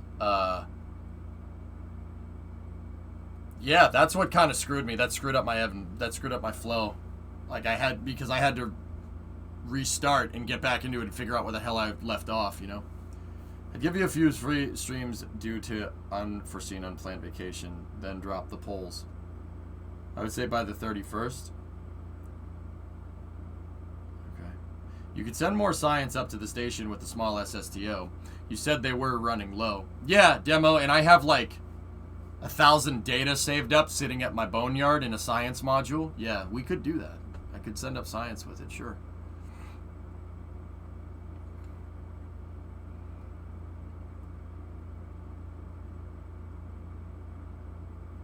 I still don't think we even need to dump Freedom 10 since it had nothing to do with Dart. I mean, that was kind of the general consensus, though, Drummer. Is that Wario in the background? Yes. What happens if you lose a prototype in a pad? I better hope that chat feels sympathetic, Thailand, if that happens, because I'd be pretty boned. I thought we kept Freedom.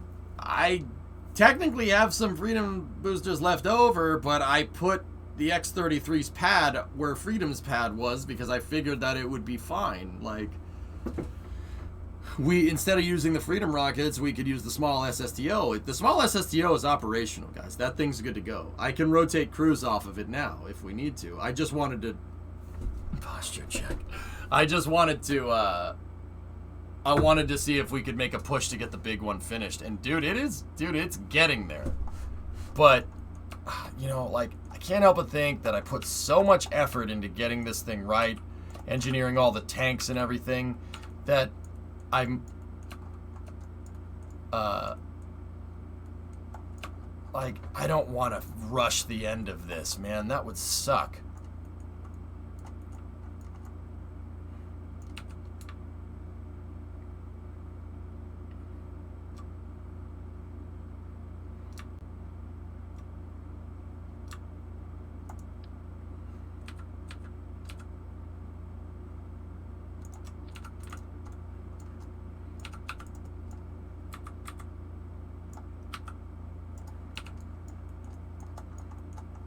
Do you think big overarching deadlines are screwing you? Like, should we be more specific? No. No. I don't think so.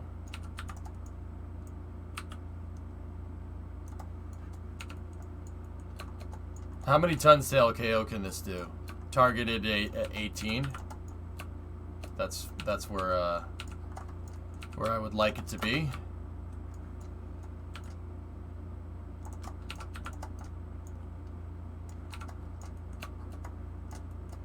I think the deadlines have been okay. See, like, here's the thing, guys. I haven't hit a lot of these deadlines. I usually fail them. But I'm still, even a year in, guys, I've never played mission mode before. I've never put this rule set into use before. It's going to take me some time to figure it out. Like, honestly, have I gotten better at budgeting my time for this stuff? I'm figuring it out, and I'm figuring out how long stuff is going to take, and I'm figuring out ways to optimize it and do it better. I mean, come on, look on the screen. Older viewers, how long would it have taken to get this built pre-mission mode? How long would that have taken? Legitimately, it would have taken forever. I shaved EMO. You're not in sim, by the way. No. This would have freaking taken years. It would have taken forever to get it right. Yeah, it would have taken forever. There's no freaking way. It would have, dude, getting the pad and everything figured out, there's no freaking way that would have been done on any manner, in any timely manner. There's no way.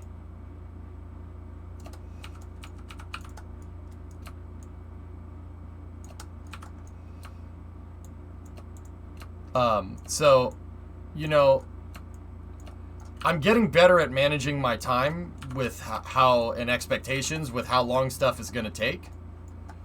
It's just going to be a matter of time before all this stuff comes to fruition and we hit deadlines like chewing bubblegum, you know?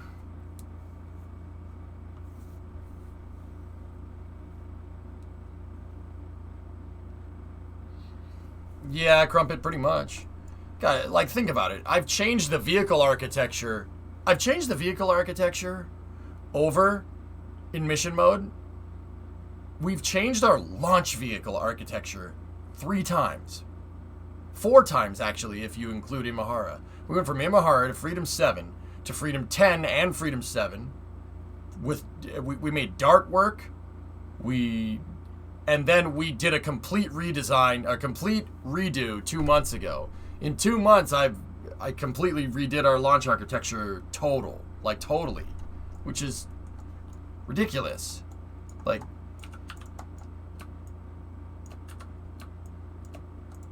that is an absurd amount of engineering. So, like, I enjoy doing this way. I really like it. I like mission mode. Mission mode is doing exactly what it's intended to do. It's getting results.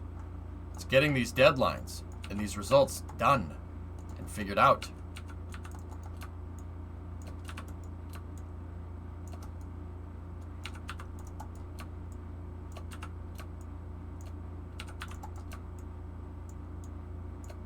Man, I was talking about, like, we started talking about the deadlines, and now I just kind of went back to work because I want to finish this, dude. I want to get at least the main shape of the arrow shell figured out.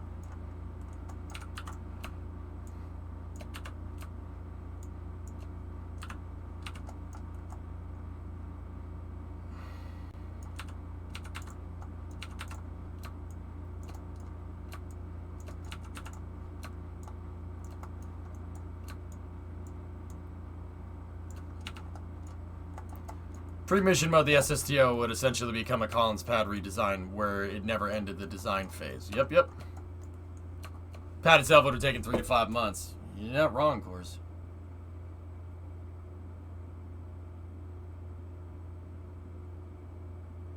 We went from 3 hours a week of Space News to like 20 plus hours in the past few years. All right, John. All right, okay. You guys keep bringing that up. All right, look. You keep bringing that up. Oh, the Space News goes on forever. The Space News goes on forever. Look, all right? People like Space News. People want to watch that. Space News makes me money, dude. How have you not figured this out? I've tried to say it every other way but this way. People like Space News. People enjoy it. I make money off of it. And you know good and well that that's not the reason why I'm here. But god dang, man. You're killing me. You're putting me between a freaking a rock and a hard place, dude. Like, how have you guys not figured this out yet?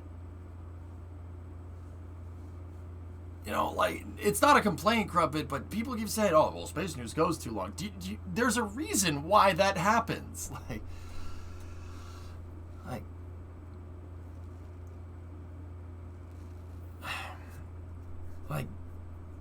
No, I like space news. Also, I was just pointing out timelines and votes. Oh, okay. All right, cool. Sweet, man. Sorry, I couldn't tell inflection from text. But yeah, like, John, you know people getting up my tail about space news going too long because people like it. People like space news. They like my analysis of the stuff. It's a cash cow, man. Oh, man. Like, I don't understand how people haven't figured that out yet, but hey, whatever.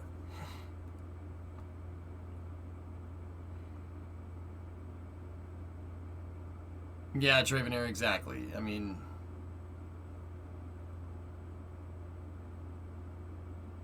yeah, caveman. Yeah.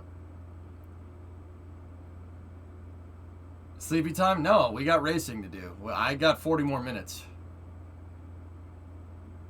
Yeah, exactly 95. Yeah. Turns out that covering rocket launches is really good for the stream. And my analysis of said rocket launch is also really good for the stream, dude. That's why I do it. That's why I play reactionary off the chat. Sometimes space news goes longer. If it goes longer and we have a good discussion going about space news and people are enjoying it, I'll just let it go. Space news ticker. I'll blow my brains out on stream before I make this a 24-hour news cycle space news stream. Space news goes long, but I ain't putting a ticker on here.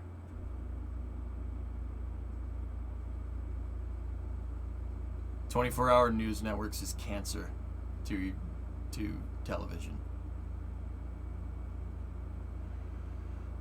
Could we do hours of Kerbal deadlines instead? That's actually not a bad idea. I just don't know how we would keep track of it. What am I going to do? Punch the clock?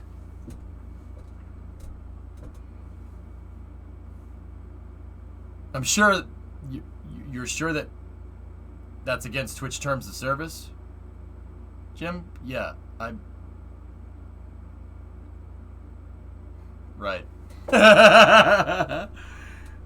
Oh my God. Yes, essentially you could punch the clock. Yeah. I don't know, man.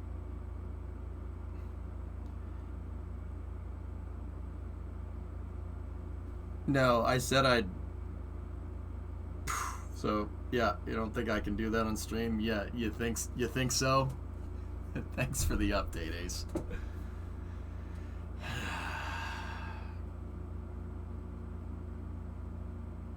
And we wouldn't want you to anyway. Yeah, okay. I'm not... Alright, never.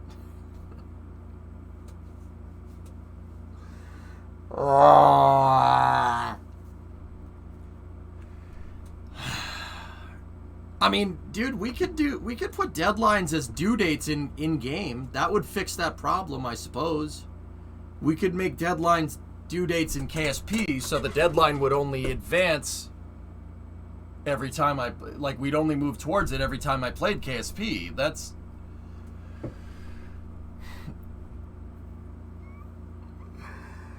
Like, that could fix this problem. But see, Smirks, how I look at that, honestly, is that now I have no incentive. There's no incentive there to not have Space News just go the entire stream. There's no incentive to play Kerbal there. You understand? Like, I could just say, I don't feel like playing Kerbal this week. We push the deadline back by a week. And just not play it. Like...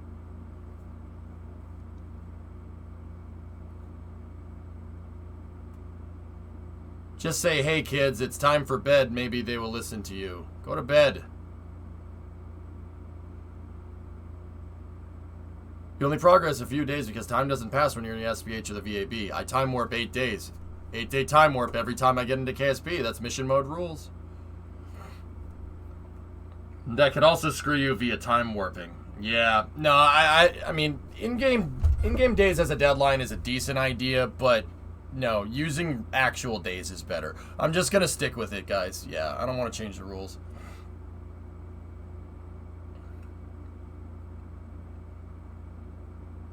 It's alright, King.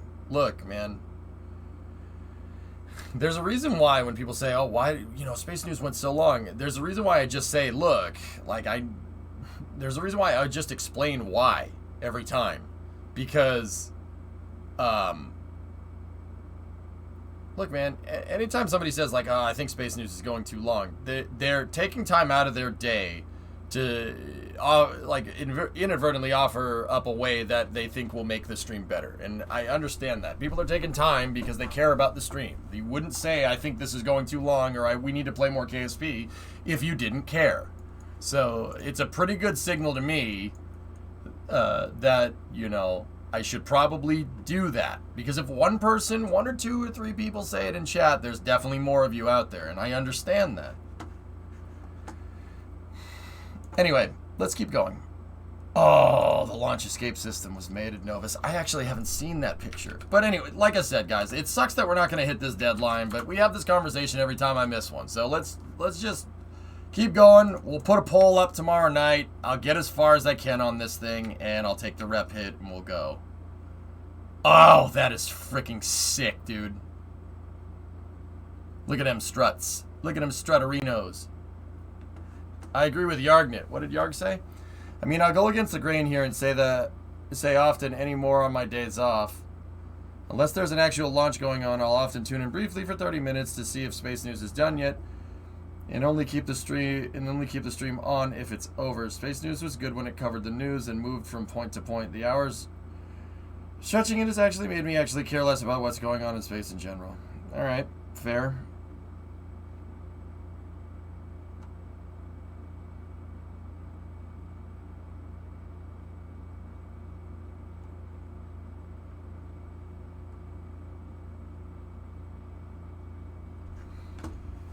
Space News gets old to the long-time viewers in general.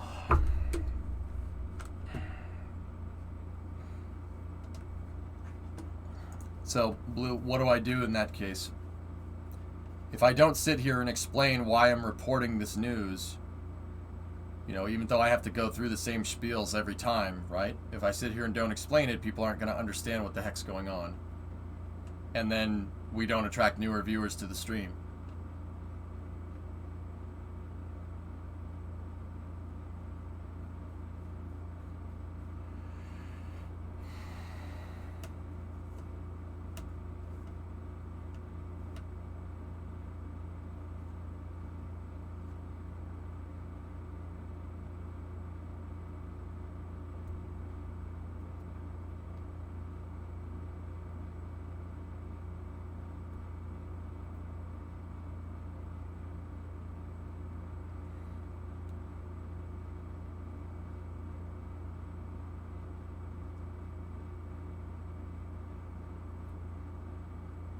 Yeah, okay. Everybody seems more or less kind of 50-50 on this, guys. I'll figure out a way. I'll figure out a way to make it balanced. I'll figure out a way to do everything right. I'll figure it out. And you know, I know that people are typing this right now that, oh, you can't please everybody. Well, you know what? F that. I love this job and I want to put effort into this job, and I'm damn sure gonna try. So yeah, that's pretty much all there is to it. I'll figure it out. I'll figure out something. Like mission mode, the entirety of mission mode was to solve the problem because too many people were telling me that I was wasting time in Kerbal and not figuring out how to do things in KSP. Like I just sat there messing with helicopters the whole day, which I can do. I could still do that. It would still be fun, but that's another story. I came up with mission mode, and mission mode is a way to solve that, and you guys like it. So trust me, I'll figure something out. Just give me some time to think about it. I'll figure it out. Sorry, I didn't mean to dump on you. I'll figure something out, okay? Okay, cool. I think fundamentally in KSP our deadlines have been completely unrealistic. Yeah, King, but I purposely throw curveballs in on the deadlines to see who's paying attention. Remember, the whole point of mission mode also is to teach. We'll get it. I ain't worried. I ain't worried, dudes. I ain't worried. I am not worried at all. Let me finish up this this part of the I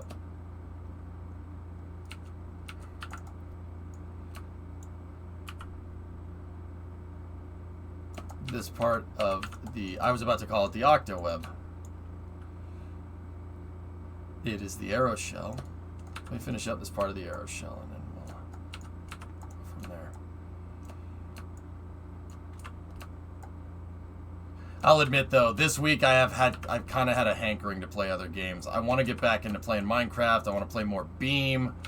I really kind of been getting the itch to play Flight Sim. Maybe it's because I flew in a plane the other day when we went to Detroit. But yeah, see, I want to jump into this other stuff too eventually.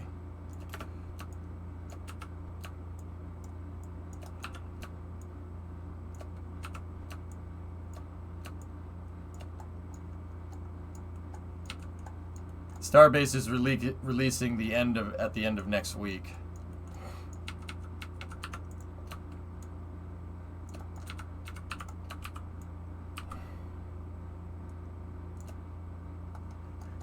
Oh dear.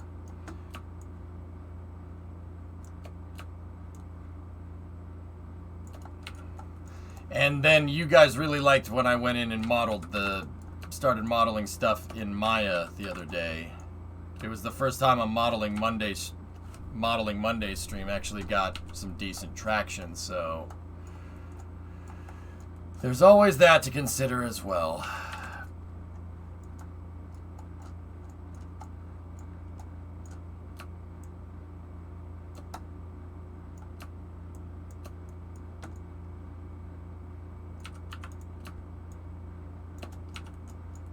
You're a busy man. It's not a bad problem to have, Spodrum. I never complained about being too busy, to be honest with you.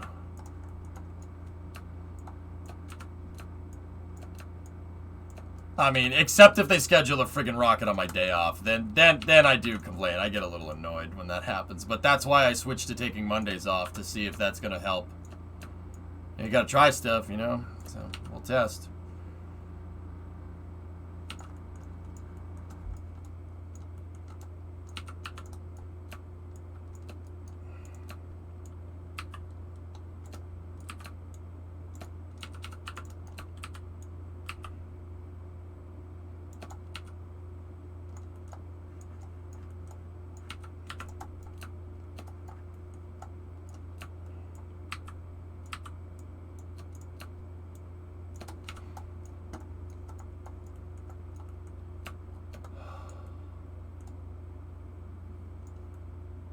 It's almost finished, MG. We're close.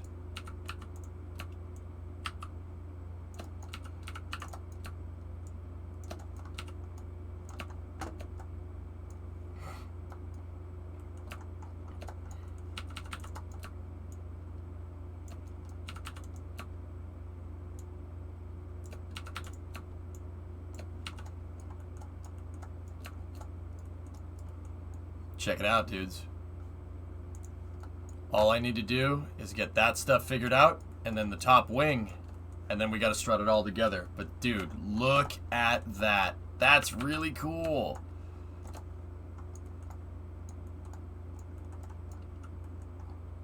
Managed to get this working smooth on the first try. No reaction wheels or anything, only arrow for 3-axis. Look at that thing. Nice.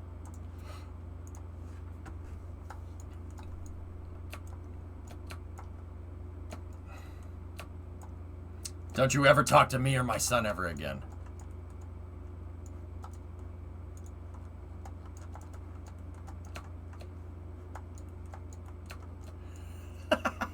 Look at this thing.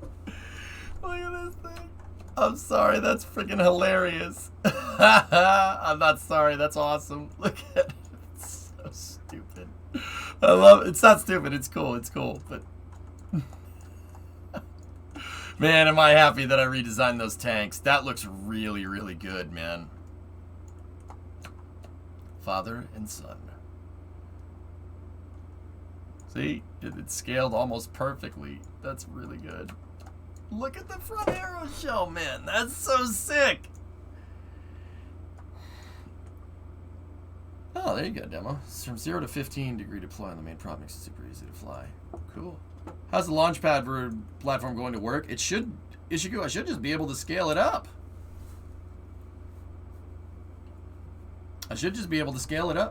Time to fix the tanks. Does the bay need to be that high on the big one? Yeah. Yeah, unfortunately. Yeah, that's what they were going to do with the real one, dude. Yeah, we figured that out. It's called the pooched payload bay. That's why some renders of Venture Star have the payload bay internally and the other ones don't. They changed the design a lot right up until the program got canceled. They were iterating on it and making it better.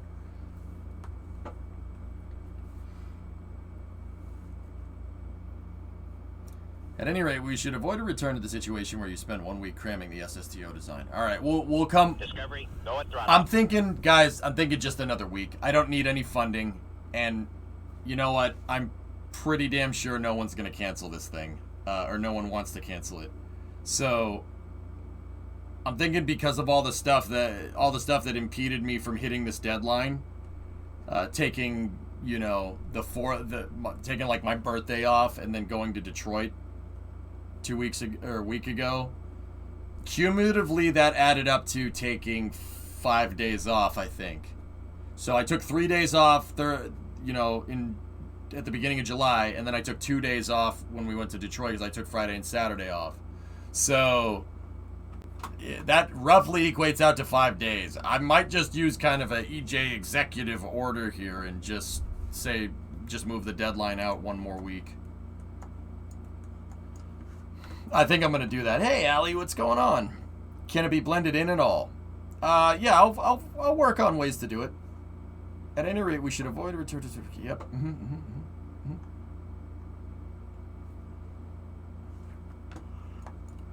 The KSP updates slow you down, too. Yeah, Eukerman, that's right. The KSP... I forgot about that. I played like 4 or 5 streams where I just... Yeah, I didn't work on the SSTO because, I didn't want to roll back. That's true. 5 days with no rep hit, 7 days with a rep hit. If I don't get it done by the end of next week, yeah, I'd say, yeah, a 5-day reprieve. Why'd you go to Detroit? What do we have? My Brimo, Cameron, my girlfriend's from Detroit. She's from Dearborn, dude. I am the Senate, EJ, probably.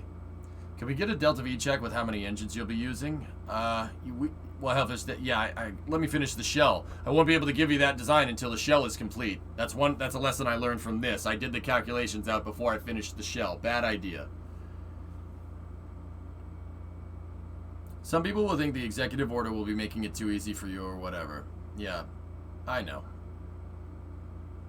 Yeah, and that's fine, RJ. It's good to have a good kind of wide data set consensus like that. That's fine. But I mean, look at what you see on the screen. The work here would beg to differ. I was thinking a couple weeks ago that deadline should be amount of days instead of a set date. Nah, I like making them a set day, Core. It forces me to innovate, dude. I like doing it this way. It's more fun. Because guys, even if I don't hit it, like I said, it's like Elon time, dude. Even if we don't hit it, look at what we've gotten done. That's unbelievable. I'll be honest, some of the stuff that we've made in mission mode is some of the stuff that I've been the most proud of. We've made launch pads in mission mode with Freedom that lasted 10 launches without ever being recovered. They worked 10 times in a row. I got the SSTO's pad working, and I've used that pad that's out there 3 times, and it has hinges on it, and it's not drifting it's not drifting as much. See what I'm talking about? We've made stuff that I wouldn't have even thought of or even tried to make. Wouldn't even try to have made SSTOs in the first place. I'd still be launching single stick rockets if I had my way, right? These things are, dude, this is amazing. Why would we? I don't really see a good reason to not want to keep doing deadlines, dudes. I'm not gonna lie to you. Screw that. Look at this stuff. This is freaking amazing. Look, this thing is gonna look insane coming back. This will by far and away be the biggest thing I've ever returned from orbit. Ever. You know? Just my opinion, I found the SSTO option way too ambitious. The same that I found DART too risky compared to a capsule. Maybe a more incremental approach would be safer for content in EJ Sanity. Nah, I like pushing myself floating. It's fun. I would rather do this. You prefaced this project by saying it would take a lot of R&D. That's true. I did, Bagel. I definitely did. Was I wrong? No. Still a bit sad we don't see a super heavy style thing, at least anytime soon. But this thing is sick. Yeah, this thing's awesome, dude. I mean, Tars, this thing is awesome, but eventually I'm going to need a super heavy lifter if we want mission mode to go where I think you guys want it to go. I'm eventually going to need something bigger than this. Boeing came out with the 707, and then 10 years, they thought the 707 would be the end-all be-all, nothing would be better than that design. And then they rolled out with the 747 10 years later. So we're going to need a big lifter eventually. Last pulls. The SSTO was the best uninformed vote I've ever made. Elon tweet about the Bay. Oh, okay. What's that feel-good story? Aircraft spotter thanked by the F-15 pilot after... Yeah. Geeson linked that this afternoon, Hellfish. Yeah, pretty cool. Alright, let's see it. What's Elon saying?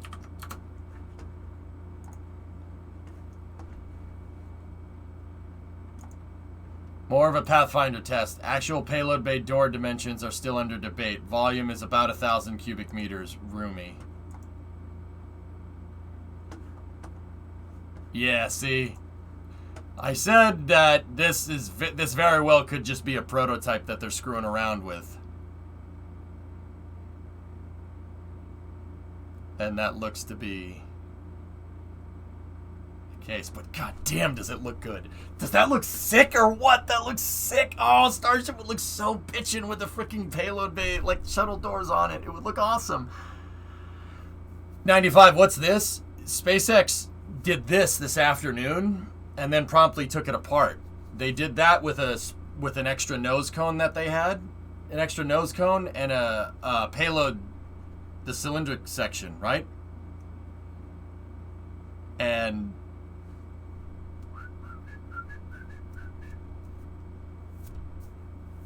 yeah, pretty much, Yarg. Yeah, that's the idea. That's why they made it out of stainless. Why need CAD to test stuff when you have tons of extra ships just cut and play with? Yep. I want to see how they're going to make this not fold in half when skydiving in high dynamic pressure. I think those stringers on the payload bay area demo are no accident, but transverse stringers would probably be useful. Transverse stringers like, let's see, what is... What has transverse stringers like that to help reinforce a payload bay? Demo, can you think of anything? Big, gigantic transverse stringers to reinforce a huge hollow area from the dynamic pressures of re-entry.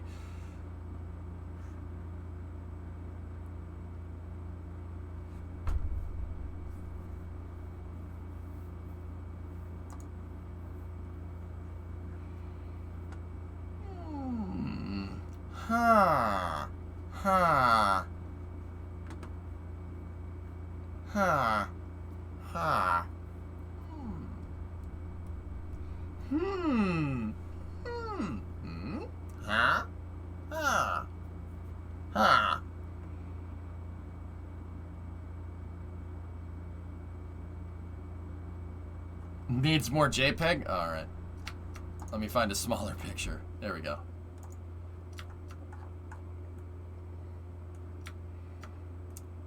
Except Starship also has vertical load. Yeah, I mean, it being a cylinder with those stringers might be enough, dude. Who knows? But either way, Elon said that this is more of a Pathfinder test. Actual payload bay door dimensions are still under debate. Volume is about 1,000 cubic meters. Roomy. So the payload bay, so to speak, or usable payload volume goes from about here, where the header tank is, basically down to the bulkhead where the top of the methane tank is. This door seemed to have left a cavity here. And once again, when I was talking about this afternoon, I said it's most likely a Pathfinder. Like, it could be a Pathfinder. That's possible. But if it isn't, that's really cool. There's a fly in the room and I'm trying to sleep. How do I kill it? Just get the paper.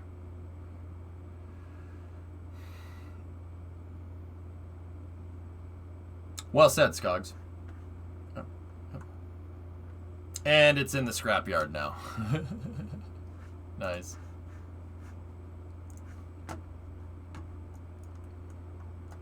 How does the RL10's nozzle extend? A corkscrew?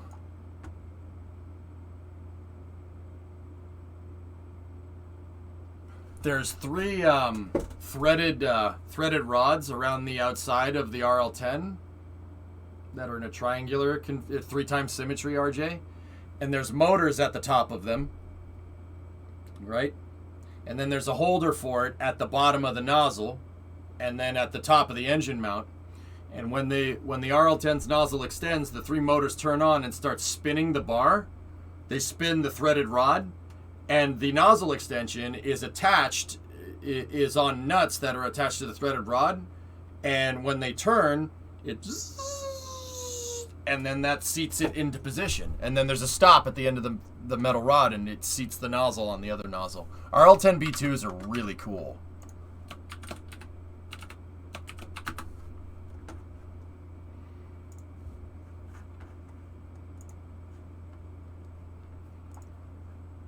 Next to the other scrap. Oh, shame. So, see the threaded rod right there? Take a look. See? Just a threaded rod. And then this piece is attached to the nozzle extension, and then there's a stopper piece here. And when the threaded rods push all the way down, this little gasket right here makes a seal up against the nozzle. Yeah, RL10B2s, dude. Very, very cool idea. It's very smart. The crazy thing about RL10B2s is that they're really, really tall. Like, really, it's a big engine with that nozzle extension on it.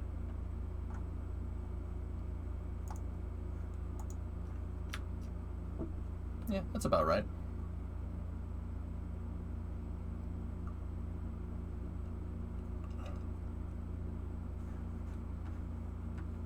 A 1,000-ton starship is far thicker than a boat or a wait, what? Or a 1,000-ton ship. Oh, okay, good. This wasn't the first extendable nozzle design, right? Don't remember someone. I don't know. Maybe.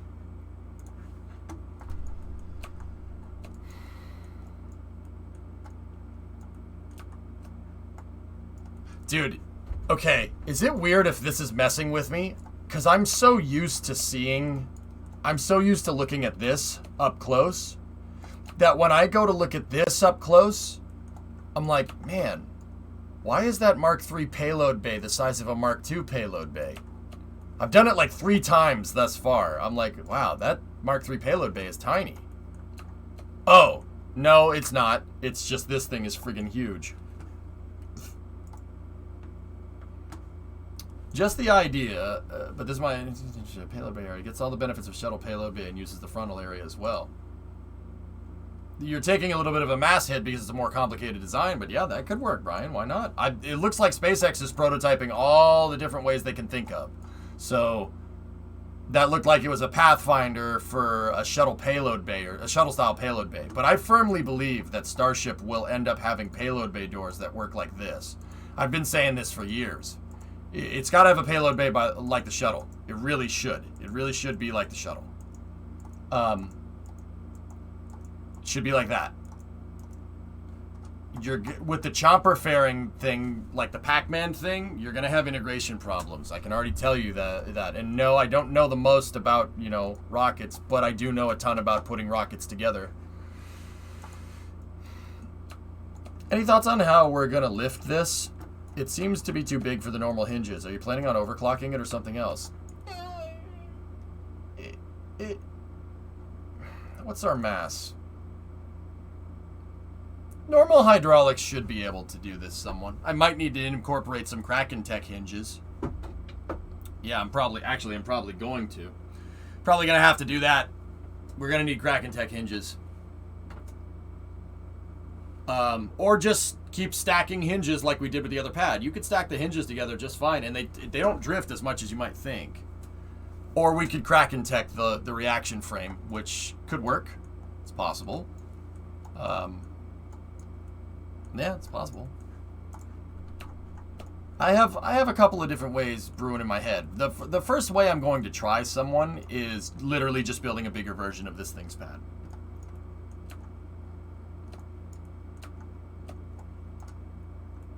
Smirks, exactly. Yeah, you're echoing my words, dude. How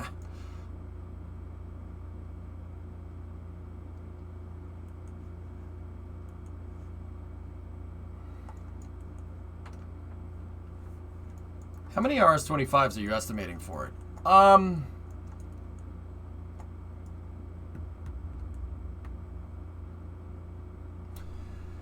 6 or 12. 12 should be right. 12 of these overclocked KS25s doing 120 thrust output. So 6 here and 6 there. That should work.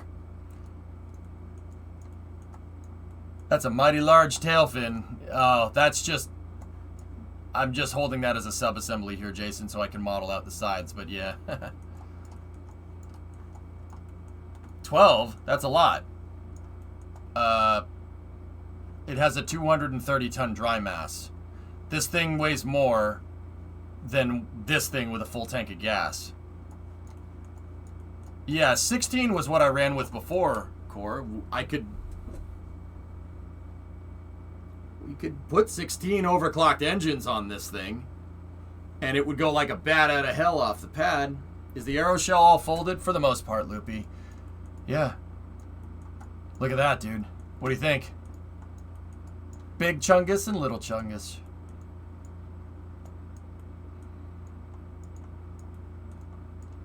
That doesn't sound dry. You sure there's no fuel in there?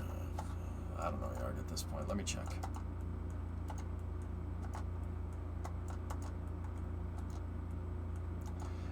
Keep in mind, that's the mass of both of the SSTOs right now. So, minus 40 from that. This thing is 44 tons dry. So minus 44 from that. So, sorry, I forgot to... 232 minus 44. This thing is 188 tons. It has the mass of the X33, too. Yep. Yeah, that's right. Mm-hmm.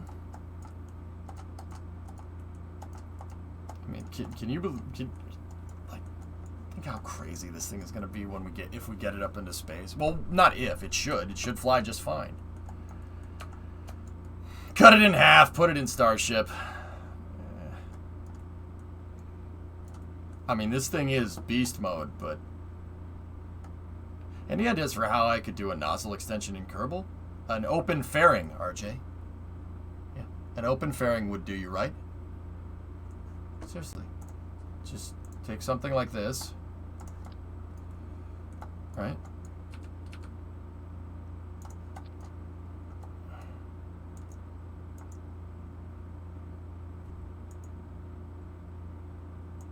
Make it look like a vacuum optimized nozzle. Terminate the fairing, right? And then just take that, put that over there for a second. Then you take something like this, right? Remove the shroud. And then put it on a hydraulic. Boom. Nozzle extension, baby. There you go. Just put it on a hydraulic in here. Or just make the hydraulics look like the RL10 B2 and then just keep it up here, right? Keep it up there like that. And then when you go to fire the engine, put the engine activate on an action group, right? And then put the hydraulic extension on an action group, and then whoop, and boom, vacuum optimized. Dude, that actually looks really cool. It won't gimbal, but it'll look good. Yeah, true that. Change it to the dart. Yeah. Oh wait, hold on.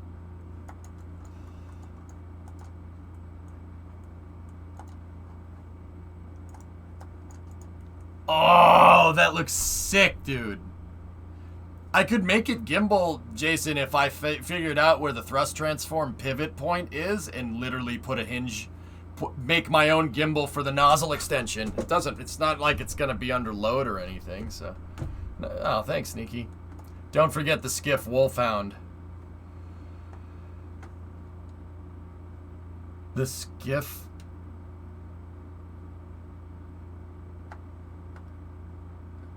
Oh, I forgot about that, dude. Yeah, you were all about that. That took me a second. Sorry. It took me a second. I'm like, what the hell are you talking? Ah, guy.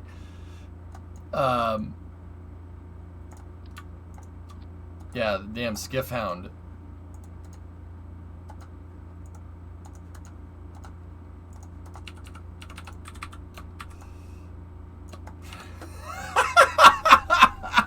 If that wasn't so heavy, dude, I would absolutely do that. That looks so right, dude.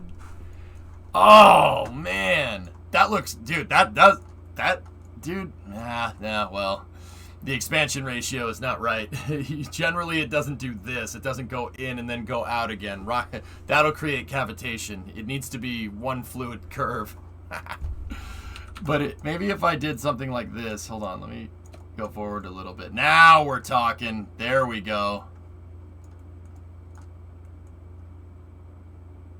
Doesn't the SSME do that? No. No, not at all. What are you talking about, dude?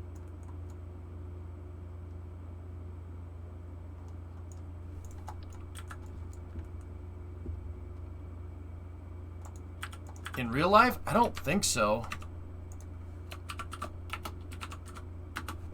I'm pretty sure it doesn't. I mean, maybe, I don't know. Maybe, look. That looks more straight up and down to me. It goes straight up and down. But I don't think it curves back in. I don't know. Who knows? But even if this does curve back in, dude, that's not the same thing that what I was talking about. I'm talking about a nozzle that does this. That is a no-no. The shuttles, I think what you're talking about, if it does, I think what you're talking about, if it does do that, is the nozzle goes in like that. Right? And then you have your throat. And then the combustion chamber, right? Like it kind of curves back in. That's not what I'm talking about. I was talking about having a nozzle that goes like this. Say there's the throat, right? And then you have it go out, and then it stops, and then it goes out again like that. That's a no-no. Bad. You generally you don't want to do that, but I'm sure there might be an application somewhere of somebody doing that in some particular way, shape, or form that I don't know about. It's possible.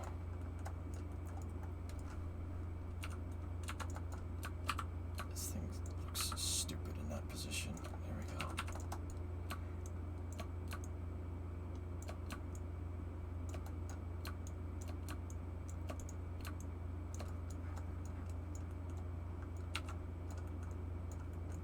There we go. That looks better. Didn't people think the Raptor was like that initially? I don't know. Quick question. Why are the injector plates of the SSMEs and J2s and stuff not ITAR protected, but the other engines are? I.e., why can you go to a museum and take a picture up the nozzle of an SSME and be fine? NASA tech. Someone. It's public resource, man. It's all public resource. NASA technical resources, dude. Yeah, the RS-25 is not... Yeah, it's no problem. It's because NASA made it. Look at all... See, okay, so those are engines that are solely made for NASA. The shuttle engine, the J2, that was the F1, totally a NASA design. Now, does that mean that NASA hasn't used those engines before? Other engines from other projects before? No, NASA used RL-10s for the longest time. You don't see us taking a picture of the inside of RL-10s anywhere, do you? No, it's because they were just NASA designs. They were designed for NASA things, so yeah. I guess they're a little more lax about that kind of stuff, dude. But there's pictures like that for every engine all over the place, dude. If you know where to look, or if you break the law, there's that. And someone, don't get me wrong, that's a guess, but that was a guess, but it seemed logical. You don't get that reference. Sorry, never mind. Wow, check out this show from Florida. What do you got, buddy? Storm on the Space Coast produced around 1,500 lightning strikes from 8 to 9 p.m. Oh, that's so cool. I love heat lightning, John. Dude, I'm telling you, there is nothing more comfy and more chill than sitting on your back porch on a summer night in Florida. It's 70 degrees out.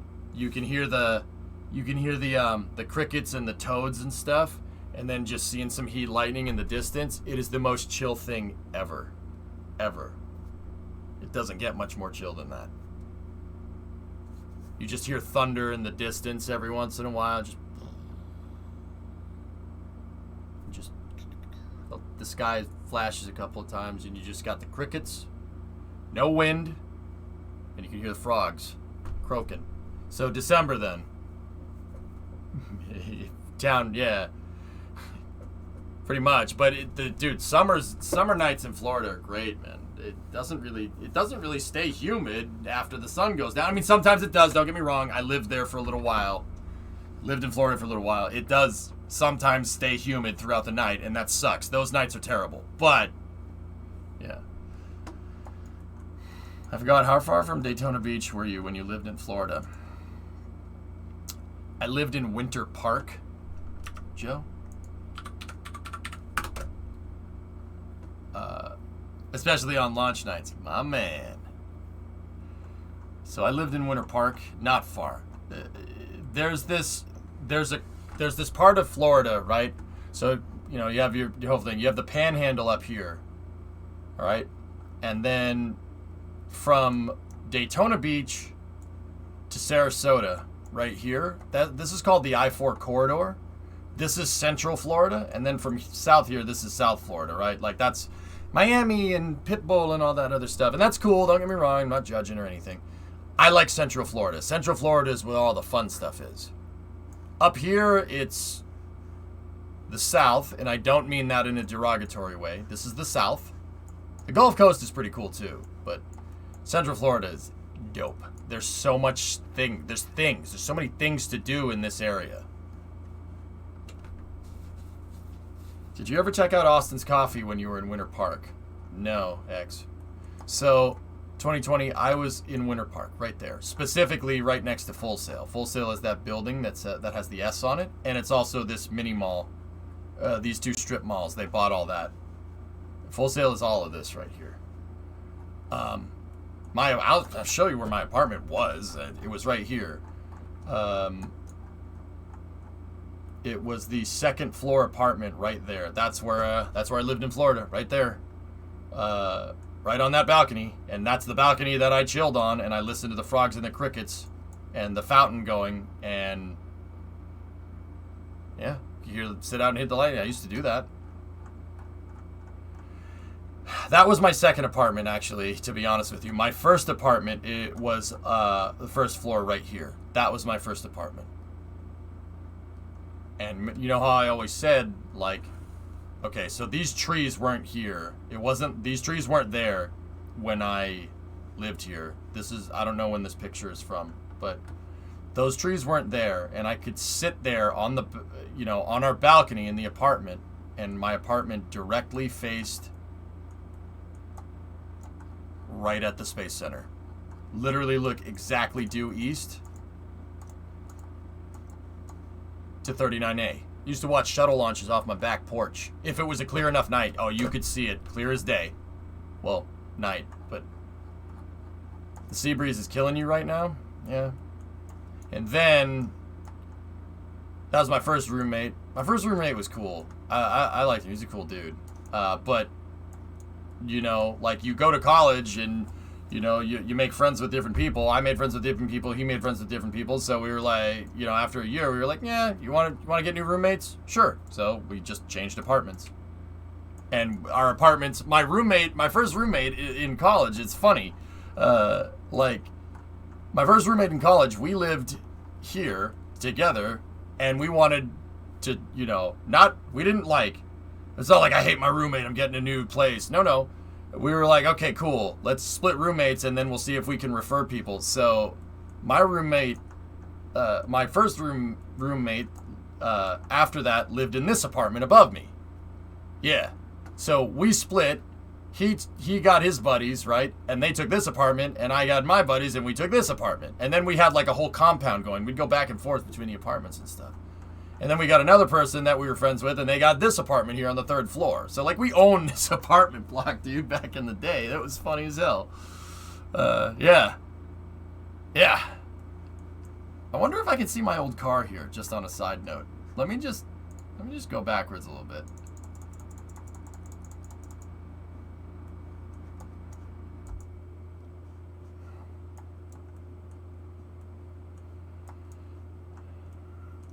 So I always tried to park the car right there or right there. I like parking in end spaces because people are less likely to open the door into your car. So if you see a black car here or here, that's my car. Nope, 12 by 1208, I was gone. That could be me right there. That could be my car. 307, yeah, I just moved into that apartment. That could be my old Honda. It's possible. Yeah, pretty much, Matt. Yep.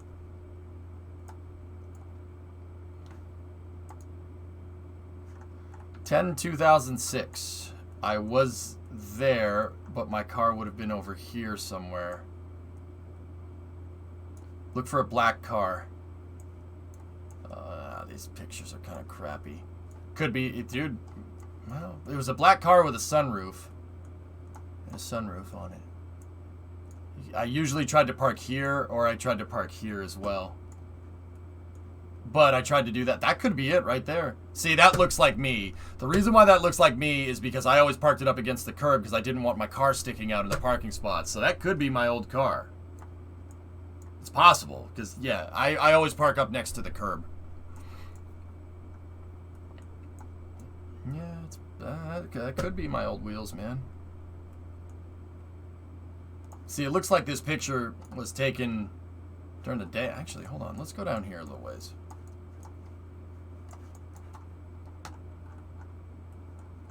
Oh, I would have, dude, yeah, no, you would have never found it in here. This is where the computer animation lab is. This is where I spent, like, literally 21 months straight in that damn building. What was your old car? I had a 2002 Honda Accord Coupe. I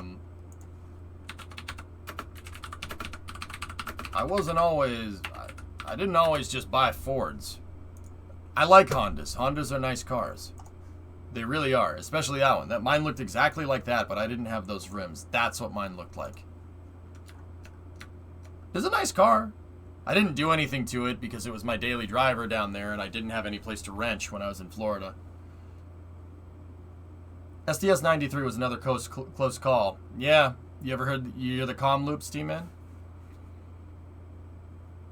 I was wondering because I do plan on attending an Embry-Riddle in Daytona, so I was wondering if you could recommend any activities down there.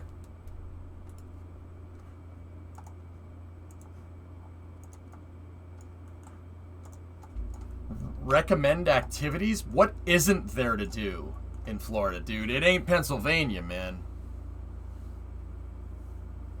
Dude, okay. Embry-Riddle is at Daytona International Airport. Daytona International Airport is next to Daytona International Speedway.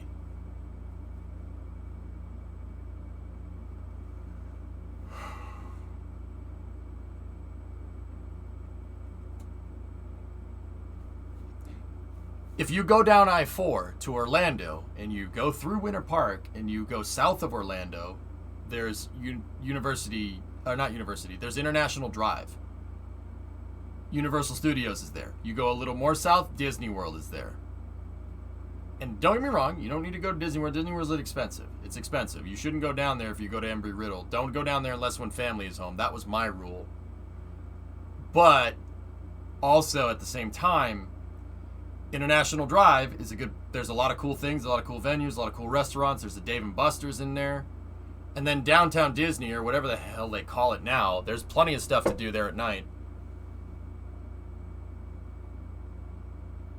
Dude, Florida, there's always something to do in Florida. That's why I like Florida. See, that's for a funny KSP story. What do you think about this car that was released for GTA later this year? Yeah, they put the SVT Cobra in there. What do you drive now? Jack 5, I have a 2008 Mustang GT. I don't know. I've never been to Florida. All I know is Hershey Park. Oh, you're in for a treat, man. Yeah, Green Day. I'm with you on that one. Or you could join me with some of my launch buds. Yeah, there you go. Disney Springs, yeah. Reagan, what's your funny KSP story? I'm looking for it. I'm looking for it, and I don't see it.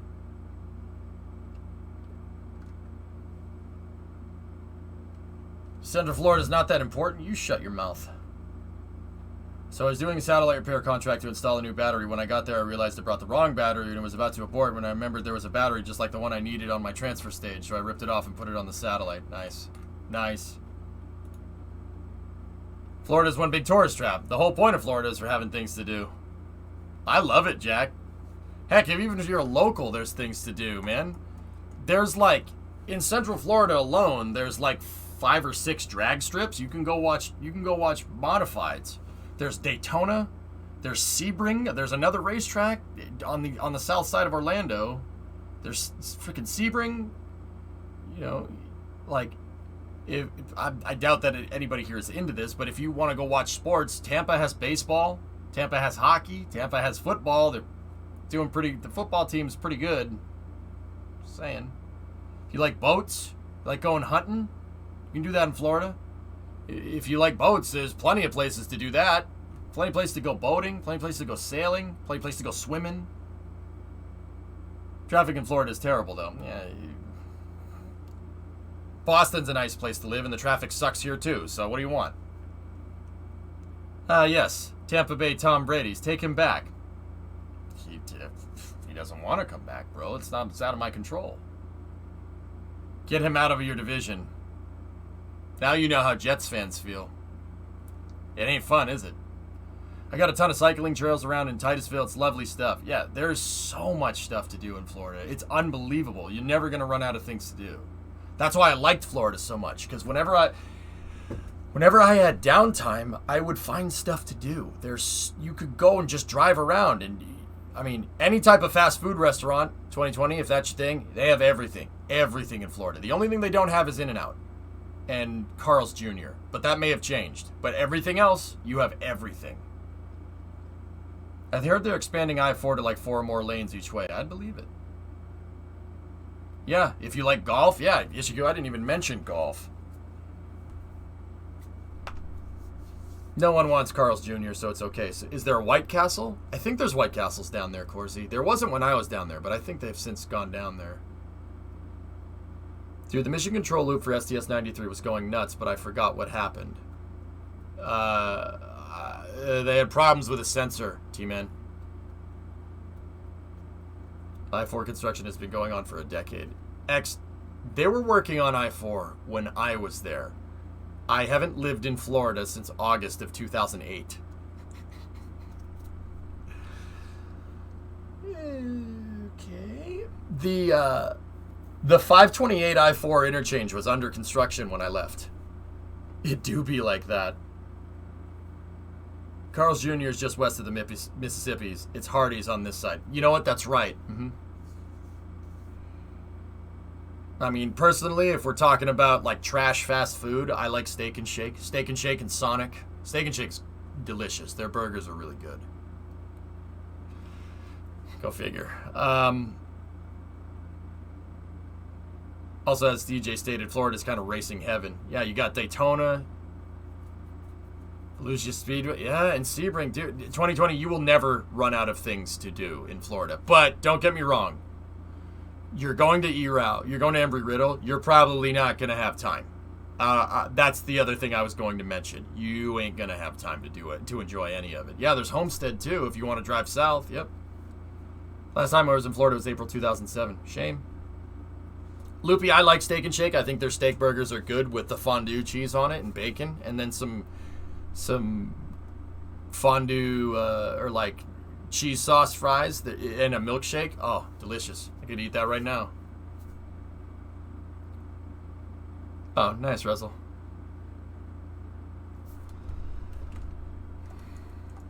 Yeah, 2020, you're probably not going to have much time. That's the thing. That's part of the reason why I kind of want to go back to Florida so much, because when I was there, there were times where I got to enjoy stuff, but I was mostly at school. Full Sail is the same way. Embry-Riddle is tough, to say the least. You live in Altamont Springs. It's nice, but my wife and I are looking to get out of Florida. Yeah, Altamont Springs, north is, misery. Yeah. Has it changed? I mean, I know there's a lot more people there.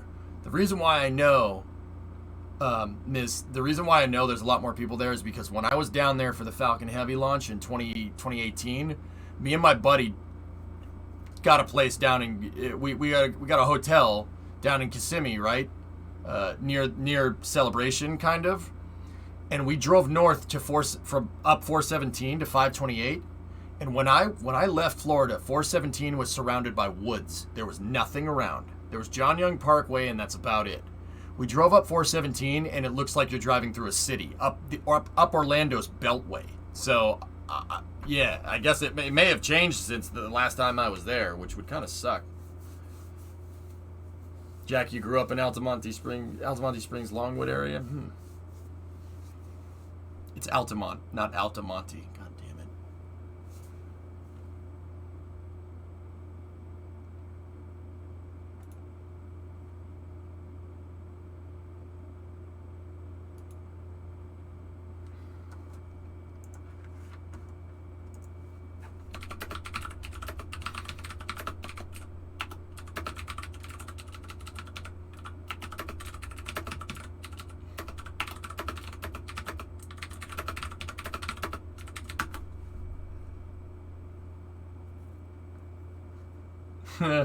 Nice, alright. 528 is getting some mad work done. Yep. I was about to correct you. Yeah, I was like, Altamonte, that doesn't sound right. Altamont Springs. God damn it. See? I haven't lived there in a long time, dude.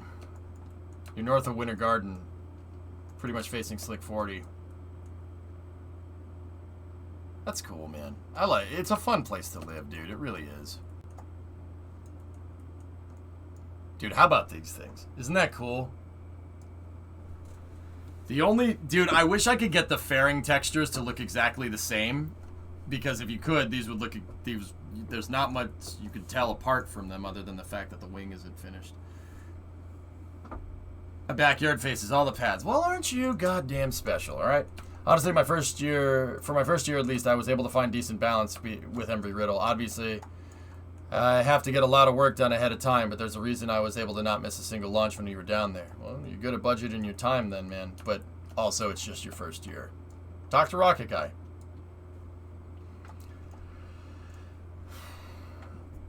Nice, T-Man. There you go. But at least you said Kissimmee correctly. Yeah. All of Orlando has out-of-control growth right now? Yeah. Okay. Well... if it do be like that, then it's probably not as fun as I remember it. But yeah, it was great. It was great 15 years ago. So I mean, Disney is still good. That's the last time I was down in Florida. I went to Disney World in 2019. Also, UPF doesn't sleep like a normal human being. I mean, neither do I. How do you function? Hey, Matt. Hey, Matt. He's a synth.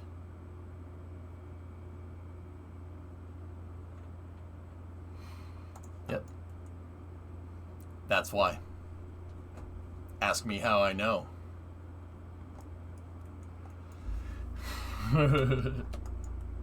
That's what all the work's happening for. You'd like the story of how they did it. They box jacked a concrete tunnel through the berm under a highway while it was still in service. That's cool. That's cool, Loopy. Yeah, I would appreciate that. You are a synth. No. No. Just stay out of Orlando. Lake County is kind of a slower paced sort of place. Cool, cool. If I moved back to Florida, Mayor, it'd be Port St. John or Titusville. There's a pretty good reason for that. Pretty good reason. Yeah. Yeah. I mean, 2020. If you watch old Cleater's channel on YouTube, Cleater's McFarland, yeah, he's doing all kinds of events at Freedom Factory nowadays. That's just down I-4. I mean, it's a little ways away, but move there, do it. You won't. Matt, I can't. Primo has a job here, man. That's not. We have this conversation all the time. I would love, dude. If I didn't meet Primo, I would have done it. But when you find the girl of your dreams, you tend to, plans tend to change. Yeah. Full Sail 2, post-grad boogaloo. All right. Guys, are we going to do some racing? Is everybody down for racing tonight? Is the racing crowd even here? Wait, what day is it? It is Friday. Yeah, where's the racing? Oh, there they are. Okay, they're here. Cool. They've been doing all the work they can on Brightline's new rail corridor, adding tunnels and overpasses along 528 without closing the highway at all. That's a cool project, Loopy. Yeah, they can't close 528. That's the only way to get to the freaking Space Coast, unless you want to drive up I-4, right? Or take 50, and let's be real. No one wants to take 50. Melbourne is big enough to have everything small enough, and there's no terrible traffic, about 40 miles from KSC. Nice. Okay, 2020. Yeah, you finished that first. Passcode? Screw your passcode. You got it good. Can't fault you there. Yeah. I'll put off, moving to Florida. But Matt, hey, you want to split a house down there? Freaking, you want to go halvesies in on some property or something, dude? I'm serious. It would be nice to not have to worry about getting a hotel room every time something launches. I'm dead serious about that. If you wanted to do something like that, Streamer House in Titusville, dude, that offer's still good, man, if you wanted to do it. We'd need a couple more people involved, and we'd need somebody down there all the time to take care of it. The house across from you is for sale. He's trying to sell you on a timeshare. Get out. No. Is there any NASCAR planned for tonight? I'm not sure, Demo. I've taken 50 because it was the scenic route, and you go through Christmas and past the drag strip. Yeah, the drag strip is on 50. That's right, Loopy. Tuning in late. How did development go? Leahy.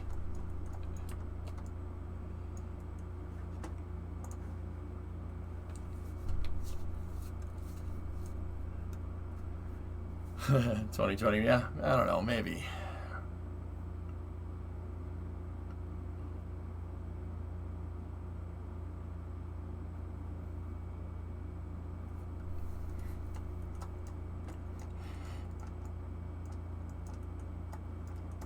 This thing really does look right. That looks really good. I'm just kind of, if you sit back and just kind of look at what this thing is going to look like with all this stuff connected in and together, and then once I finish this part of the aero shell, yeah, it's going to look real good.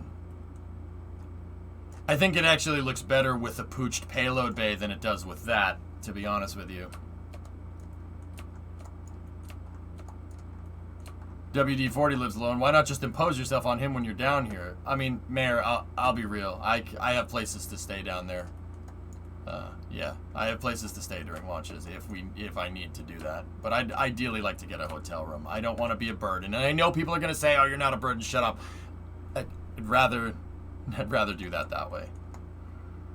For the longest time, there was this lovely yellow cinder block house on Main Street in Titusville for sale, but it eventually sold. Yeah, the prices are going up down there, Loopy, but that's because of COVID. But yeah, generally Titusville is very affordable. And it's not the type of very affordable where, you'll buy a house and then you need to put screens up, like cages up on the front windows and stuff. It's affordable because the cost of living in Florida is nada. But yeah, the housing market sucks. You want to know what the housing market here is like? It was already bad before COVID. It's even worse now. If Remo and I wanted to find a 1,200 square foot house on a half acre of property, $800,000. 800,000. That's with COVID right now. So okay. Yeah, we'll just be here for a little bit.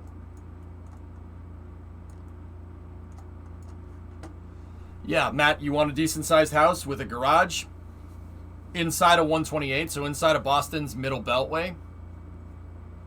$1 million, cool mill, easily. Dude, I have kind of resigned myself that I will never, ever be able to afford a house in my hometown. Yeah, that's never happening. Nope. Nope. Oh, inside the Beltway. Well, there's your problem. Yeah, you go outside of the Beltway. If you go outside of Boston's outer Beltway, 495, 400,000 for a nice house. Yeah, Spitfire, that's true. Brimo and I are waiting on that, dude. As someone looking to buy property in Florida, look now. Everything's going to go up because of the condos. Because of the condo falling in Miami. A whole apartment block got an evacuation order here in my town because of inspections. Yikes. Yeah, that's still insane. Cost of living's different up here, Matt. It's different, dude.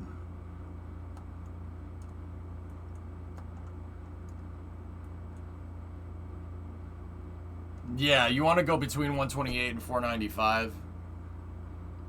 4 to 600,000. Yeah. Yep. I'm kind of, dude. Don't tell Brimo this. If her job makes her work remote, we're going to frickin' Florida. If she goes remote full time, I'll be like, no, screw that. We're leaving. We're out, man. The hell with this. If we're gonna make Boston wages, why the hell would we live anywhere near Boston? That makes no sense. Nah, she wants to be near family. So, Matt, that means I need to find a place around here or need to find a place in Detroit. I do like Michigan. Michigan's cool.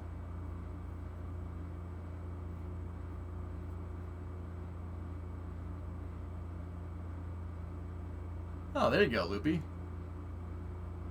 Yeah, I like Michigan a lot. I was just there a couple of days ago, and I got to go see more rural Michigan, not just Detroit. I like Detroit for what it's worth. The roads are super easy to navigate. Stream field trips to old factories? Why would I stream field trips to old factories when I could just stream field trips to factories, man? How dope would that be? How sweet would a VFT be from the Henry Ford, man? Now, that's an idea I can get behind, dude. That would be really fun. Someone say family. Doesn't Ford have a factory in Detroit somewhere? It's not in Detroit, it's in Dearborn, but yeah, they do, and it's friggin' huge. You live in Michigan. Like, I like Michigan. Maybe just because Brimo's there, but I liked Michigan before I started dating Brimo. I've always liked Michigan. Birthplace of the mass-produced automobile. So much innovation came out of Michigan, came out of Southeast Michigan, that we take for granted nowadays.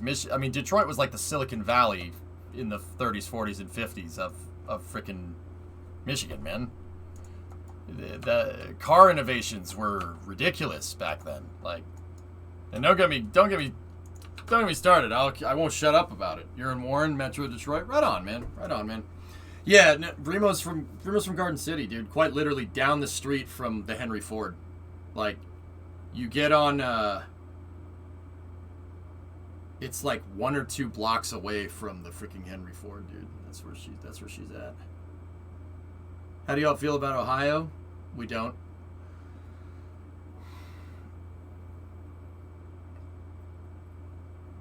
Yeah, that's probably gonna happen, Mayor. I still think you guys would live like kings by Wallops with Boston money. Yeah, John, that would be really... Dude, I like that part of Virginia, man. Yeah, the place where Wallops is, oh, I like it. You know why I like it? There's nobody around. Nobody around. It's so freaking nice, dude. It's so goddamn nice. But see, the thing is, nobody's around, but in a short drive, you'll be in the city. I like that. That's nice. That's dude, that's not a bad idea.